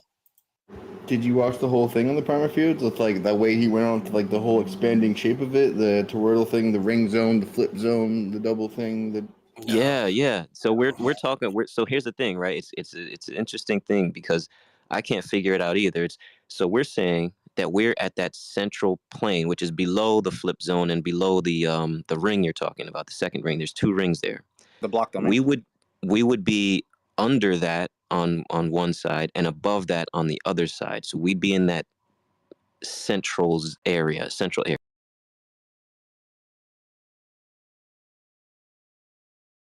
On one side and above that on the other side. So we'd be in that central area. So we got the torus above and the torus below. We're in the central area. So when he does that, and that's exactly where he has the glass pane that he puts the rolling I think they're steel or something, little magnetic balls that he has there, and they align in a circle right at the central point, which is really cool. And then there's when you go outside the bowls, there's another ring that forms there. Now, because these are just single objects on a glass plate, what I'm thinking is, okay, what happens if you have smaller objects and you remove the glass plate? What shape does it all take? You feel me? So like in the large scale, it would take the full torus shape on both sides. But what about just that central plane where we're claiming it's a plane? Does it actually form as a plane, or does it form as? I see what you're asking. Would it actually be flat? Yeah, because that's what we're saying we are, right? So if it does form that way, that's that kind of gives us proof, because everything is the same from scalar, scaling up to down to up. It would make sense that we would have the better model at that point. But if it does form a sphere, then I think we have some serious questions that we need to ask ourselves.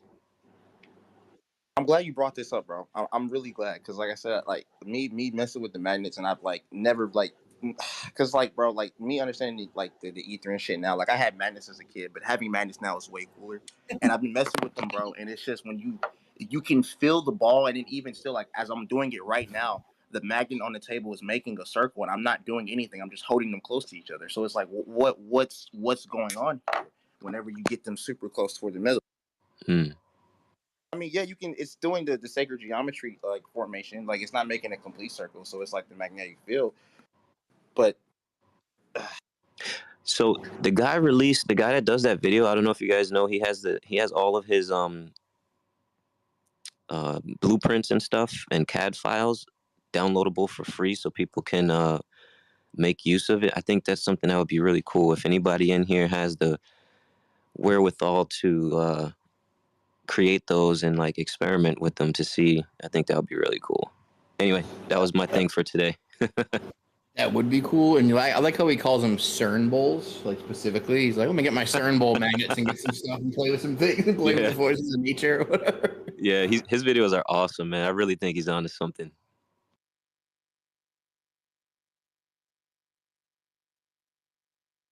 But the guy really real life like showed us how an inertial plane gets formed, and like how everything in the sky can be explained without nonsense, retarded dark matter, dark energy, and all this shit. And people push him aside, and we're like, oh, we'll scoop him up. That dude's legit. He'll be on our side before long. Speaking of that, did I miss any back and forth about the Terrence Howard thing? A bit. What's the general consensus? Did you catch the free range moron comment? No, I didn't. Yeah, I see you missed a fair bit. I think it's like cool that he's talking about some of the things he's talking about. I think like honestly, his whole thing about 1 × 1 = 2 is really silly, and I think the fact that people act like it's profound is also kind of silly personally, but that's me or whatever.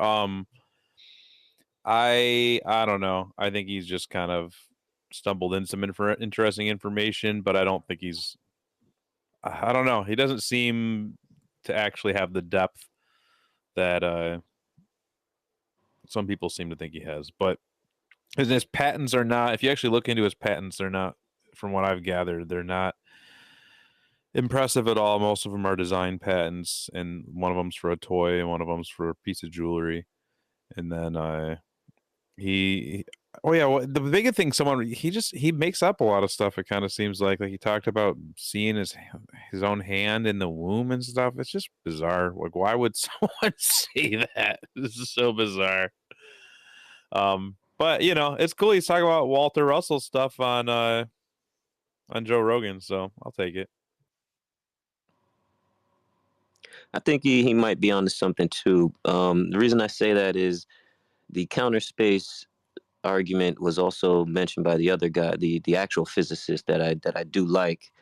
The only thing I don't like about the physicist is that in his theory it kind of recovers relativity. That's the one thing I don't really like about it. But he's a baller. He's a That's Goldie, my gripe and with Astro right now too. but I do think a lot of the stuff that he does aligns with kind of the things that we're saying. So instead of calling it the ether, he calls it the spherical Planck something. It's like all the way down at the Planck scale, but it's like a substance essentially. And he does believe everything is all connected. So I think they kind of overlap in that sense. I think that he might be onto something. That counter space argument, finding the using the counter space of what we are seeing as the lines in the Wait, flower of. You're not attributing that to Terrence Howard, right? Well, what he's doing with it is something that I haven't seen before. What does he call them? Linchpins. I think the whole linchpin idea is pretty cool. Oh, I'm not familiar with that one. I missed that. Yeah. Anybody know what I'm talking about with the linchpins? The hydrogen bonds. So yeah, the bonds between. Which hair was he wearing when he mentioned it? He was on the Rogan show. I don't know. Just like his Was normal hair. Was I that the guess. Gladys Knight hair or the Dionne Warwick hair? Which one was he wearing? I'm not. his normal hair, I guess. Because he mentioned it twice. He mentioned it in I think in Africa or Nigeria, wherever he was, and he mentioned it on the Joe Rogan podcast. And he showed the prototype twice. Oh, okay. And then like I can't hear him unless he has the Raquel Welch hair on. I'm sorry. Got you. I did not listen to the interview, but maybe I'll have to check out some of what he said. I also have not read that Walter Russell book. Familiar with parts of it, bits of it. I have it, but I have not read the whole thing. So, yeah, I'm sure there's something I could learn from listening to that podcast. Probably. They're giving us convoluted dubs. Like they're giving us like the ether and whatnot. Yes, dude, Yeah, that's bro. exactly what it feels like. That's what I'm saying. Like, when's the buff, bro? I keep saying it, and it's just like, golly. They talk about everything but the point, right? It's like, oh, you can like kind of talk about the ether a little bit and act like the ether could be a thing. Oh, maybe Einstein's wrong. We'll never know. Yeah, so you've been following. Look, they warped an airplane. Like look over here. Ether could be real, but just look over here. Don't look at the whole reason we stopped talking about the ether in the first place. Don't look there. Exactly. Wouldn't that be the first place you should look? Exactly. Is why we stopped talking about the ether in the first place. They don't. Yeah, that's exactly. He says that right in the video too. He's like, they threw out the ether. They were wrong. They shouldn't have done that. Another cool thing was when he was talking about what you just mentioned was Walter Russell and the periodic table. I found that to be really interesting too. I never saw that version of the periodic table before. Me neither, bro. That was really cool, right? Like, yeah. I really got to look into that. That seems really, really interesting. If anyone needs a copy of the book, I can message me. I can definitely hit you. I can definitely hook you up. Cool.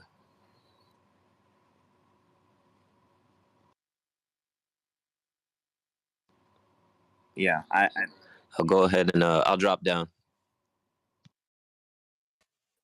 He's hanging around down there. Gleam doesn't always want a mic. If he wants one, of course. No. Give that dude a mic immediately now. No exceptions. Get him up here. Everything Absolutely. stops until he gets up here. No one I mean, else if he wants until Gleam to come has a mic. speak, yeah, absolutely. The show is now on hold until Gleam Nobody takes will the mic. commence anything until Gleam off gets up stage here. for Gleam. What have I done? I will step down for Gleam. Or no, we got to stop. We got to stop. No, let me step down for him, Shane. No, shout out to you, We're Gleam. sending you a mic, Gleam. You do no pressure, but we're sending you a mic. I shall step down. Right, dude. We all do difference to the leader. It's so funny. But Hey, real quick about that. I was going to comment about Terrence Howard thing. The guy that was asking Order about in that. the court. We are waiting on Gleam. Nothing can Is he actually coming? You weren't paying attention. Is he coming? I mean, he won't if you. On the floor. He won't if we This don't is how present a blackmail United works. Front. Yeah. Yeah, we're gonna If we just blackmail go- our own every- just- show. if we just go totally quiet until he comes on stage, maybe we can get him to just come on stage. Shh! Don't scare him away. Overruled. What were you saying from your perspective?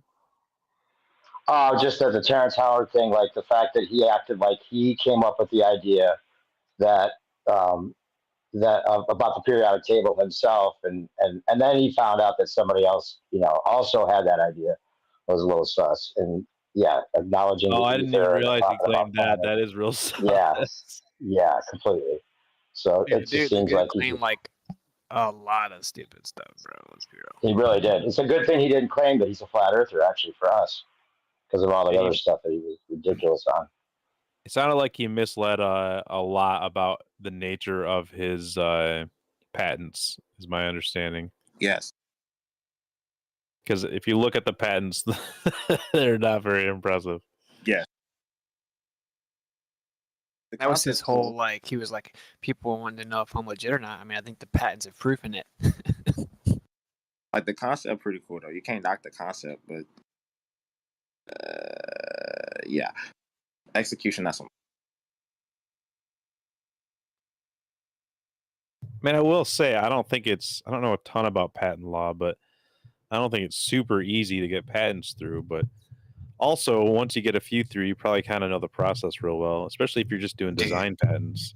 They're handing them out like packs of beer these days. You can pad it with anything. Some of the stuff I've read over the last year and a half coming out of the office is ridiculous.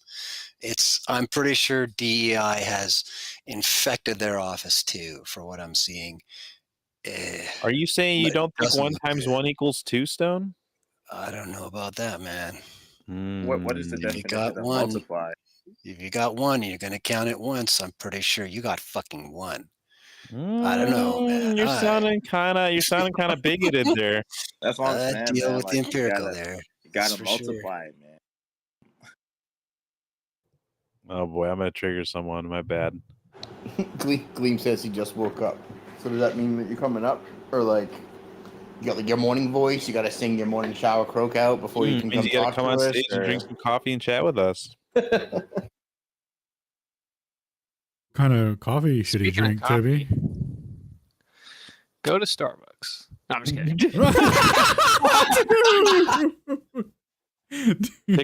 pick up Black Rifle Coffee Company. No, don't do that. It's actually Patriot not Supply good Coffee. It's the only. Yeah, reason pick why- up. Brushtail Coffee is included in our My Ether Patriot Supply buckets. You'll get a bunch of counter spatial ether pockets and some Brushtail Coffee. My coffee company, for real. My coffee company is Brushtail Coffee, BRUSHTAIL.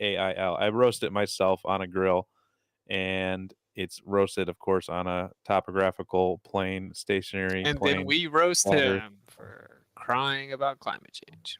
Yeah. Well, stay tuned. Maybe I'll be doing a presentation about climate change over on Ether Cosmology. Well, again, Are he you gonna roasts himself. virtue signal the whole time? Well, we're going to talk about how the climate changes. That's what the climate does. Isn't that what Period. climate means? Yeah. Isn't that kind of like saying apparent horizon? Yeah. So that'll be coming in the pipeline. Like stationary Earth. But I'm a success story, you know. If I can avoid taking the jab and figure out the Earth's flat, then I think anything's possible. Bonjour. But 6 million now? Did it maybe cry? Yo, is that Was Gleam? that Gleam? Is that who that was? It was. That It is was. what that was. What's up, Gleam? With the Hey. fringe, I'm finally in. Salute. This is my first time on this Spaces. Well, first time on Spaces, full stop. Nice. And just Pretty to think cool. of that, space is a misnomer. I can't believe I'm here. Funny. He's a Glober. He's allowed to say that, guys. It's okay. I will trigger my fellow Globers though, idiots. But anyway, See, I don't. I think I've asked you if you're a Glober before. You kind of said, well, you're kind of like on the Come side, on, right? Or come no? on, Dave. You don't even know. You Dave. can't- I know that's what I know that's what people say. I know that's what he kind of says, but I don't really think he thinks that. straight away, I'll tell you my belief. My belief is that I cannot tell you what shape the Earth is because I don't know myself. However, See, that's what. Yep. yeah. However, I cannot say that I am a flat earther for that same reason because I don't know, and that's simply as it is. Yeah, I've talked to Gleam before, and that's the answer he gives. That's not saying I'm a Glober. So he's really only I don't a like it Glober when by people say he's a default. Glober. Yep. That's his answer. That's Well, not a put it- Glober. Well, All put right. it this way. Put it this way. When you're arguing against somebody, McToon or Flat Earth, Fight the Flat Earth, who you know is lying, who you've got actual evidence that they are lying, then as soon as you say that you lean towards the flat Earth, that completely allows them to get away with that and negate it. Yeah, you're in then their mind. justified by the ends that can be Yeah, in horrible their to mind. you. Yeah. Yeah, so I say it as I'm at a football match. I don't support either team. However, I'm allowed to call out fouls for both sides. And it just so happens that the Globers are actually the dirty ones doing all the fouls. Wonder what the reason is for that. Wonder why. He's like, I'm just gonna sit here neutrally and call out logical fallacies on either side, right? I'm not gonna play sides. And it's like, oh wait, they all come from one side though. Look, I have nothing to do with that. That's not my It's a very neutral strategic position to take. Not I'm a Glober, decidedly kind of the way people make them out to be. Yeah, but I've been confused about that since I've talked to you. it's- I've heard people say the opposite. Yeah, we'll put it this way. The interesting fact about me is that Ranty tried to convert me to a flat earther. And I said, no, because I don't believe in things like these one photos. I won't base my belief off of just one photo. And he agreed with me. He agreed with me adamantly when he was a flat earther. Then 2 years later, Blackpool. One photo. Yeah, Wow. one photo changes the It's belief. chopped off. Yeah, so it's all fun and game. But yeah, I'm gonna back down. I will join back in a minute. It's just literally I woke up at 7 and it's 7:17 and I'm hugging this coffee. And Well, dude, I thanks think I for- need to wake and bake as well because it's a nice sunny day. Absolutely. So- We're already zooted here. Right. But dude, thanks I for know, grabbing the mic. What from now? What time did you start? Because I think it starts at 2 a.m. my time, which is 5 hours ago. Well, there's no Flat Earth Friday today. We're just chilling, doing something Okay. totally different. Name brand excluded, but we've been going for 5 hours, 10 minutes, I think. Yeah. So it would be 2 o'clock. So yeah, I need to pull an all-nighter or something, which is easy to do, but yeah, I need to come in and do a proper chat. I want to have a go at that. I want to have a go at that physicist that wits it. Franco. Yeah. No, you say that. He just tweeted at all of us at a nice collision that he just made from CERN. You guys didn't see that, like, in real time? As he's talking. Oh, did he find it? No, Yeah, missed here you it. go. I'll put it in Jumbo. Dude, found the VP. Bro, I was talking to Frank. Dude, I would love to hear him and Gleam talk. Let's prioritize that possibly. But it's more. I know what he's going on about. He's very, very wise, and he'll stop. He's got a very harsh limit where he'll stop and he'll say, "No, I'm not qualified to speak on that." Yeah, that's true. And You're right. yeah, and it's like, it's like, I don't know. That's the indoctrination, isn't it? You must have a piece of paper before you can even say anything about this matter. And you're not allowed to even ask that question until you have a PhD. Also, you're not allowed to read PDFs on the internet unless you have a PhD. But what was weird was like the argument he was making had implications, and then when I would bring up like adjacent topics that are, you know, those implications spilled over in, he'd be like, no, I'm not qualified to talk about that. It was like, okay, then why are you making such an adamant argument over here on the other side? You know, that's it. That's it. I mean, the harshest thing is he's on Twitter Spaces saying that you can't talk about it. And you're like, this is the forum for it. This is the exact forum for it. I'd understand if you're up at presenting something in the Royal Society or something like that, or London Institute.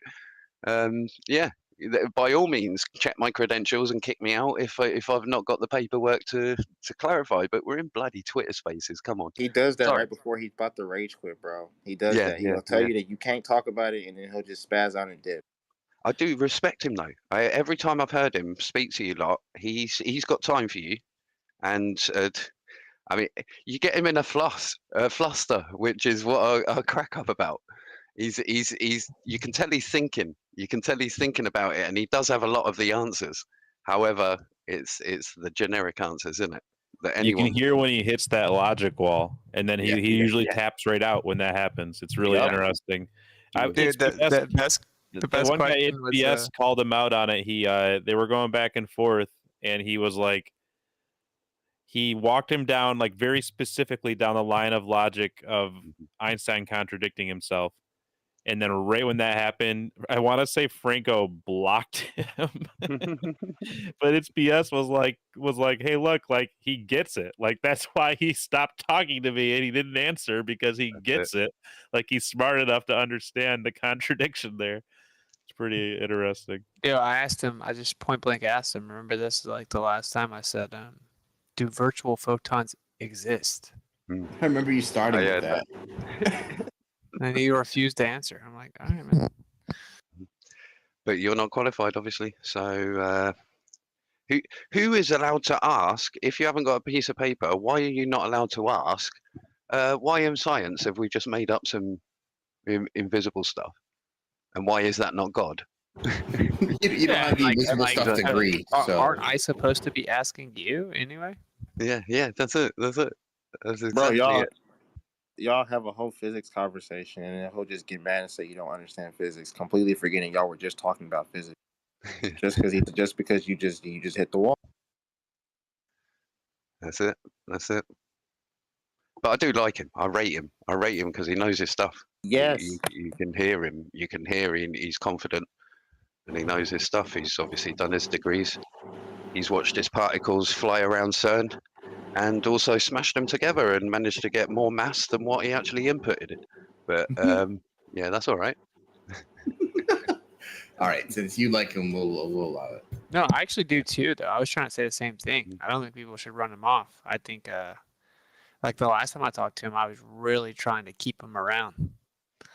Tell him a few compliments because, like, you could tell he will talk about the substantive parts of it, but just in his narrow avenue, you know. Did you ever hear of Barney Tearspell? Used to be on Sean G's show ages ago, loads. Nope. He was very similar in as much as he'd done a PhD. He'd actually designed his own gravity model for his thesis. It failed, or it doesn't work anymore because recent evidence proved it wrong. But it was basically a Lissasian model where I don't know whether you're aware, but the original ether ideas were if you were to say that it was negative electrons in a sea, similar to the Dirac sea, but the Dirac sea was slightly different to the Lissajous one, where Lissajous was calculated up, and actually Feynman talks about this in one of one of his talks, but they calculated it all up, and it turned out that there would be a thermonuclear disaster because it would get so hot. There would be a build-up of heat, and his model wouldn't work, basically, because of that. And I think it was Eddington who actually proved him wrong or something like that. But Lesage sees it as more that gravity pushes down onto Earth, rather than it coming from the mass internally dragging everything towards the middle. It was space is pushing down on each sphere, basically, to create it to be a sphere in the first place. But he was much like Franco. He would get involved and he would know stuff, and he would actually tell Globers when they're wrong straight away. And that was the issue, that they all ganged up on him, and he became an enemy of the state sort of like thing. And he's a qualified guy. He was really open to talk. He literally, anytime I spoke something woo woo, let's say, he said, no, you're talking bullshit there. I know that there is no evidence for what you're saying. And I'd have to admit, obviously, straight away, no, I know that. This is just what I'm suggesting. But he was like that. He knew his stuff. He pulled both sides up, and confidently, because he knew what he was on about. And that's what I fear Franco will be. Franco will be here, teach everyone, get everyone up to a next level, if you know what I mean. And then you'll go out there and speak to McToon, and they'll go, yeah, I don't know about this. It's just worth telling. Wait, Franco calls out other Globers? Well, no, I don't know that, but that's the way it goes. As soon as a Glober gets comfortable in the flat Earth spaces, let's say, they get rejected from the globe side. Hence why I'm here. My name's Gleam. I've had a 6-year obsession with flat Earth conversation, and I'm looking to get off of it. You don't gotta make it sound like a support meeting. I'm looking to get off of it, but I don't know the correct ways, and I'm just wondering if anyone. Yeah, right. That's kind of how it goes, right? You're hoping there's a little part of you that's like, oh man, I don't want to be a flat earther. You're like looking for that thing, and then you find it a couple of times, like, oh, yep, there it is. There's some curvature, Lake Pontchartrain, yep. And then you think about it for like 10 more minutes, you're like, oh shoot, that can't actually be curvature. Nope, that doesn't make any sense. Doggone it. Oh, am I gonna be a flat? No. I think the core of it is I've seen all the evidence, and it's the same thing. It's I cannot go to a Glober, and I cannot comfortably say, because I'm not a scientist, I've not done the experiments, I cannot comfortably say, like, put it this way, Whitsitt can, because he's been out there, he's done some experiments, so he's got that weight behind him. I can't. I literally can't. I've done a couple of optical experiments with a camera, but that's nothing. I'm nothing in comparison. So I can't say, you're wrong for believing it's a globe, or you're wrong for believing it's flat, because I don't know. I'm wrong for saying that. Put it that way.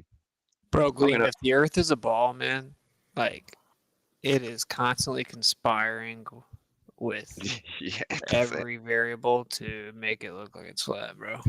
That's it. It's the old God works in mysterious ways, but would he be this deceptive? It's pretty crazy. I mean, for me, it's like it right up to the eye level.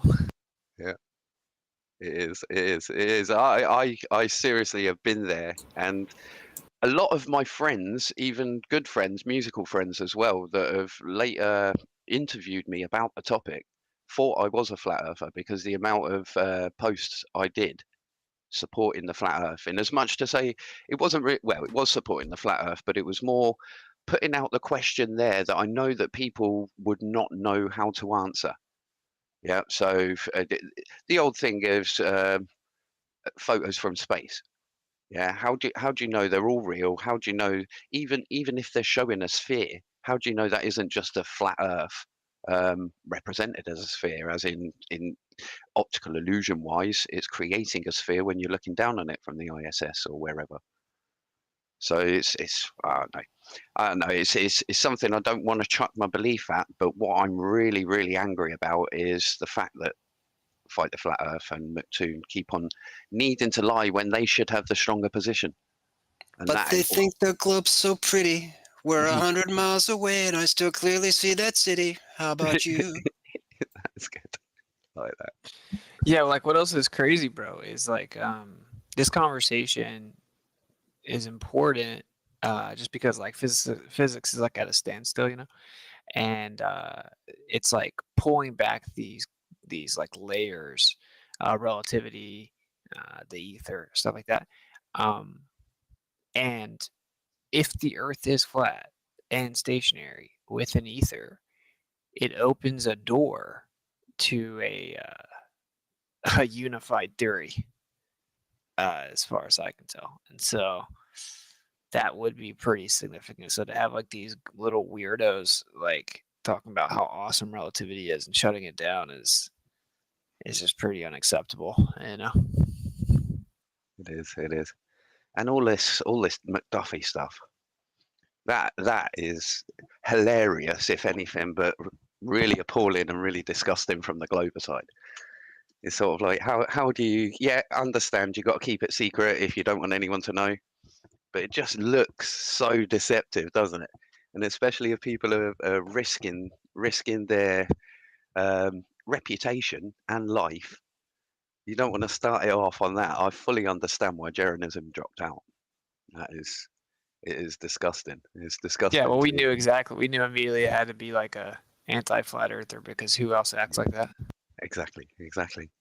But for him to have been sort of like been coached by Toon, that was the funniest. Robot Polisher done the one where he was speaking to, I can't remember the guy's name, but it was literally, oh, is your friend in good faith? And he goes, yeah. What's his name? McToon. Bro, I love that. That is such a good representation of him. It's funny. Yeah, that was hilarious. It's mad. I'm gonna back out just for 5 minutes either way, just to catch my head and wipe the sleep from my eyes, and then I'll rejoin back up. I'm just gonna mute out for a minute. Cool, man. Thanks for popping up. One.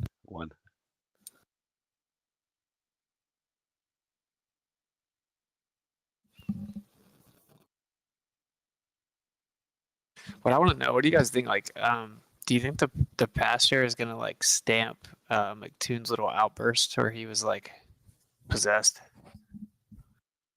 Stamp it or like exercise it? No, Maybe he'll make up an excuse for it probably. Yeah, do you mean justify because because you're a disgusting liar and you're spreading poison to everyone's mind? Yeah, but I mean, yeah. I mean, like, will he disavow it, right? Because in this scenario, like, you could easily prove I didn't lie. You know what I'm saying? So it's like, they don't care though. yeah, but this is a preacher. Like, I know that he doesn't care, but I'm saying optically, he has to care. I don't know. Nah. We'll see. I'm gonna reply that, I'm just gonna show that video of that dude like frothing at the mouth. Yeah. I think his ego outweighs it. I think his previous sales life is stronger than his godly world. I tell that from his face, and I'm not being any mad. I'm a good judge of character, and yeah, I've got something weird about him. Yeah, big time. Conniving. But I've got to say that one of the main conversations that I joined the whole flat Earth debate was the 24-hour sun in Antarctica, and the very first person or the very first time I met Professor Phil Bell or spoke to him in the comment section was exactly this. He said you cannot explain 24-hour sun in Antarctica, and I was like, it can be done. And I don't know whether I've even said this to everyone else, and it's not as if this is a dead cert, but it gives mechanism, let's say, to allow you to explain 24 hours in Antarctica. And the part about going over the back of your head, I think can be explained with the perspective dome. But the facts that I give Professor Phil Bell, and it was so embarrassing because I embarrassed him straight away, and this is why we kind of get on now, but he hates me because I've got all this screenshotted. But I said to him, he goes, right, give me some reasons then why 24-hour sun in Antarctica would work. So I listed 5 things, and I'll go through each of them. So the first one was that Antarctica is the highest continent on Earth, which everyone knows. Now, this was the bit that he fired back and he said, "Shut up! No, Asia is. We got we got Mount Everest there." And I said, "Highest continent on Earth, so it's net continent. It's not the highest peak." Okay, so it's basically the bowl edge is higher than in net than all the other land on Earth. Okay, so number one, that gives you elevation, so you can look over stuff or resolve more at distance. The second one is that I don't know whether anyone knew this, but Antarctica actually has the clearest skies on Earth, and there's a massive, massive reason for this. Is because that 90% of the population live in the north, and only 10% of the population of Earth live in the south. The natural outcome of that, especially with the past few hundred years with us pumping shit into the atmosphere, is pollution. Pollution causes light to be blocked. Now, from a very, very simple and basic perspective, if you were in the center of a flat Earth, you looking up would see a lot of pollution and would not necessarily get that 24-hour sun. However, if you're like a king up in the throne in Antarctica looking around, you could probably see it, or you would more likely see it because the sky's clearer and the air above this pollution where the north is clearer. So obviously light will travel faster. Now, the other thing is that obviously the whole of Antarctica, or the majority of it, is covered in snow. And snow has an albedo of 0.95, which is 95% of sunlight gets reflected. So again, if you've seen the magnifying glass or the dome glass where he puts a light in it and it lights up all the rim, it's similar to that. So you could have reflections that go right the way round that light up the whole outside of the rim. And I forget what there was a couple of others as well.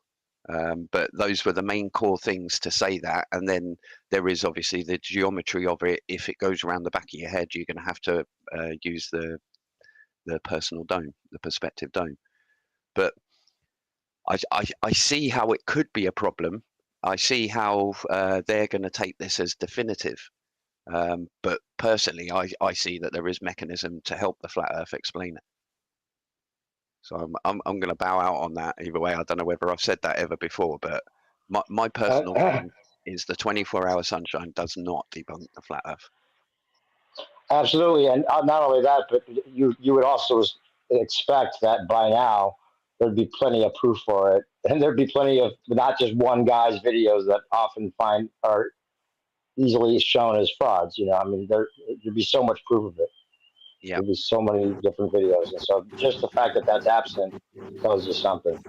Well, how does a cardioid debunk flat Earth again? I was unfamiliar with the principle.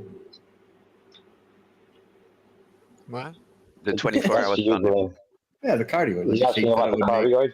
Right, the shape that it would make.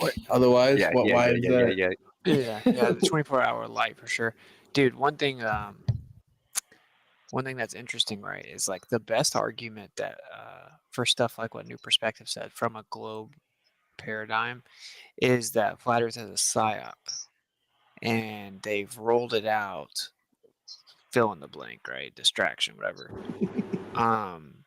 And they do stuff like don't release the 24-hour sun videos in Antarctica and then release a fake one, wanting you to catch that it's fake. Oh, is just that like Dave?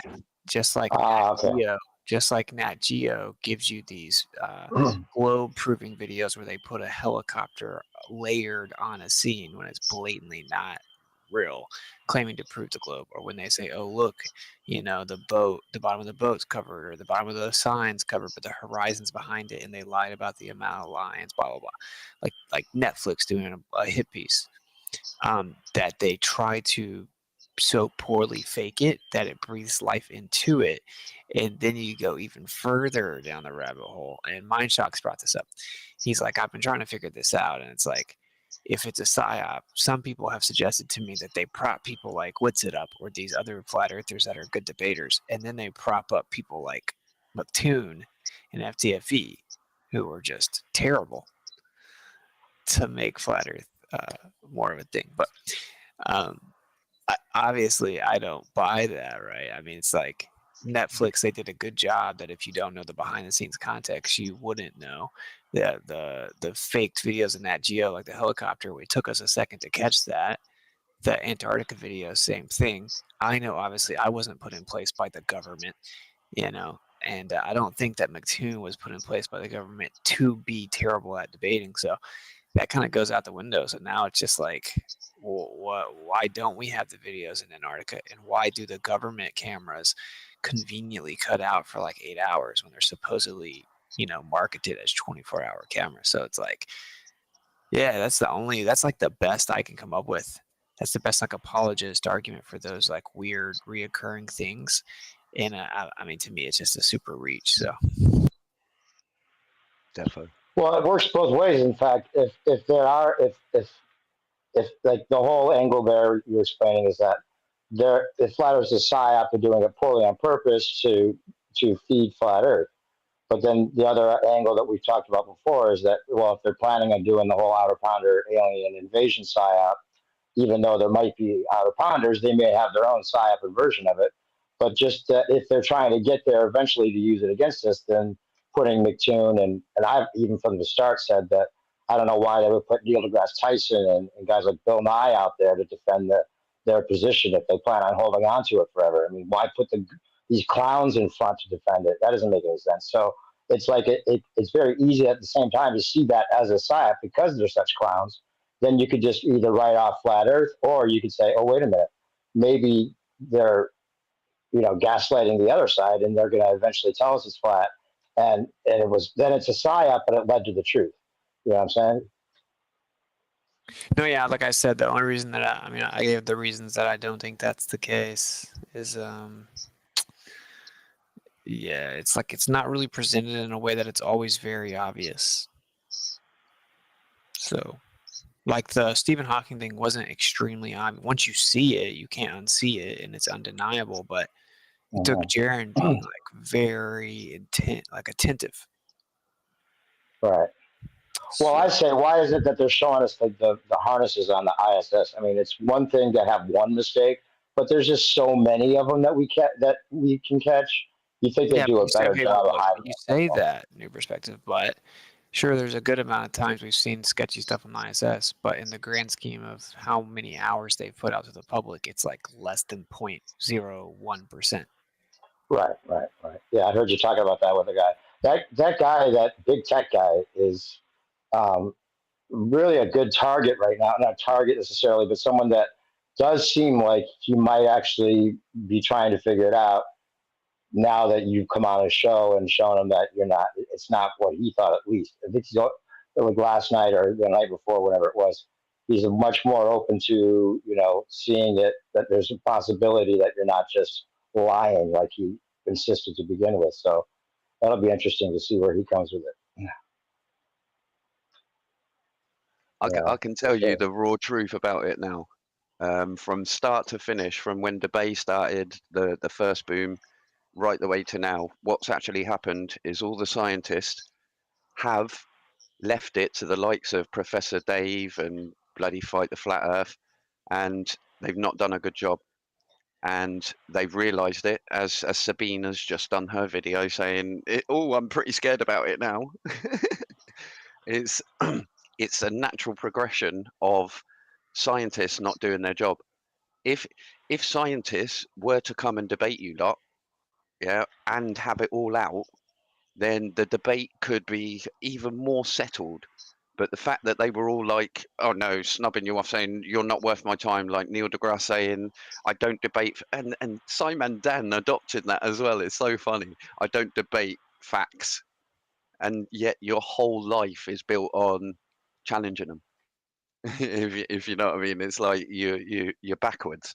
And what it is, it's human ego knowing that when they get up in a debate forum, they may not be as good as debate as the likes of Witsit. And just with debate etiquette, they can be ruined. Their whole credibility can be ruined immediately just with one debate. So that is the reason on both sides. Basically, the scientists have got too big a ego that they're not going to help the YouTubers, and the YouTubers have got too much ego that they overestimate their ability. It's so funny the amount of times I've heard on Simon Dan, oh, this one's going to really debunk the flat earther good this time, honest. And McToon does it every time as well. The flat earthers can't get out of this one, honest. And they're still making videos. It's hilarious. I don't know. I see your argument for that MO, but I'm not so sure that it's the optimal one when we're going up against so much appeal to credential. That I think we're going to have to evolve this war into the world of the scientific paper. We're going to have to publish against them. It seems to be the more concrete way to do it, that we're really going to be getting through to the audience that counts. When we're doing debates, that's against, whoever we want it to be against in a interpersonal single occurrence broadcast where the predominance of the audience are plebeian, not educated, not skinned, not keenly researched in the critical matters. I think it's got to be done on paper and thrown at their own system of peer review and take it to their level, literally meet them at their level of academic need, because they're screaming so loud that we're not even qualified to read papers. We need to supersede that statement with the assertion of papers and get their attention that way instead. I think we're going to further the dialogue in really concrete ways instead by doing that. Very solid point and very articulately put. I like it. So I don't necessarily disagree that it's important. I think that's important, but I do disagree that it's how you accomplish the goal, because I think that they will ignore it at all costs. I mean, I think that's actually not even debatable because, for example, look at the papers that we go over and we read that have just absolutely eviscerated relativity. And frankly, we would say, via proper interpretation, heliocentrism. But when it comes to the consistent correlative relationship of periodicity and all this, with interferometry measurements and linear interferometer, right, where there's just a couple people in the whole scientific world, just a couple people with the balls to even address it, even pretend it exists.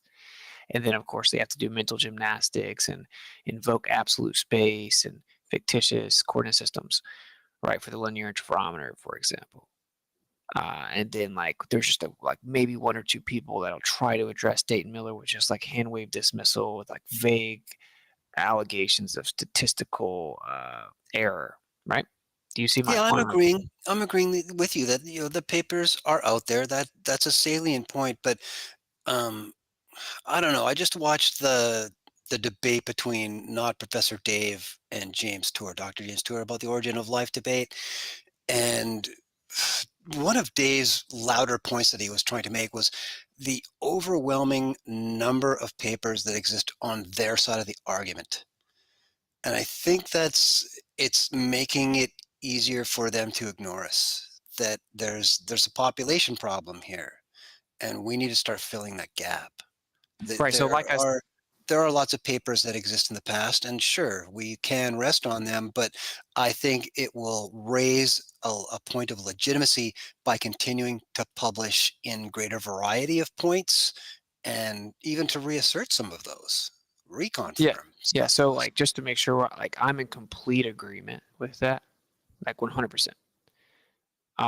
But the only part I'm disagreeing, and I'm not sure that you're saying this specifically, but I'm just disagreeing with the idea at this point, that will be the shifting of the Overton window. I don't think it will, because, for example, look at Luka Popov. We don't even have flat Earth papers really written, and we should definitely do that in very specific papers. I'm all for that. I feel like I don't have time, but I get it. Or books and papers and stuff. Here's the deal, right? Luka Popov wrote the Newton Machian, the the Newton-Machian Neo-Tychonian analysis of planetary motion, and show the dynamic equivalence. Very short paper. It got published. He came back with 2 like hard-hitting geocentrism papers that they outright refused to publish. We're talking about a PhD physicist. They refused to publish it, not on grounds of improper math, improper physics, just refused with no reason why. They didn't even give them a reason. And if you're going to take it the next step, right, and talk about, the Earth being flat, I think the publications will be tough. And so say that you write like 200 awesome papers, like, well, you're not going to get through certain publishers. They're going to be dismissed because of that. And more importantly, the scientists are just going to ignore them. Like there's like one alleged rebuttal to the Luka Popov paper that was published. We should have them. We should do that. I think it's great. But what I think is the reason I do what I do is like not really that the debate's going to change the world. Even when I debate Professor Dave here on the 15th, say it gets millions of views, it's not going to change the world. It's that if it spills over into enough of this, like the normal person realm, if you get these famous comedians and people talking about it and stuff like that, it puts so much public pressure into the equation that they're going to have to react in some way, right? Like eventually these people that are running from it, pretending it doesn't exist, they're going to eventually have to acknowledge it in some type of way, even maybe the government. Like, so I guess that's what I'm saying. I feel like you're more likely to get some like official response by utilizing like the power of numbers. I could be wrong, but it's just like what I think. Oh, sure. No, I don't think it's either or either. That's entirely fine. But I think as well that continuing to force their hand in terms of peer review, to continue to categorically shoot down papers like that is serving as further indictment. And I think that also works for us, that they do that. We can, take the time and invest in their skullduggery. Yeah, I'm in agreement for sure.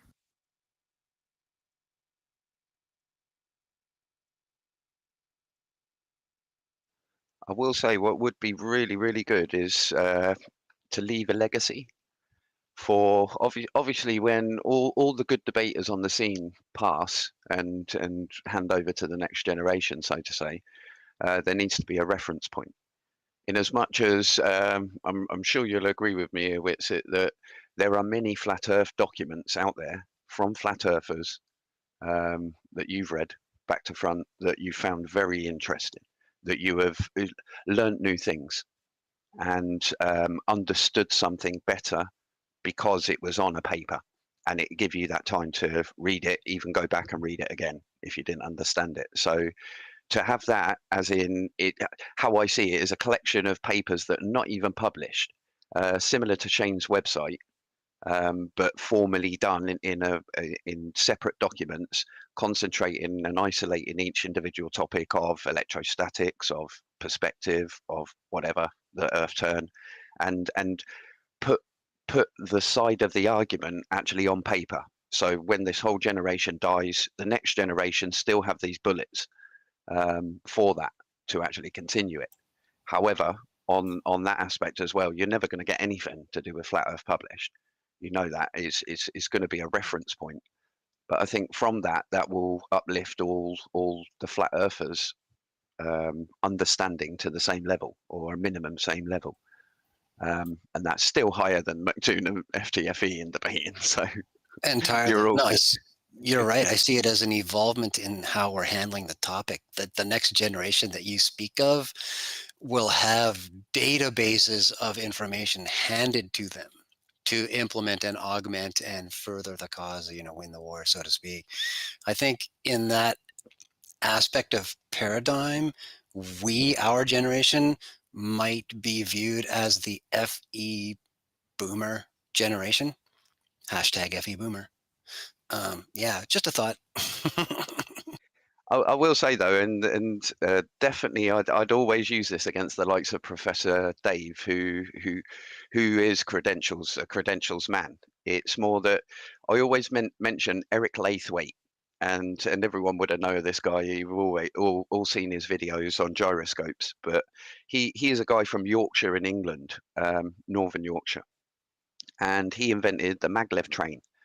And he was presenting his ideas, and it was before he actually invented the maglev train, but he was presenting his ideas, and you see him actually do it in lots of videos on YouTube, older ones, where he's got a gyro on a disc on the end of like a broom handle, and he lifts it above his head, and he's saying, look, look. And because he had a suggestion that this, whatever it is, this gyroscopic motion, had anti-gravitic properties, meaning you can float from it, he was laughed out of the Royal Society when presenting to them. So this is the harshest thing on, because he invented it, he would never ever allow the UK to have maglev train, because it's his patent, he owns it. So that is why we now have in this world today maglev train in Japan, Germany, even the States. I think you've got one now, but UK, we're not allowed it, all because someone laughed at him. And if you understand the significance of that, that's massive. If a group of people, even if they are massively the top scientists in the world, if they laugh at someone who has a genuine new discovery and can create and invent new things from that, you're stopping scientific progression just for laughing.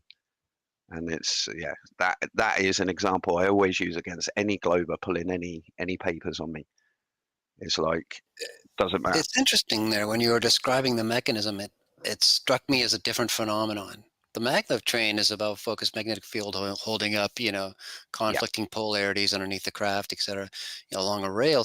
But then you described gyroscopic momentum, which kind of reminded me of the guy who invented the technology of trains that only need a single track because the cars are all stabled gyroscopically from a big gyro inside the car. Have you ever seen single rail trains? I don't honestly. The single rail I assumed is the maglev. They've got a single one in the middle of it, and that's the one they've got in Japan, It's where a they different charge the physical track mechanism, and it though. floats. I'm talking about regular wheeled trains, but you only need Okay. one rail. You only need one track, one wheel, so to speak, underneath the I'll get you. center of the car, No, I haven't because seen the that entire car is gyroscopically stabilized from within with a from left and giant right. gyro Yeah, spinning. Yeah, getcha. and they just Yeah, gear against it and use it as a ballast. I thought that was yeah. awesome technology. That's like 130 years ago, Yeah, I 140 can or understand whatever. that. Yeah, Yeah, really cool stuff. I'm Navy trained, and although I never served, so there's no stolen valor here at all. I went to a school because I'm from a Navy family, but my father said on the ships, all gyroscopes. He says, son, I've seen some absolutely amazing things that you would never believe possible just watching one of these massive gyroscopes the size of a room. And he goes, yeah, it just floats about and it will go quick, bang, over on the other side when you're hitting waves and stuff like that, and it will just settle you. And he goes, they're amazing things. He goes, I don't even know how they bloody work. And he's top spec. Yeah, but it is that I think the first what Eric Laithwaite presented was this gyroscopic motion, which essentially would be the technology for that train.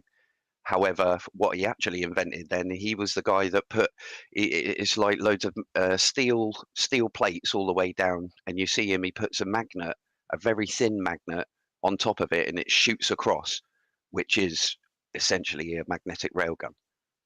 Yeah, I'll drop a video in some sort of chat. I don't see there's the jet propulsion one. The primer fields. I'll pop it in there.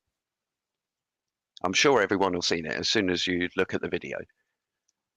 But as I say, the UK will never have maglev train just because they laughed at this guy's science, and it's appalling. It's appalling. It's harsh. It breaks my heart to know that laughing at somebody and in the same way laughing at flat earthers when one of yous could come out with the unified field theory. Yeah, I'm not saying that it's going to happen, not saying that it's likely to happen, but one of yous could. And because everyone's laughing at you and trying to put you in a box in the corner and say, shut up, you don't know what you're talking about, then it might not come out for another 100 years. You know what I mean? It might be your predecessors.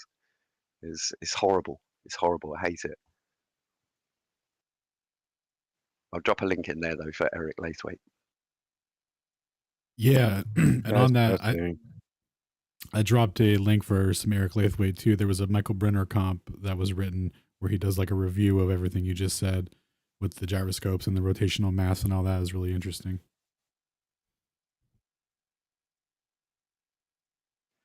Yeah, gyroscopes are weird and wonderful things. If you've ever bought one, you know those spinning top ones that you can buy one on there.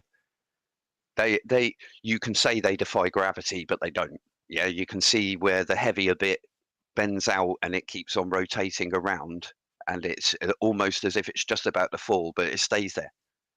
And that appears to be, oh, that's not dropping, so that's defying gravity. And that's just as he explained it. And for that very fact of them thinking that he was saying, oh, I've invented an anti-gravity device, they all laughed at him. And it's like, no, the guy is onto actually something here. He then used that knowledge to create a charged version and control the motion of a maglev train. It's horrible. It's such a story, though. An interesting fact as well, that's where Richard Feynman used to live when he was in England, up near him, in Yorkshire. Yorkshire, lad. Oh, he's from bloody England, is he? Sorry, that's the best I could do. Dick Van Dyke style. Sorry. You don't want me to do my American. Please, we all come out South please. African. Give it a Everyone shot. is so much There's so better many at kinds of American. American. You could just pick one. I know. I've been there a few times. I love it there, actually. I love it there. Up in San Diego, and watched the green flash with my own eyes. Bro, dude. Yeah, Did you go to the valley? Bro. Dude. I was up in Carmel County Valley. Up there, the posh ends, up in the hills. Loved it though. Loved it. I love the United States. I do. Literally, probably been to Florida as a kid, done the old Disneyland thing, but went back as an adult and ended up in Orlando ghettos in a recording studio, hiding our gold and being told to. It's fun. The quality of this conversation has been epic, just so everyone knows, when there's no trolling nonsense, and as soon as Gleam got here and we all could just chill. I'm just kidding. No. It's been nice listening though, because I've been sleeping on the couch. I will say, just in case anybody didn't know, I'm an ether creature as well. So I know the topic was ether, wasn't it? Nice. Yeah, I noticed you were. I think I caught you tweeting about it once or twice. A little bit of something about the MMX or something like that. Yeah, definitely. I mean, put it this way: if anybody ever tells you, MMX debunked the ether, say, go and look at the conclusion of the paper and tell me how you got to that conclusion. From that conclusion. Sure, how about the title of the paper? It's hilarious, and the whole reason why fight the flat Earth blocked me on X for this whole reason, and it's so funny. And it was around about the time that he had his heart attack, that he was debating with Whitsitt. But he's literally, I've got him in a trap, in as much as he said to me, you know nothing about relativity. And I was like, okay. He goes, you haven't spoken to the experts. And I showed him an email that I've got between me and Brian O'Cloberlin. And I don't know whether you know of them, but when I get involved in conversations, I email loads of people, as in the people who write the papers and whatnot. And I'll ask him, and I'll actually tell him it's from a flat Earth perspective. Yeah. So either way, sometimes I get an answer, sometimes I don't. But Brian O'Cloberlin actually come back to me, and he's the guy who's got an article on Scientific American saying, is there an ether? And he says, short answer, no, like that. So he completely discounts it, completely disregards it. However, he did entertain me, and he was pretty angry in his response, but in all honesty, I couldn't argue with his response, because he says that there are many other quantum theories that can operate just fine without there being a concept of a quantum vacuum, which I never knew was possible. Yeah, but it turns out there are. But either way, yeah, so Fight the Flat Earth, going back to him, I said, right on his original video, he does a video about Michelson Morley's debunk of the ether. And he literally says in there, and we got rid of the ether. And I posted on that video 4 or 5 years ago when he first done it. I said, you're talking out your ass. Here's all the papers. And it was at the time when you could post links in YouTube. So they're all still up there. But literally, he said, right, debate me on it. And I was like, okay, absolutely no problems. Set up a debate. And he goes, not on my channel, though. He'd set up a channel with Team Skeptic, and it was called Science or Satire. And he goes, we're going to do it on there. Oh, and it's going to be me, Team Skeptic, and PhD Tony versus you. And I'm like, all right, let's bring it on. Fucking hell, this is It's super easy. Don't worry about us. Yeah. Come on. So we do a 3 hour session, and literally I get them all on lying. They are all winging it. Literally, PhD Tony was writhing in the chat, and they let him in about 10 minutes, 20 minutes in, and he goes, "No, I've just got to tell Gleam where he's wrong. Here's the points I've made," and he had 5 points. And after point 1, I said, "No, you're incorrect," and he overtalked me, and then they muted me. And it was like, no, he's got to get all his points out first before you can rebut any of them. And I was like, oh, this is ridiculous, but go on. But anyway, so it goes on, and the core thing I've locked Craig in on is that he's telling me that neo-Lorentzian relativity is a variable speed of light theory, and it was not invented until 1960.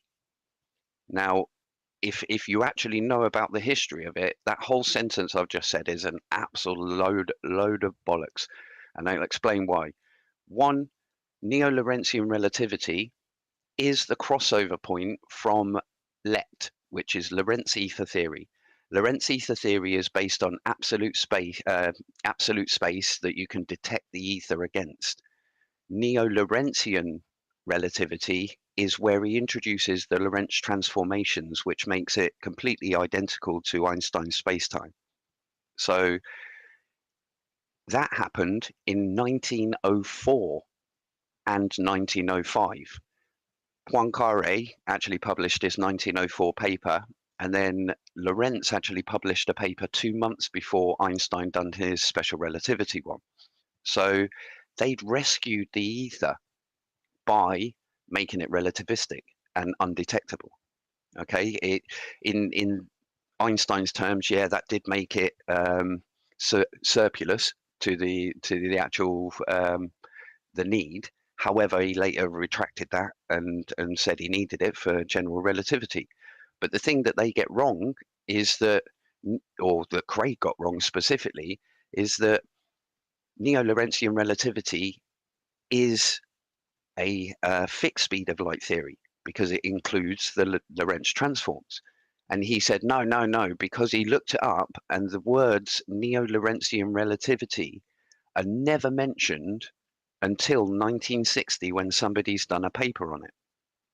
And within that paper, the hilarious thing is it goes through the whole history of what absolute space is, and why you would have to have either a variable speed of light or have something like Lorentz come along with this maths. So he's read variable speed of light, seen it in the neo-Lorentzian paper, and automatically come back to me going, no, you don't know what you're on about. It's definitely a variable speed of light theory. You're talking nonsense. Lorentz didn't do it back in 1905. It was done in 1960. Here's the paper. And I've just fired straight back at him and picked out all the things in the paper that discusses Lorentz's change to fix the speed of light, and it's blocked. And that was it. And it's sort of like, I can't wait to catch him on a group, because he'll never invite me anywhere now. He knows that I've got that pull on him. and the conversation needs to happen, but I'm sure it won't. Well, that's crazy and not surprising, because you seem to come pretty well read on the topics that you argue. But it's funny because I just wanted to check the receipt for, it's it's been mentioned numerous times now that he did have a heart attack during a debate, and I went and checked the receipt on that, and it's tragic to watch, but it's interesting that happened when you, Gleam, were showing him the math showing that the transcontinental arc of the parallel was proving that the Earth was flat. Like, you were showing him the math that it was showing the Earth That was the flat. second time. That was the second time in Discord. Yeah. I hate that. I hate that. And for anyone who needs to know, if you ever get cited McToon's website, always read it, because it always contradicts them in the same way. That's the very first link of proving spherical excess. And it doesn't, pops it out like a triangle, and that is exactly it. But that was his second. That was the second time his heart was going. So he'd already been in the hospital and come back out, and then try to think he could get back involved. But he's dude, there was a time when they were like, my wife says I can't talk to Wixit anymore because whenever I talk to Wixit, I get excited and angry. And like, we were like, oh, well, we'll support you, right? We were like, what? But I remember that because, dude, now, like, ever since I saw that and we all looked into spherical excess, like that one day for like an hour, we were like, okay, listen, if anyone asks for flat earth evidence from now on, everyone just quote, say with me, right? McToon.net/SE. Okay, that is where we're going to direct people for flat earth measurements, excess evidence, etc. And I've been doing it ever since. So that's exactly it. It's so funny. It's so funny, but they don't need to do it. And it's more, if you can imagine, you've got hundreds of thousands of people who support you, like all their supporters. You total them all up, even though they'll have cross supporters, obviously. But if you total them up, we're talking hundreds of thousands, including Simon Dan. Yeah, so let's say 500,000 people that are relying on them to be telling the truth. So if they get caught out in a lie, to revert that is such a big thing, and that is what gets people angry. They can't revert that because they know they're caught in a trap. And I've just got to salute Witsit. The past, I don't know, about 6-7 debates I've watched with him. I've just watched him sit back, put his hands behind his head, and just watch the guy just explode in spontaneous combustion. It's so funny watching the ice cold, relaxed versus the panicky. I've got to do something.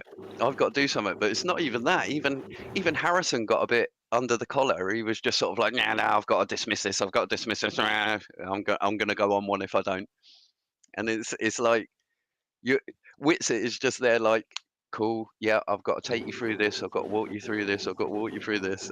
And then even if they're firing back at him, it's just sort of like, well, you've got to understand it like this, you've got to and it just kills them, and they hate it. And it's such a good debate tactic.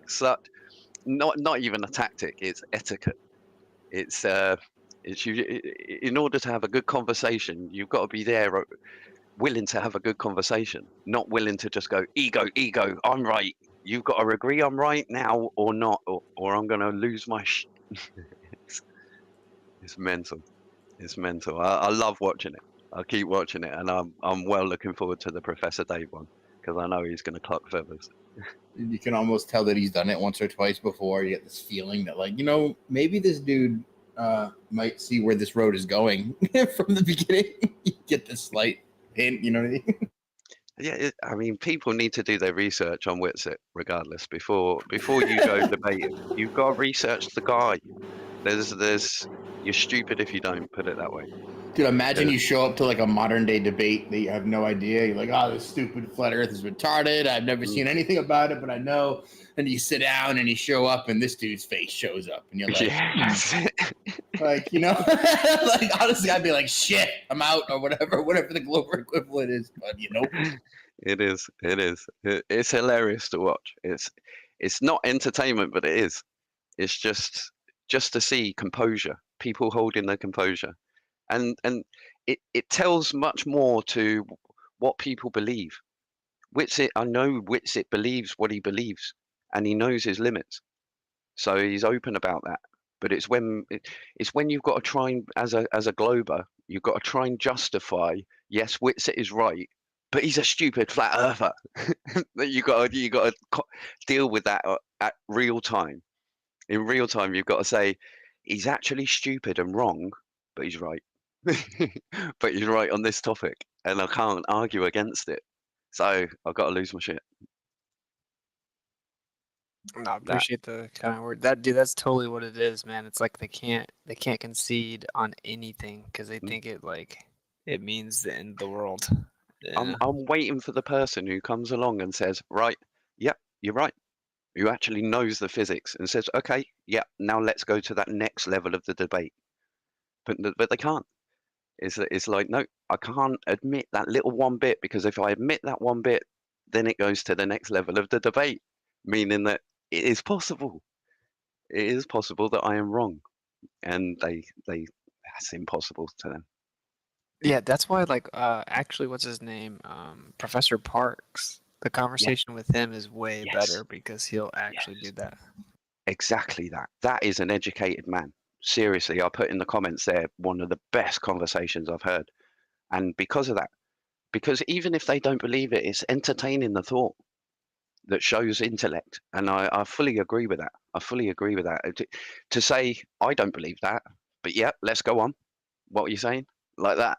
Instead of going, no, I don't believe that, then you mustn't believe that either. So shut up. No, you're wrong. That is the way, that is the wrong way to have a debate. That's not meaningful debate. That's meaningful ego. Quite right. Okay, boys, 4:15 my time. Gonna have to call it at 6 hours. Cool. And on that note, And on that note, well, we're not gonna cut it at this very second, but I am just gonna put it out there in the open that we are not gonna go all night. So we'll probably Not 35? Nah, yeah, we're not gonna do quite the 35 hours that Sacred and Proud did. So shout out to them for that. Right Holy on. cow. Nice to meet you there, Gleam. It's been a slice, bro. Salute. Yo, later, Stone. Yeah, Take I'm care, sure man. we'll catch you down the road. Have a good time, y'all. Take care, man. So yeah, just everyone heads up. We'll probably be wrapping up within the next 20 minutes or so here.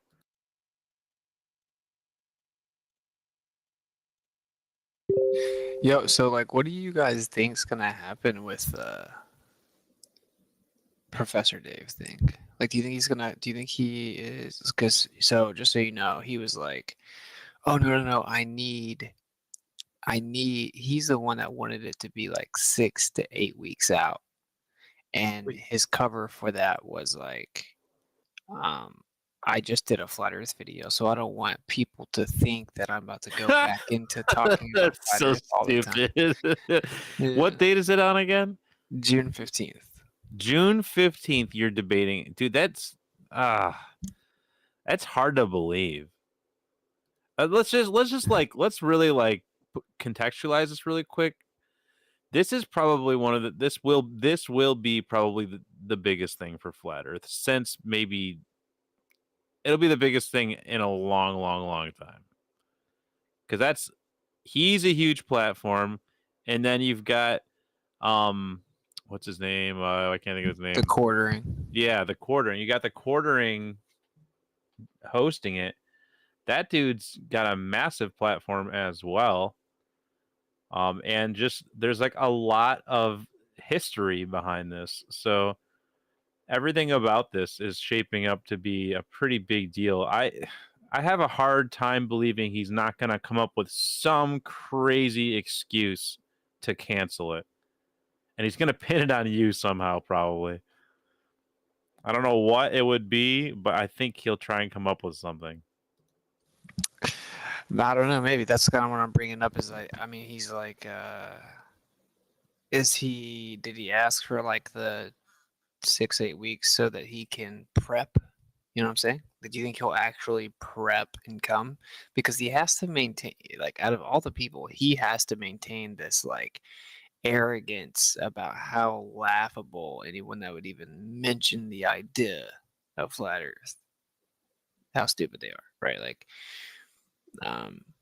so it's interesting to see what he's gonna do. I mean, because for example, like if you go watch some of my Relatively Speaking shows or some of the Skull and Globers, like you really can't address the arguments and run that narrative at the same time. Like even if you think I'm wrong across the board, like you can't even address some of the arguments, maintaining the illusion that it's stupid. You know what I'm saying? Because you have to give away way too much information to even properly address them. Yep. Exactly. So like I don't really foresee that happening. I don't, because I mean, yeah, he got a long time to prep, but I don't really foresee him being like, okay, let's talk about the periodicity measurements. You know, like let's talk about like the instrumental error of MMX. You know, like I don't know. It's like the moon or something, right? Or like, I don't know. Anyway, I think it's going to be very interesting. And like, as long as the quartering has enough testosterone to be like, bro, stop interrupting. Because I think if Professor Dave rage quits, there will be a lot of people that cope and be like, yeah, but of course he did or whatever. But that would be a bad look for them. Yeah, I'm curious. Like, I haven't watched the quartering in a long time, but he seems like, from what I know about him, from what I've seen of him, he seems like the type of guy that is self-aware enough that he'll be able to host an unbiased debate. But like, I don't know, like, so whose idea was it even to use him as the moderator? He just popped out of nowhere. Oh, actually, it was the producer from InfoWars. Producer from what? And it was the producer from InfoWars, and then the quartering just like he quoted my tweet about it and said, "Sure." Oh, yeah, that's interesting. I don't know, man. Could it be real? I don't know. I don't know. I guess. Like, I can't see it going well for him, so I can't see why he does it. Dude, I'm like, how'd the quartering get in? He inserted himself, obviously, because that's what he's all about. I'm not, nothing against the dude, but like, yeah, is totally valid. That's what he wants, right? So. But this is the thing, like him and the producer have like a good relationship. She speaks highly of him. I don't think he's gonna. Like I said, he's too self-aware. He's not the type that seems like he will host a biased debate. I think No. If it gets to that point, I think he'd have at least enough testosterone to stop the interruption. I think so. Yeah. So I don't know, man. It's sounds too good to be true almost. So yeah, I don't think Dave will let it get to that point. Extremely skeptically optimistic, but mostly extremely skeptical. But I'm a little bit optimistic too. Skeptically optimistic. I reckon I know a couple of his tactics and the reason why he needed the delay. To obviously get Craig McToon in a room and pick out all the arguments, the latest arguments. I can guarantee one thing in the whole debate. He's going to try and test you on maths. I'll guarantee you that. Yeah, you've got to understand he's a biologist though. But he's going to have help from them to say, right, try and test him on this maths. And in debates, you shouldn't be doing math sums anyway, as long as your understanding of the maths is okay and you can describe it and you can understand where it's going. There's no need to actually do maths. You'll be there all day.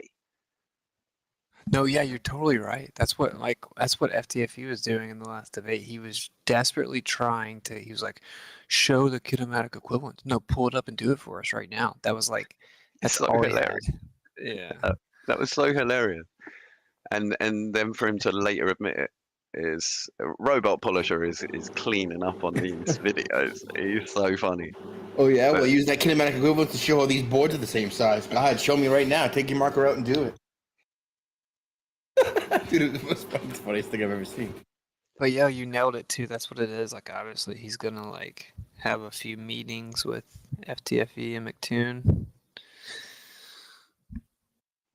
I reckon he's going to come back with five arguments, which they reckon they've got you on, in as much as you'll hit the limit, the natural limit as well. So nothing wrong with that, of saying we don't know, and they're going to try and get as many of them out of you as possible to make it look as if you don't understand, because then he can go, well, we do know, like that. I bet you that. You think he's gonna have a meeting with McToon and FTFE and get told enough stuff to leave from that meeting with confidence to go debate with you? He is overly confident. Okay, all right. I think in public view, yes. Behind closed doors, no. He's a biologist, remember? Yeah, I mean, true that. I don't know. I'm saying even in DMs, I mean, sometimes people are like unaware. But yeah, you're maybe he knows the DMs could technically they're still technically could be public at some point. So yeah, I don't know. It's very interesting. I mean, he did so bad with Dave Weiss that I don't know what he's gonna do. I mean, FTFE and McToon still can't even they still can't address my points about MMX, for example, from 2 years ago, or however long ago that was, right? Like a year and a half or something. So what are they going to tell him? All the answers, obviously. No, wait there. Sorry, no, I'm not having that. FTFE is definitely doing a video on relativity someday. You remember that?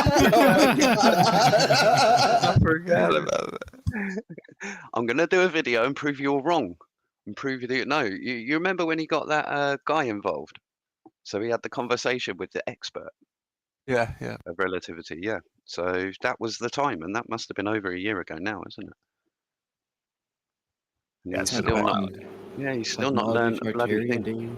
Man, dude, it was the first time you brought it up, and he was like, "I'm gonna write a credit debunking video showing you how all the things that I don't understand right at this moment are retarded and wrong." You like, okay, all right. Yeah, but like when I was talking to him recently, right? I had to actually pull out the questions where it talks you through the logic, and then he's like, "Oh yeah, you throw the ether out. That matches exactly what." And that's why I knew Robot Polisher was gonna have a field day with that. As soon as you said that, I was like, "Done. Argument done. You're an idiot, Craig. You just admitted that it would work. You should be able to detect it." Those questions are made for him, though. It's like, and you could tell he didn't pick up on it the whole time. I'm like, okay, so that was hilarious. Yeah, does the interferometer work without an ether? Of course. It's like you still don't get it. Dude, of course, stupid flirt. It was like you didn't really prepare for the debate much at all, and then it was on the spot while you were in the debate. We were in chat, and it was like, "Oh, dude, just ask him your questions, like your basic Glober 101 geocentrism questions that are just based on simple logic." And that was it. Yeah, that was all it took. If I saw it in the Telegram or something, I'm like, "Oh, bro, dude." It's the most basic line of logic, and yeah, he had no idea what he was doing, and then he does it, contradicts himself completely when he's just got that little smirk on his face. He has no idea what. Oh, it's crazy. Well, that's what he's mastered the art of pretending that he's dominating when he's getting destroyed. Like McToon's very similar. Like if you where Robot Polisher was slicing him up with my conversation with him about, he's like, I'm like, orbit is a rotation. He's like, yeah. I'm like, what are you saying yeah for? So I can appear to be winning. Yeah, it's like I'm saying, he's smiling and acting like he's confident while he's just completely losing. And that's in his debate with Alan, he kind of forgot to do that for like most of it, and his like Oh in yeah, parts where he his mouth's lost. hanging open. I Yeah, and then remember. He lost. finally for like the last like 20-30 minutes he remembered to start snickering between answers again. Like he's like, oh yeah, I'm supposed to try and look like I'm winning. Dude, his whole demeanor like changed when he wasn't snickering. Like he lost instantly. His fans like abandoned him. There was no hope. It was just like, oh, you have to snicker and pretend to win, otherwise it doesn't work, dude. That's And dude, they've set the bar so low. Like all you have to do is pretend you're winning. Like they don't care about anything else. Like we will give you super chats. Just pretend that he's stupid. Just pretend for me, Daddy. $5.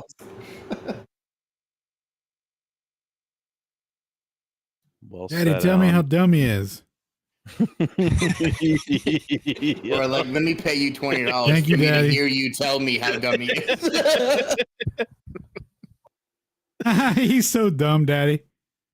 Well, and, so that's why when they run around saying like, that's why you've been running from Professor Dave. Professor Dave would kill you.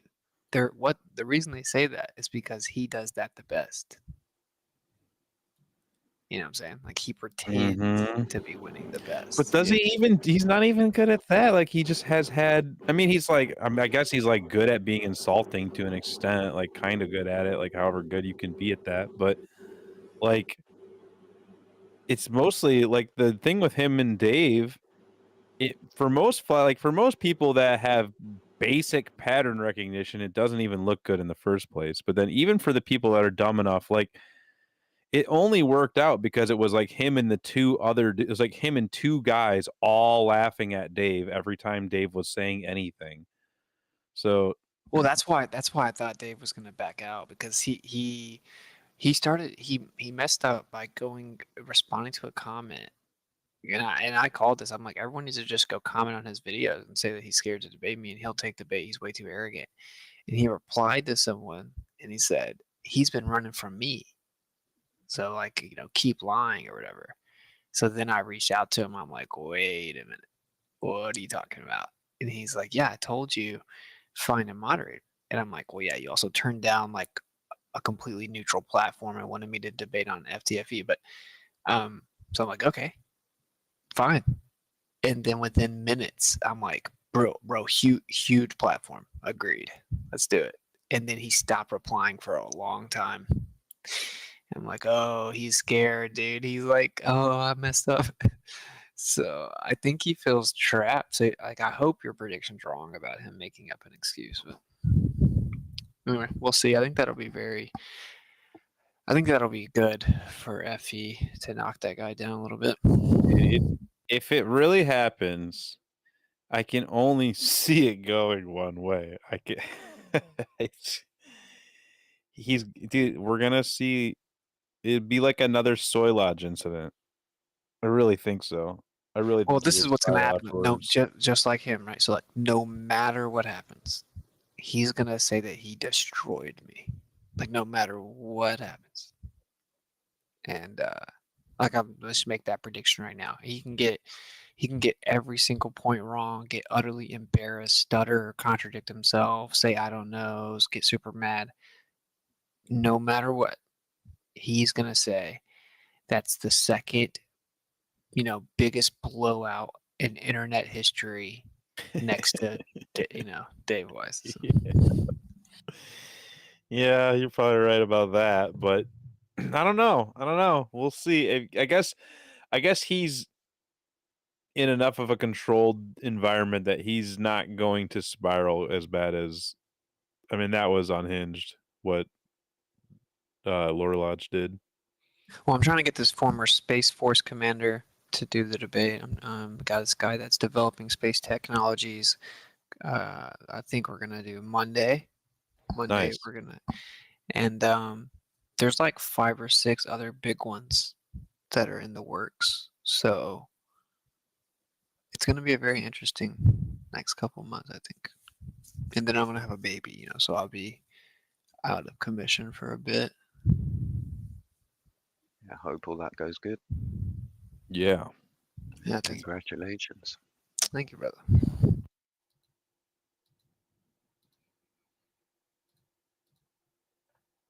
I think we got to get Harrison to do an in-person follow-up. Oh yeah, that's got to happen at some point here. Love that meme of Cat Williams that you put under his dome thing. Oh yeah. I was crying when I see that. Yo. this dude can't talk about flat Earth, but he's talking about secret moon bases. All right, bro.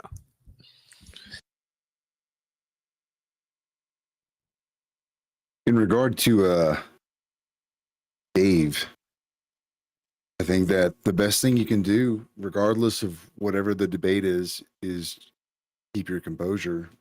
But I mean, you've already done a good job at that. But you know, like what's his name in the origin of life debate? He totally lost his cool, and he reverted to like professor mode, and I don't think that was a good look for him. No matter, like, even if he totally crushed Dave, so he's gonna try to push your buttons. Just be really cautious about that. Yeah, you're right. Yeah, for sure. That's why that guy lost. Yeah, super unfortunate. He was doing really well, and then he just went right into the weeds. You hate to see it. But let's see here. I got a list going, and I think we're trying to wrap up for the night. So, Flatless, if you're here, I saw you had your hand up earlier. You're the starting point of the list. If you would like to, if you had something that you wanted to talk about. Hey, yeah, can y'all hear me okay? Yes, sir. Okay, first off, I just want to say that I love being a flat earther. Like, I have this super fun, joyful way to look at the world now that makes my life so much better.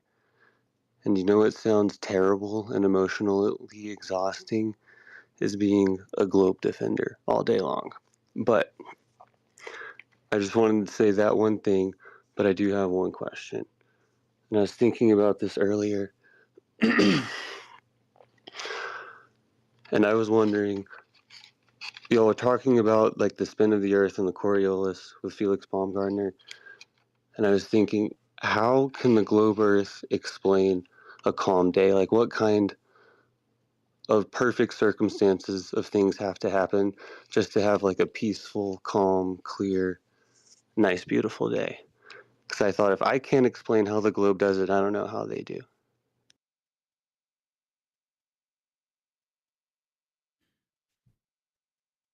Refraction?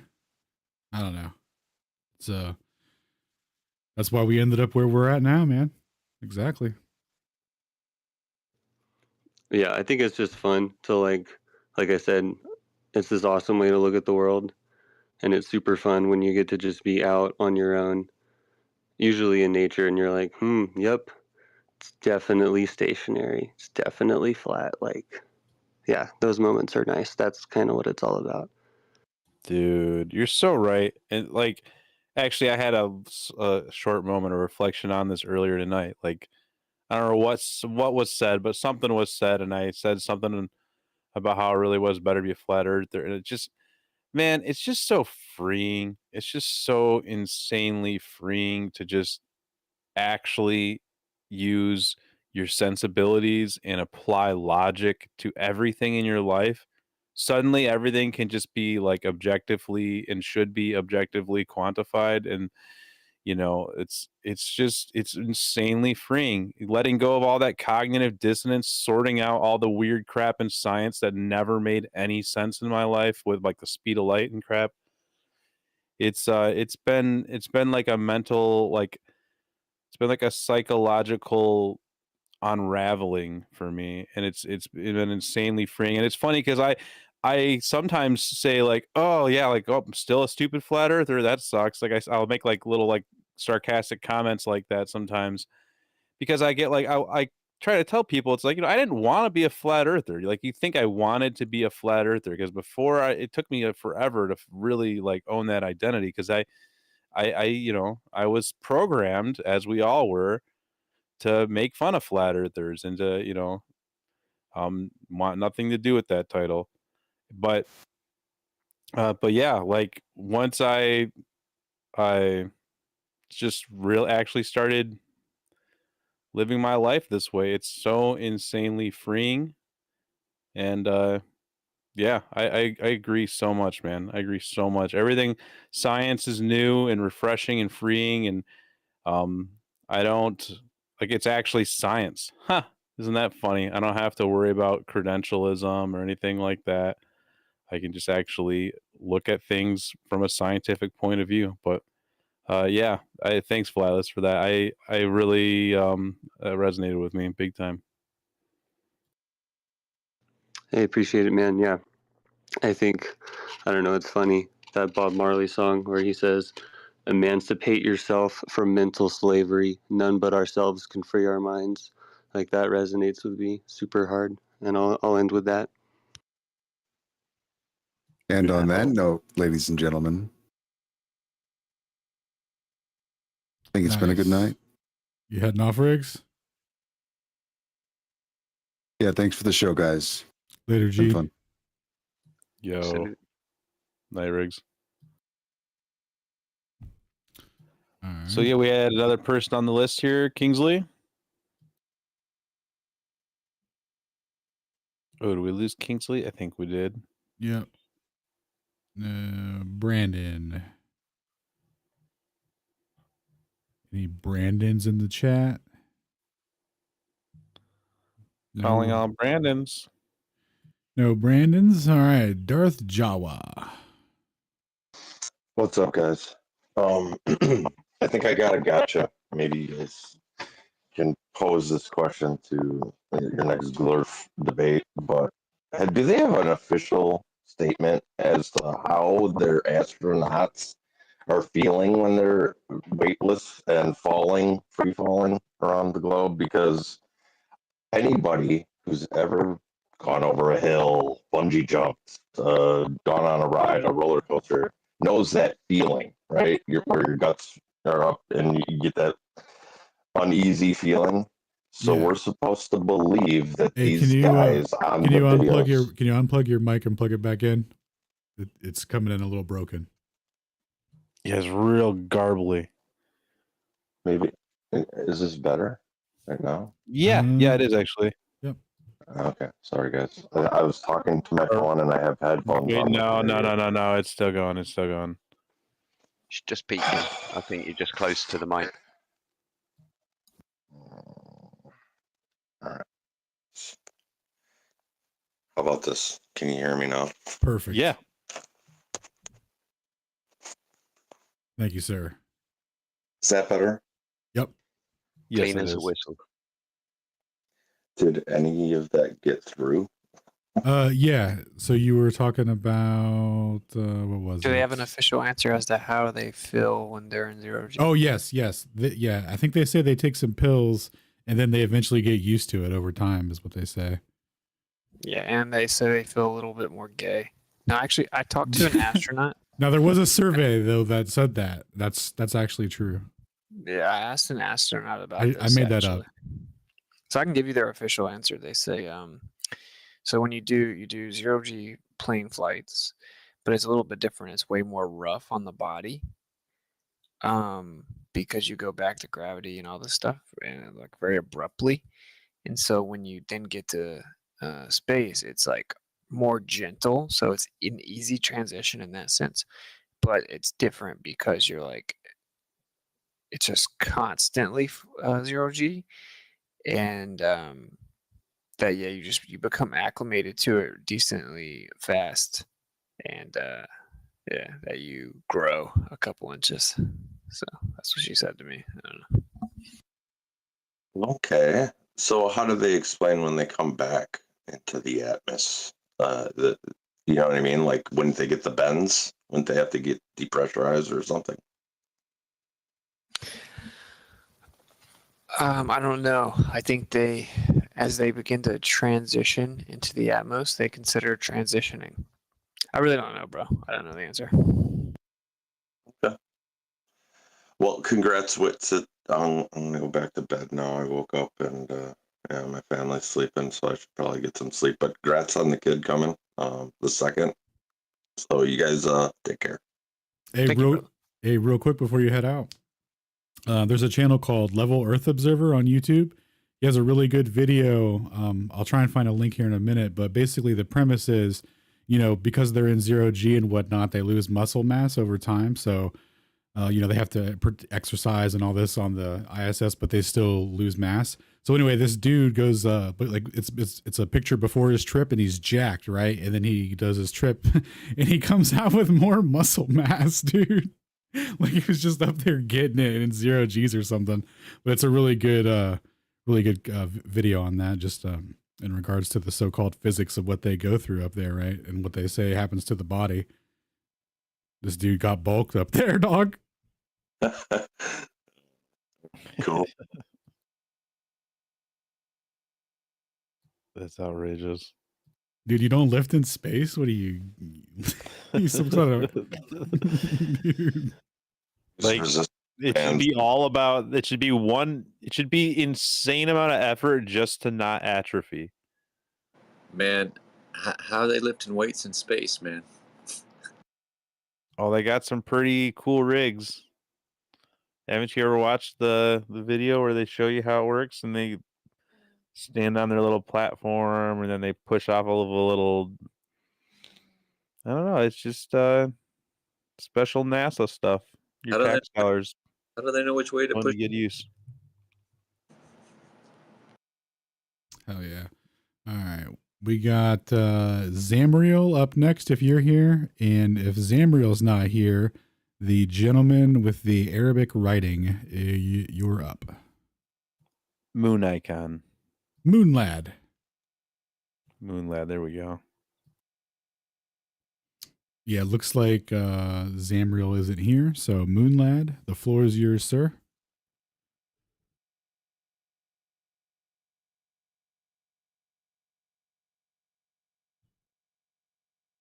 Moon Lad going once.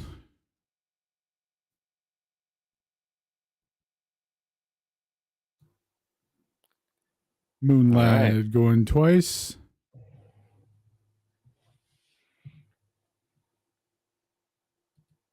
All right. The next up is Christ or something.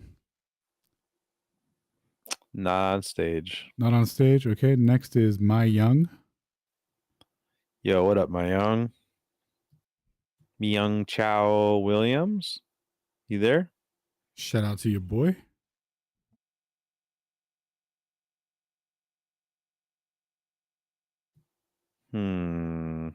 Everybody sleeping or what? Dude, that guy waited a hot minute too. He might be asleep. Dude, maybe no, you couldn't have slept through that. Through all that gravy. Come on. He's gonna be hopping on his bed. Dude, the oculars get heavy, bro. Gravity acts on oculars. The truth can be soothing, man. So does that mean that if I was in the space station, I could go 36 hours like Sacred and Proud? I think that's direct evidence that they're broadcasting from the space station. Yeah, that explains why there's like 90-minute every 90 minutes there's a intermission or whatever. There's a broadcast cut out. There's some satellite coverage that can't quite make it. Like it lines up exactly the same with the footage that's blocked out in the YouTube footage. So I don't know.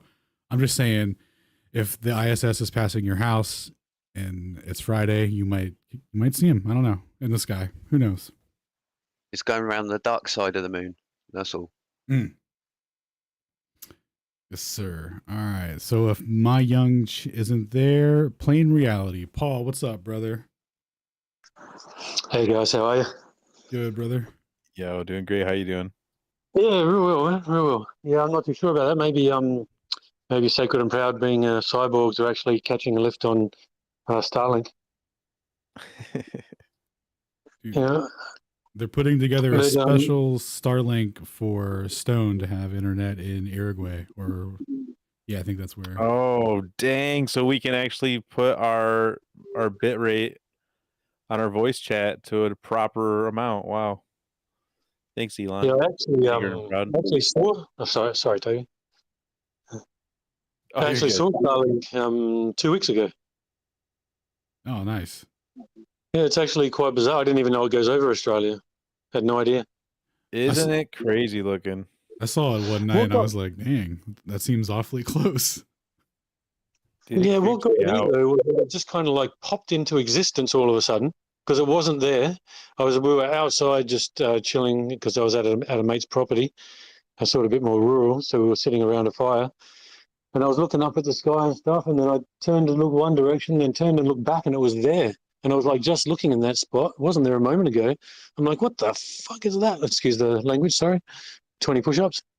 So yeah, I'm like, what is that? And then we're watching it for literally 30 seconds, and then it just disappeared. Like, why would it do that? Wouldn't it just keep going across the sky? Do you guys know any reason for that? I've only ever seen it kind of come in and out of view like birds in the sky. It looks like airplanes going over. But Yeah, and it actually, looked no, I would really say close. it looks more like a high altitude airplane, but or like a trail of them or whatever. But yeah, I've seen it twice, and I don't know, man. It makes me uncomfortable see them having so much stuff in the sky. I'm not a big fan of the level of surveillance they can easily achieve these days. Yeah, it was bizarre. It actually looked really close. Like it didn't look like it was, way up there. It was sort of at a lower degree in the sky. It just didn't look high up at all. It looked weird. It looks weird. Yeah, I agree with Yeah. you. Yeah, it just didn't seem right. It definitely wasn't as high as normal, what you would call normal satellites that you supposedly see. Certainly wasn't that high. I mean, even without that, it's an unnatural sight. A trail of lights in the sky like that. It's odd. Yeah, it was real weird. That's the other thing about it that bothers me is let's just take all the surveillance stuff and everything out of it. It's just, I don't know. It's just a new type of like eye pollution or whatever. Maybe call me old fashioned, but I like my Are you gonna cry about it and make a sign and go to the White House? Well, let's just say I like my stars without Elon Musk having little flashing lights go in front of my face while I look at them. At least they don't have major carbon emissions though, right? I don't know. I haven't looked into that. Do they? I'll stop giving you a hard time. Were they built by people? Were they built by people that consumed cows? Yep, the same people. So there you go. Methane production. Lost their lives. They were actually built by young Filipino kids. I'm teasing them. How dare they? Wait, real fast. I'll just let you know, man. I'll stop messing with you about that when you make a minimum of 36 million jokes. Why? You heard me. So I have to do 6 million for each one of them? No. You gotta make 30 different 6 million jokes. Oh, okay. Yeah, where they blatantly don't belong. We'll see. We'll see about that. That sounds like 1 in a 6 million type of I'd chance. rather you not do it. Yeah. So. Yeah, hey, quick question, guys. I was having a level-headed William and Kate, that guy, the upward rising Earth dude. Yeah. I was having a bit of a back and forth with him the other day, and asked him about, what would be evidence against you? Like, would you accept something if something was in a vacuum chamber, and we saw displacement that looked like it, definitely went down? And he kind of said, well, there is no such thing. There is no such evidence. That displacement doesn't exist. And if you'd seen the one that I posted, which was just Brian Cox bowling ball and the feather, you can clearly see that the feather had to displace downwards. But then it just sort of dawned on me, well, if the Earth is going up, when something's dropped in a vacuum chamber, why would it drop? But shouldn't it technically have some conservation of momentum, plus being in a vacuum chamber? Shouldn't it sort of still keep going up for a little bit at least? because it doesn't have any air resistance. It's at rest when it started. But it's not technically at rest, though, is it? Because it's moving upwards. Yeah, with whatever the motion of the Earth is, I'll get you at net. Yeah, we can disguise that with a little bit of Lorentz transforms. Mix in a bit of that. Yeah, but shouldn't it technically still have some conservation of momentum, especially in a vacuum chamber? He just stopped talking to me after that. He was like, he was conversing with me back and forward, and I'm like, look, I'm not being a dick. I'm just trying to, see how we can work this out. And then I said, well, what about this actually, now that I think about it? And then he just stopped answering me. And he was like full answering me for, 30 minutes before that, back and forth, 6 or 7 ones. I asked it again, and it's now been 3 days. He hasn't replied. So, yeah, I just thought maybe I'll just ask you guys what your thoughts on that were. It's a good point, but you could put it down to it's so minute that it actually does do that on the string as soon as you release it. It pops up a little bit because it's still on the tension. But yeah, it's a good point. Yeah, so then within the slow motion replay, we'd have to see that slight delay, wouldn't we? Even if it's just like 0.1 of a second. Yeah, that's it. You'd have to measure it. Yeah. Yeah. Anyway, I thought, that might be just an interesting little debunk of it.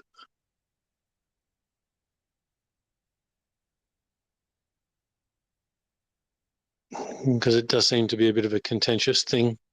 And we've got them running around calling us all shills because we believe in the motionless Earth. It is ironic, isn't it? It's crazy. Yeah, just all of a sudden we've got these guys calling us absolute shills, and we've fallen for the psyop of the motionless Earth, the stationary Earth psyop. Yeah, makes me laugh. We fell for the old lab frame. We fell for the old lab frame. Yeah, that's kind of all I wanted to ask. I didn't want to jump in earlier because you guys were having a great conversation, so I didn't want to even jump in and mess with it. You're straight, bro. Yeah, it was an awesome show today, guys. Some great conversations. Thanks, I had man. this horrible conversation. There's some dude named Conspiracy Baller or something. Oh yeah. And Conspiracy I jumped on a space with him last night. So I was going to go over the Horizon stuff with him, and he started the space. So he just constantly muted me, just kept muting me. As soon as I'd start talking, he'd mute me. And then this other guy, his name's Face the Truth, who's actually a baller as well, a Glober. And he jumped in, and he's just going, dude, what are you doing? You've been rude. Like, just let the guy talk. He's like, I'm on your side, and you're being real bad, man. And so then we jumped off of that one, and I ended up having a conversation with that Face the Truth guy, and he was really cool. Had about an hour and a half conversation with him. He was pretty cool. Nice. So I asked him to join tonight, but he hasn't replied. But I'll see if I can get him in on another day because he was pretty reasonable. No weird back and forth at all. Just a total normal conversation. Seems to be a little bit of an influx of those right now. Maybe it's just my luck. Yeah. Hopefully it stays that way. A few rational, reasonable people all at once. That's pretty cool. Yeah, we had a great conversation with that. What was that guy's name again the other day on Schooling Globers? That was a good conversation. Started with a T or something, was it? Are you talking about Big Tech? Or was that? Oh, Big Tech. Yeah, that's the one. Yeah, the T. Yeah, that was a pretty good conversation. Yeah, you're good. Yeah, you're good, Jonathan. Go ahead and hop in, buddy. What's up?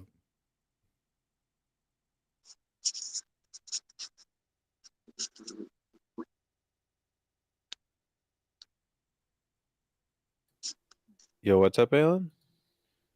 Oh, he was asking if he could chime in to the conversation here, and I was saying, yeah, go ahead, man. He's the last one. Stage? I think so. Or maybe not. I think that's... Oh, we got a new request. Oh, there he is. Now he's up. Now he's coming up, I think. There you Hopefully it go. works. Say I can drop if you want. It's all good. No, you're good. I thought he was going to add on to what you were talking about. I can drop at any time as well if you need any space. No, you're good. We're probably going to wrap up really soon here. Yeah, I was up till like 4 a.m. last night talking to those guys. Pretty much a waste of time talking to that other conspiracy dude. And he just completely strawmanned everything I said. Just didn't understand anything that was going on. Got refraction completely wrong 90% of the time. But thought he was getting everything right.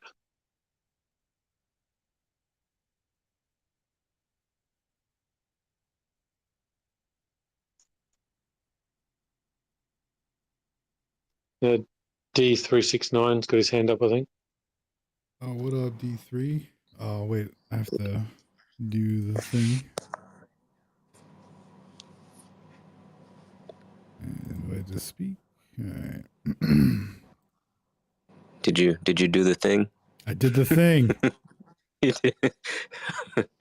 I wanted to ask you guys what more did you guys ever find out about like vision? Because I still have so many questions about vision. I haven't really followed through in my own research. I was just wondering, like, I guess at the outer limits of it, if you could kind of explain a little bit about how that works, because I'm still not really sure, like what the hell I'm looking at out there. I understand it's compressing, but I don't really understand the ins and outs of how that is working. I know you guys have read about it. I've got a series of lectures, if that'll help. It's a bit. I'll put them in the chat that is up at the top. You know, the magnetic field. Okay, cool. What have you gleaned from them, if you've gone through them already? That there is a massive discrepancy in the geometry of perspective space. From a human perspective, in terms of psychological, how the brain interprets reality, and also using cameras. But Right. I agree. I have a okay. Here's a question, right? Once we're off the plane, the surface, and we're looking out towards the edges, right? My understanding so far is that we're still looking at an apparent horizon that's not actually there, right? It's not the actual end of what the Earth is. So let's say whether it is or it's not, when we're looking off past that particular horizon and we're looking into the blackness, right? The void there. Well, not the void, the ether. When we're looking at the blackness there and we see stars in it, how do you think that's from? What do you think the blackness that we're seeing is far away, or is it at the end of that that ring where the horizon is? Definitely somewhere Like, is within it there. wrapping behind it, or is it actually attached to it? I'm sorry. Go ahead. No, I was gonna say it's definitely somewhere within that range. I think. Right, like That's what I'm thinking. Like that's the whole illusion of it. Like I don't like the depth to it. Right, is only relative to the map and coordinate system that they've given us. Right. Mm-hmm. So like all the stuff that they do for like stellar parallax and all the distances for galaxies and redshift and expansion, all that's just for funsies. Right. Like when it comes to navigation, everything's on the same plane and it's at that 6210 miles, which is the end of our optical limits, which is what they mapped around to make the 3959 globe for the celestial sphere. Right. Okay. Yeah. So that's kind of how I'm seeing it. So like, it's not actually wrapping around. Now, what if? But then, all right. Then there's another thing, right? So when we're above the Earth and we're looking down at it, we only see what's illuminated at that time. And then, yeah, no, I guess it does make sense because I'm thinking like if the sun is moving away, and then we can no longer see it, it's disappearing from our black celestial sphere that we're looking at, right? Because we're only seeing the apparent sun because we can't see forever, so we're only seeing the apparent sun, and then once it goes past a certain distance, it beyond that, the light doesn't come into our celestial sphere anymore. Is that kind of the right way, or is that kind of like a decent interpretation of it? Yep. Yeah, I'd say so. I've got a good analogy of it. If you imagine yourself in a football stadium, and it's an open roof football stadium, but still got the actual seats all going up, appearing to rise. Yep. So you have a wrecking ball on a massive crane out of town. You can't see it. As it's pulling up to the actual stadium, over the top of the seats appears this wrecking ball, and it will obviously appear top first, as if the sun is rising over the top of the seats. And then in the same way as the crane is moving past the stadium, it will go over the top of your head and then appear to set the other side. So it's you can only see a limited proportion of the sky, let's say. So the stars are where they are, the light's making it to you, but anything beyond that, so anything that was actually a plane in the sky far away, you still wouldn't see it because of this horizons blocking it. And that's just mimicking the imaginary or illusionary world of perspective. If this is really the way our eyes work, like, it's so crazy to think that you can't see that far. Like, you don't even know what's out there. Holy shit. Dude, isn't that wild? I've been kind of thinking about that, for a while now, where it's like that all of that abstract, like it could be really close and you would have no idea, but conceptually the maximum distance it could be, is 6210, right? So My goodness. Like, it changes the complete way you think about it. Yeah.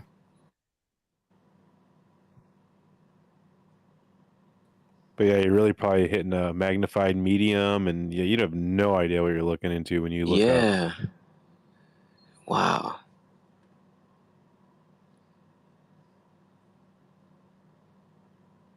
Yeah, I appreciate the feedback on that. That does help me kind of get a more concrete alternative perspective on that. And you said you posted, Gleam, you said you posted something in the...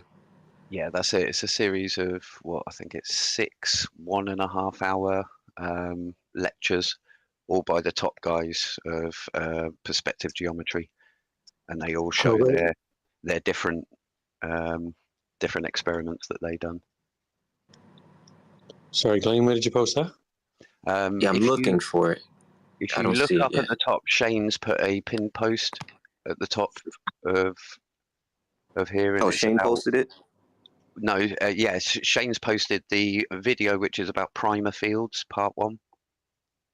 And it says, are expulsions jets real? Can you see it? Oh, that one, right. Yo, I shared it to the space for you, Gleam. It's now on the Jumbotron. It's the first one. Keep scrolling to the left.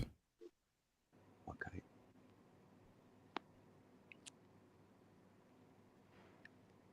All I can see is the Brenner. Love you guys. The Brenner comps, is that it? Later, what's it? Take care, bro. There should be one. Later, there should be one Thanks about for to popping pop in. up. Yeah, Gleam, nice talking to you, brother. I'll catch up with you guys on the flip. Peace. Salute, King. Take care. Later. There it is. I got it. Thanks, guys. Yep. Oh, yeah, cool. Got it. Oh, nice. There's that. Cool. We can go ahead. Is it someone already put it in the jumbo? Yeah, there was a guy named Carl Lundberg. I was reading his thesis or whatever on curved visual space or hyperbolic, curved visual space and all that.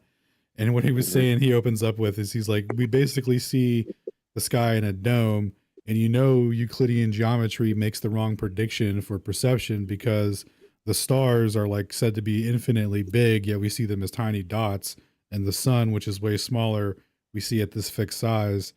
Like Euclidean geometry makes the wrong prediction for those parallel light rays. So he's like, how does it get converged unless we see it that way to create the optical effect to see the sun as a what's the arc? What's the size? The angular size 0.5 degrees. 0.5 degrees arc seconds. So he's like, to even have that on the table, we have to acknowledge that we see in curved visual space. And I was like, well, that checks out, and that completely refutes their just right there on the face of it, dog. Shout out to your boy. And is he just ignored or something then, or what's going on? Embraced. And seriously, anti-flat earthers have not got a clue how much that it was embraced. And hyperbolics, you will see Galinsky's work, Lundberg's work, all cited in the likes of VR headsets. That's kind of how I got into looking into it and delving deep into it, because I used to program ages ago the Xbox Kinect to try and make virtual reality games.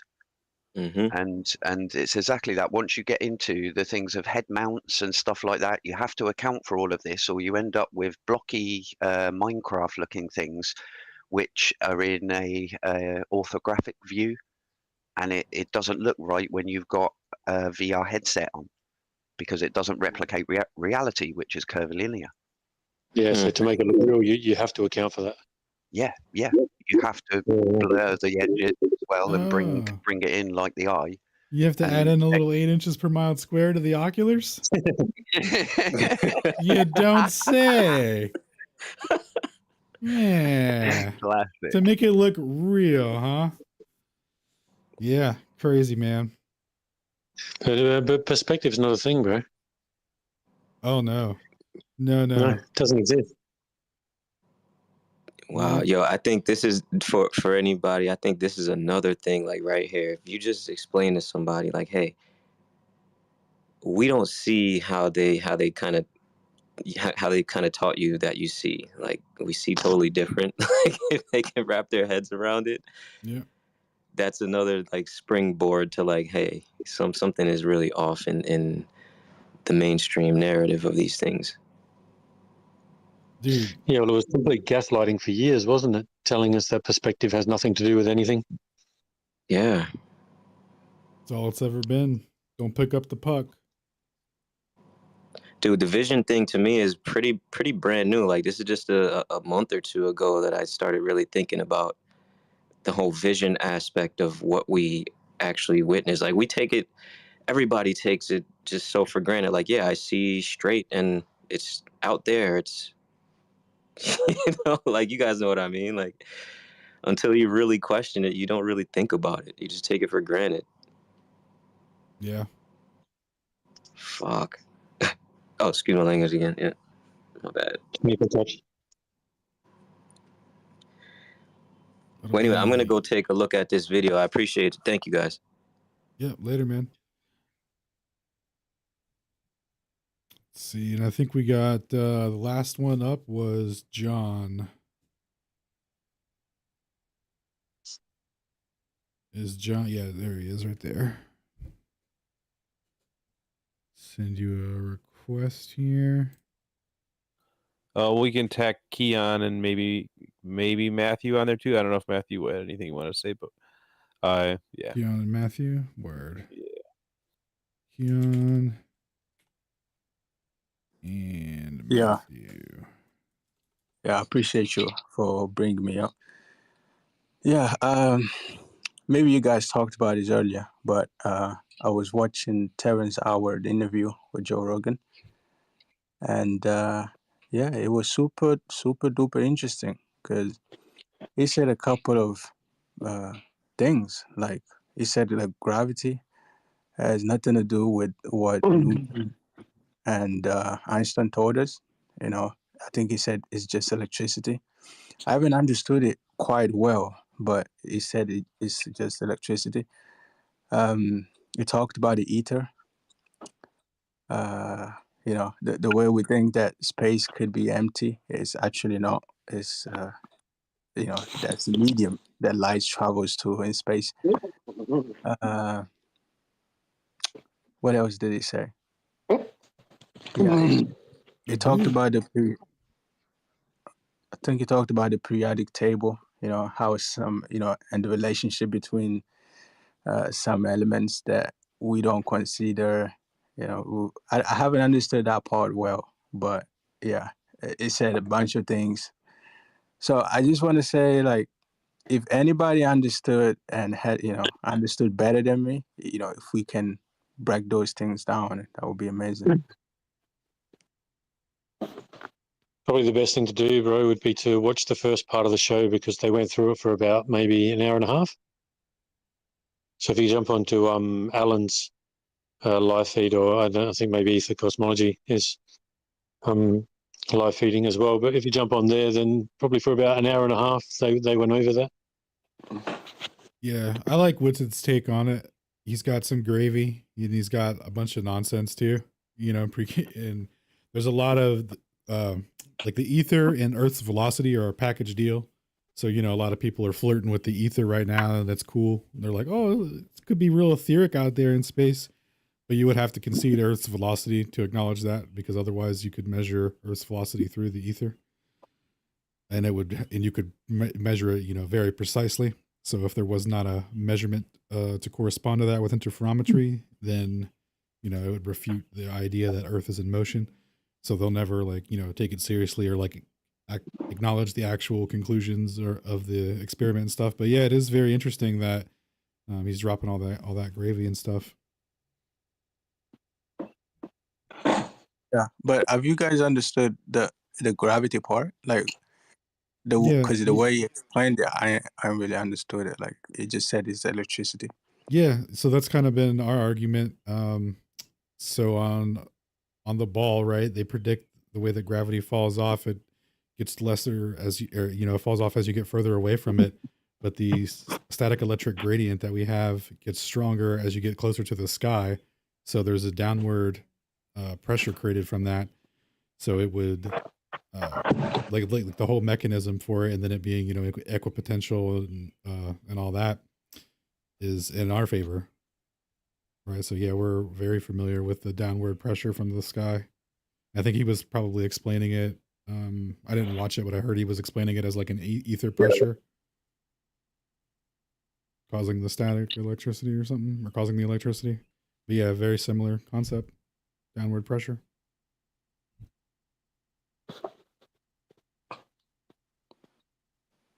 Right. Yeah. I mean, I guess you said there's like pressure from everything, like from the galaxy and the solar system as well. I think from the sun too. And that would be gravity at this point, And I think one of the people that he works with managed to create the planet Saturn without gravity. I don't know how they did that, but I guess with some mathematical equations in a computer, they were able to create the whole planet without gravity. So yeah, that was interesting. Yeah, that's what's up, man. Shout out to your boy Terrence Howard.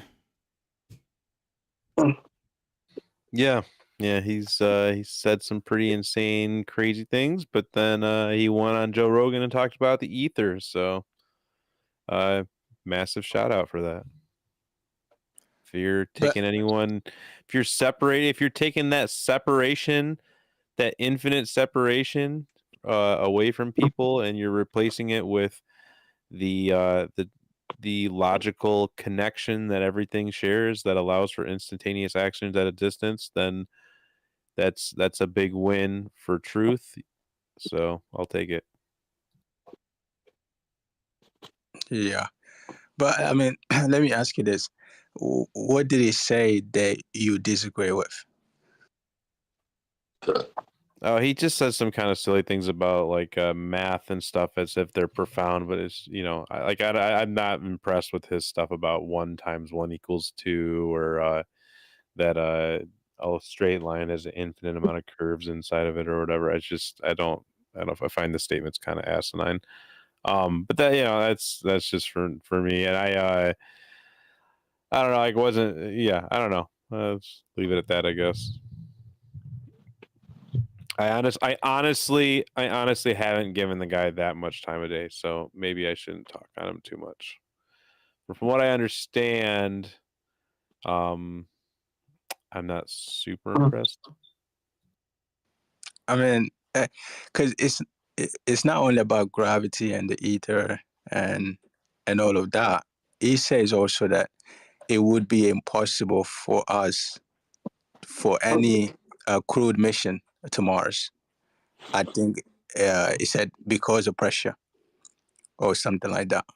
So, I mean, if that's the case, that's just like obviously an asinine statement, right? Like based off of what? Like, is he talking within the Einsteinian framework within a vacuum, or is he making up his own outer space with an ether? If he's an ether guy, then why is he even talking about going to Mars? Because we got to get back to this whole thing of what is the medium. If the medium's there, then your whole conception of space is out the window. You've lost all of your distances. You've lost your vacuum. You've lost your massless photon that also magically has a mass that gives it inertia. So, like, there's a lot to this concept. When they threw out the ether, there's a lot that happens with that, and I feel like people like Terrence Howard and what's that guy Ashton the other guy that's I'm talking about ether, they don't seem to get it. Yeah, plain guy that says, trust me, I get the ether. I got government documents proving that I get the ether, but I'm not going to talk to you about the ether. What kind of spaghetti is that, dog? Yeah, I might have butchered it because I'm really tired. Close enough though. It's pretty close. It's pretty close. Word. But hold on. So, I mean, even if he believes in the ether, right, that space is not empty but is full of ether, what's wrong with that? Well, you could measure Earth's velocity through space if there's an ether, like 1-to-1. And so, like, there would be no more like, oh, we don't know, or relativity says we can't. Like, you could 1-to-1 measure it for sure.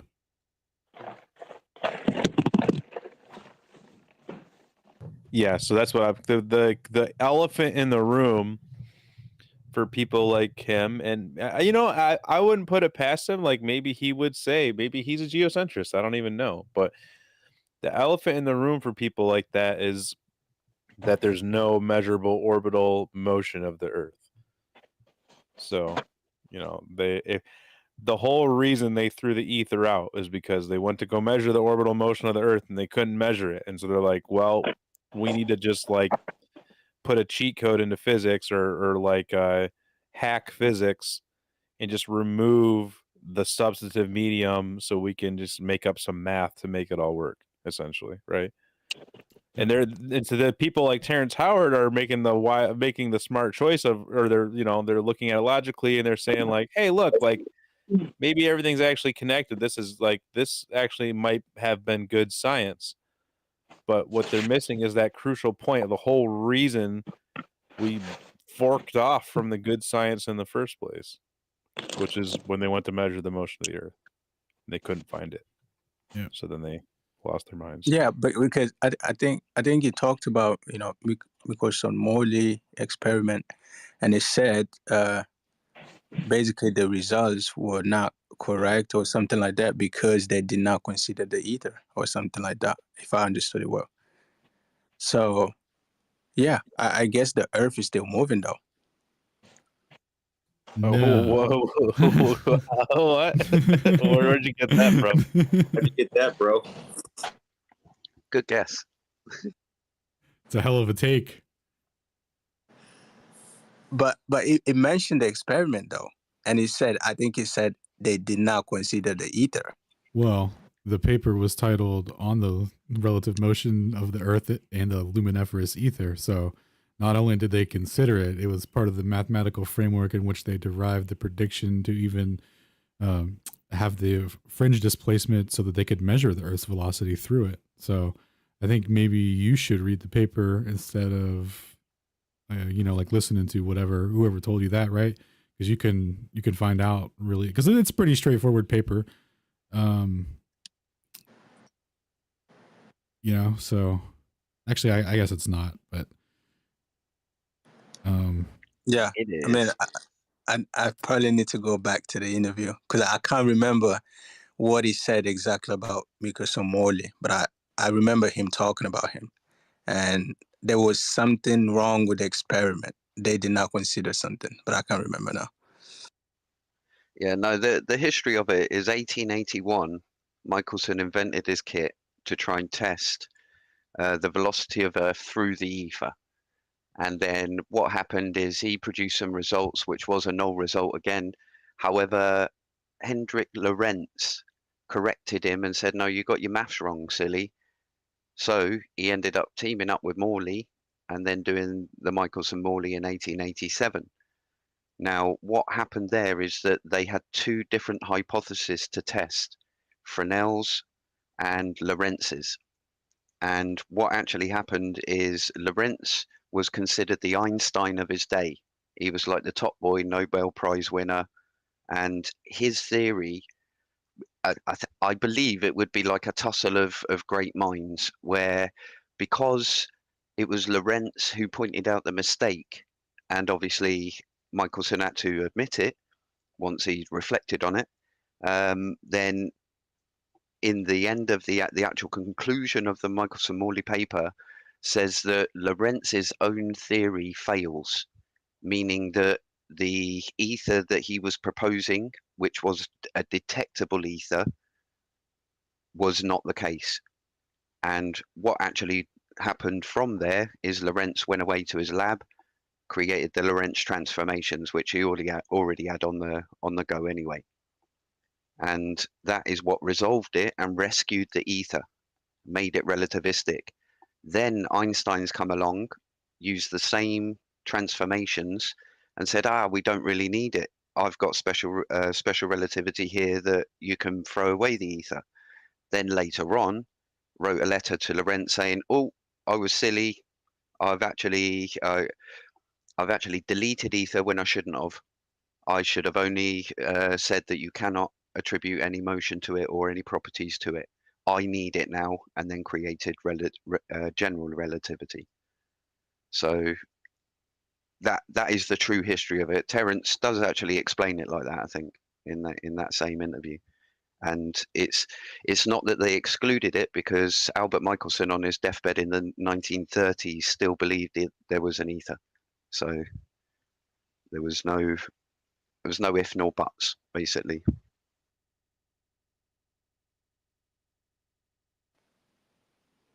Well, that's a great breakdown. So okay, so you believe there's an ether in space, right? To believe otherwise is crazy to me, put it that way.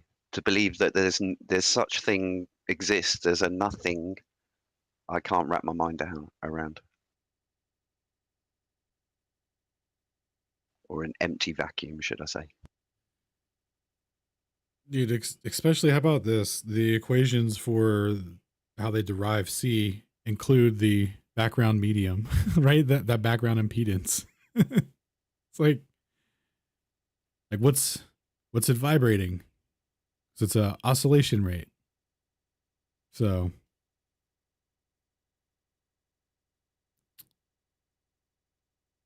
they literally they literally acknowledge it as, they call it in quantum, they call it zero, what are the vacuum energy or whatever.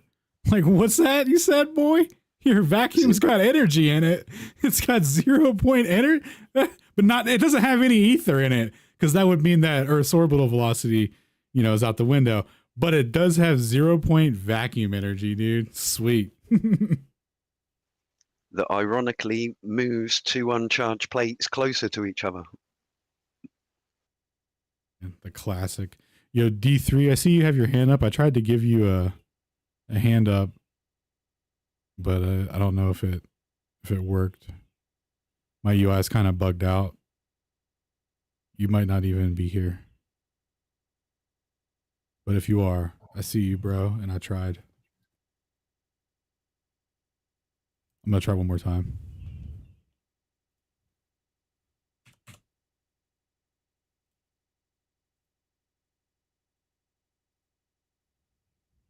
And then, Paul, I can see you got your hand up, bro, but you're already up here, dude. So if you want to chime in, you're good.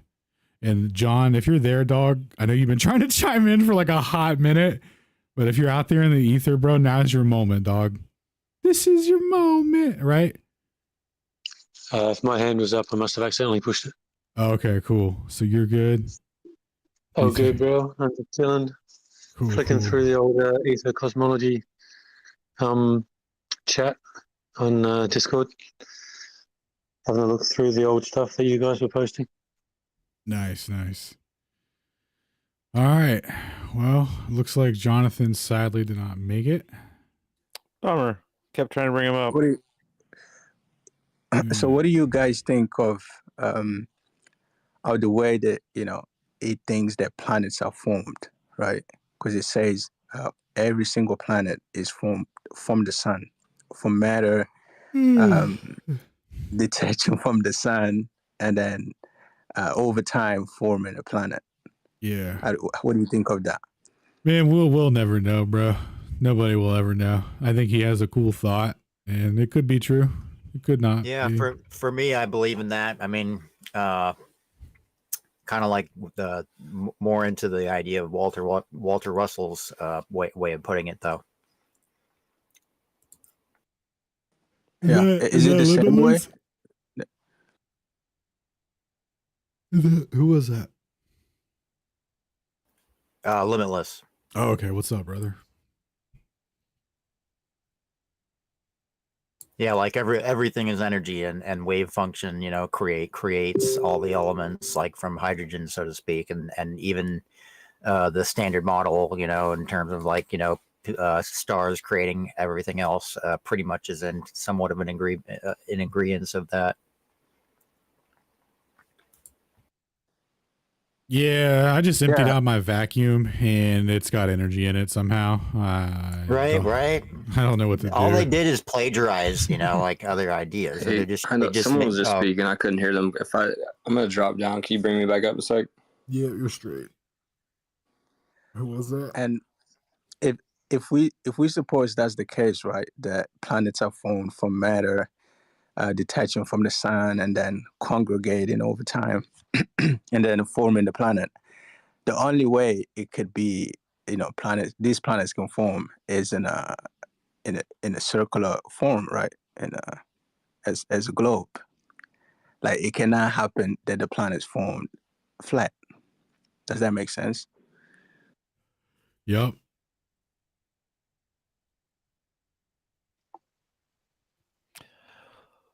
Well, cool. I think on that note, I think we need to wrap it up, guys. I am way out of steam. So I thank you, everyone, for being here. And I'm going to wrap it up. I mean, obviously, if anyone else wants to start a space up and keep going, have at it. But as far as this space goes, I think this party is going to come to a close here. So thank you for tuning in, everybody. It's been a really fun time. Obviously, we are not Sacred and Proud, and so check them out whenever they decide to come back from taking a break, possibly next week, whenever that is. But then also check us out, Ether Cosmology. Me, Alan, and Shane. We have a YouTube channel, and we're here on X Twitter Spaces all the time. And on Tuesday, we'll be doing a presentation, although we haven't figured out the topic on that yet, I don't believe. And then on Thursdays, we usually do reading, but I think we may change our schedule up. We may start doing Twitter Spaces on Thursdays, and then maybe do reading on Mondays. But yeah, so tune in to our YouTube channel, check that out. But yeah, thanks again everyone for tuning in, and take care. I'm gonna go ahead and close the space out. Much love, everyone. Oh, and Gleam, I'm so glad you popped on stage, man. That was awesome. Thanks for chatting Salute, with man. us. Salute. It was a pleasure One to love meet to you, everyone. sir. Yes, oneness. I'll be on the next one, I'm sure. Awesome. That sounds great. Take care. Cool. Take care, everybody. Much love.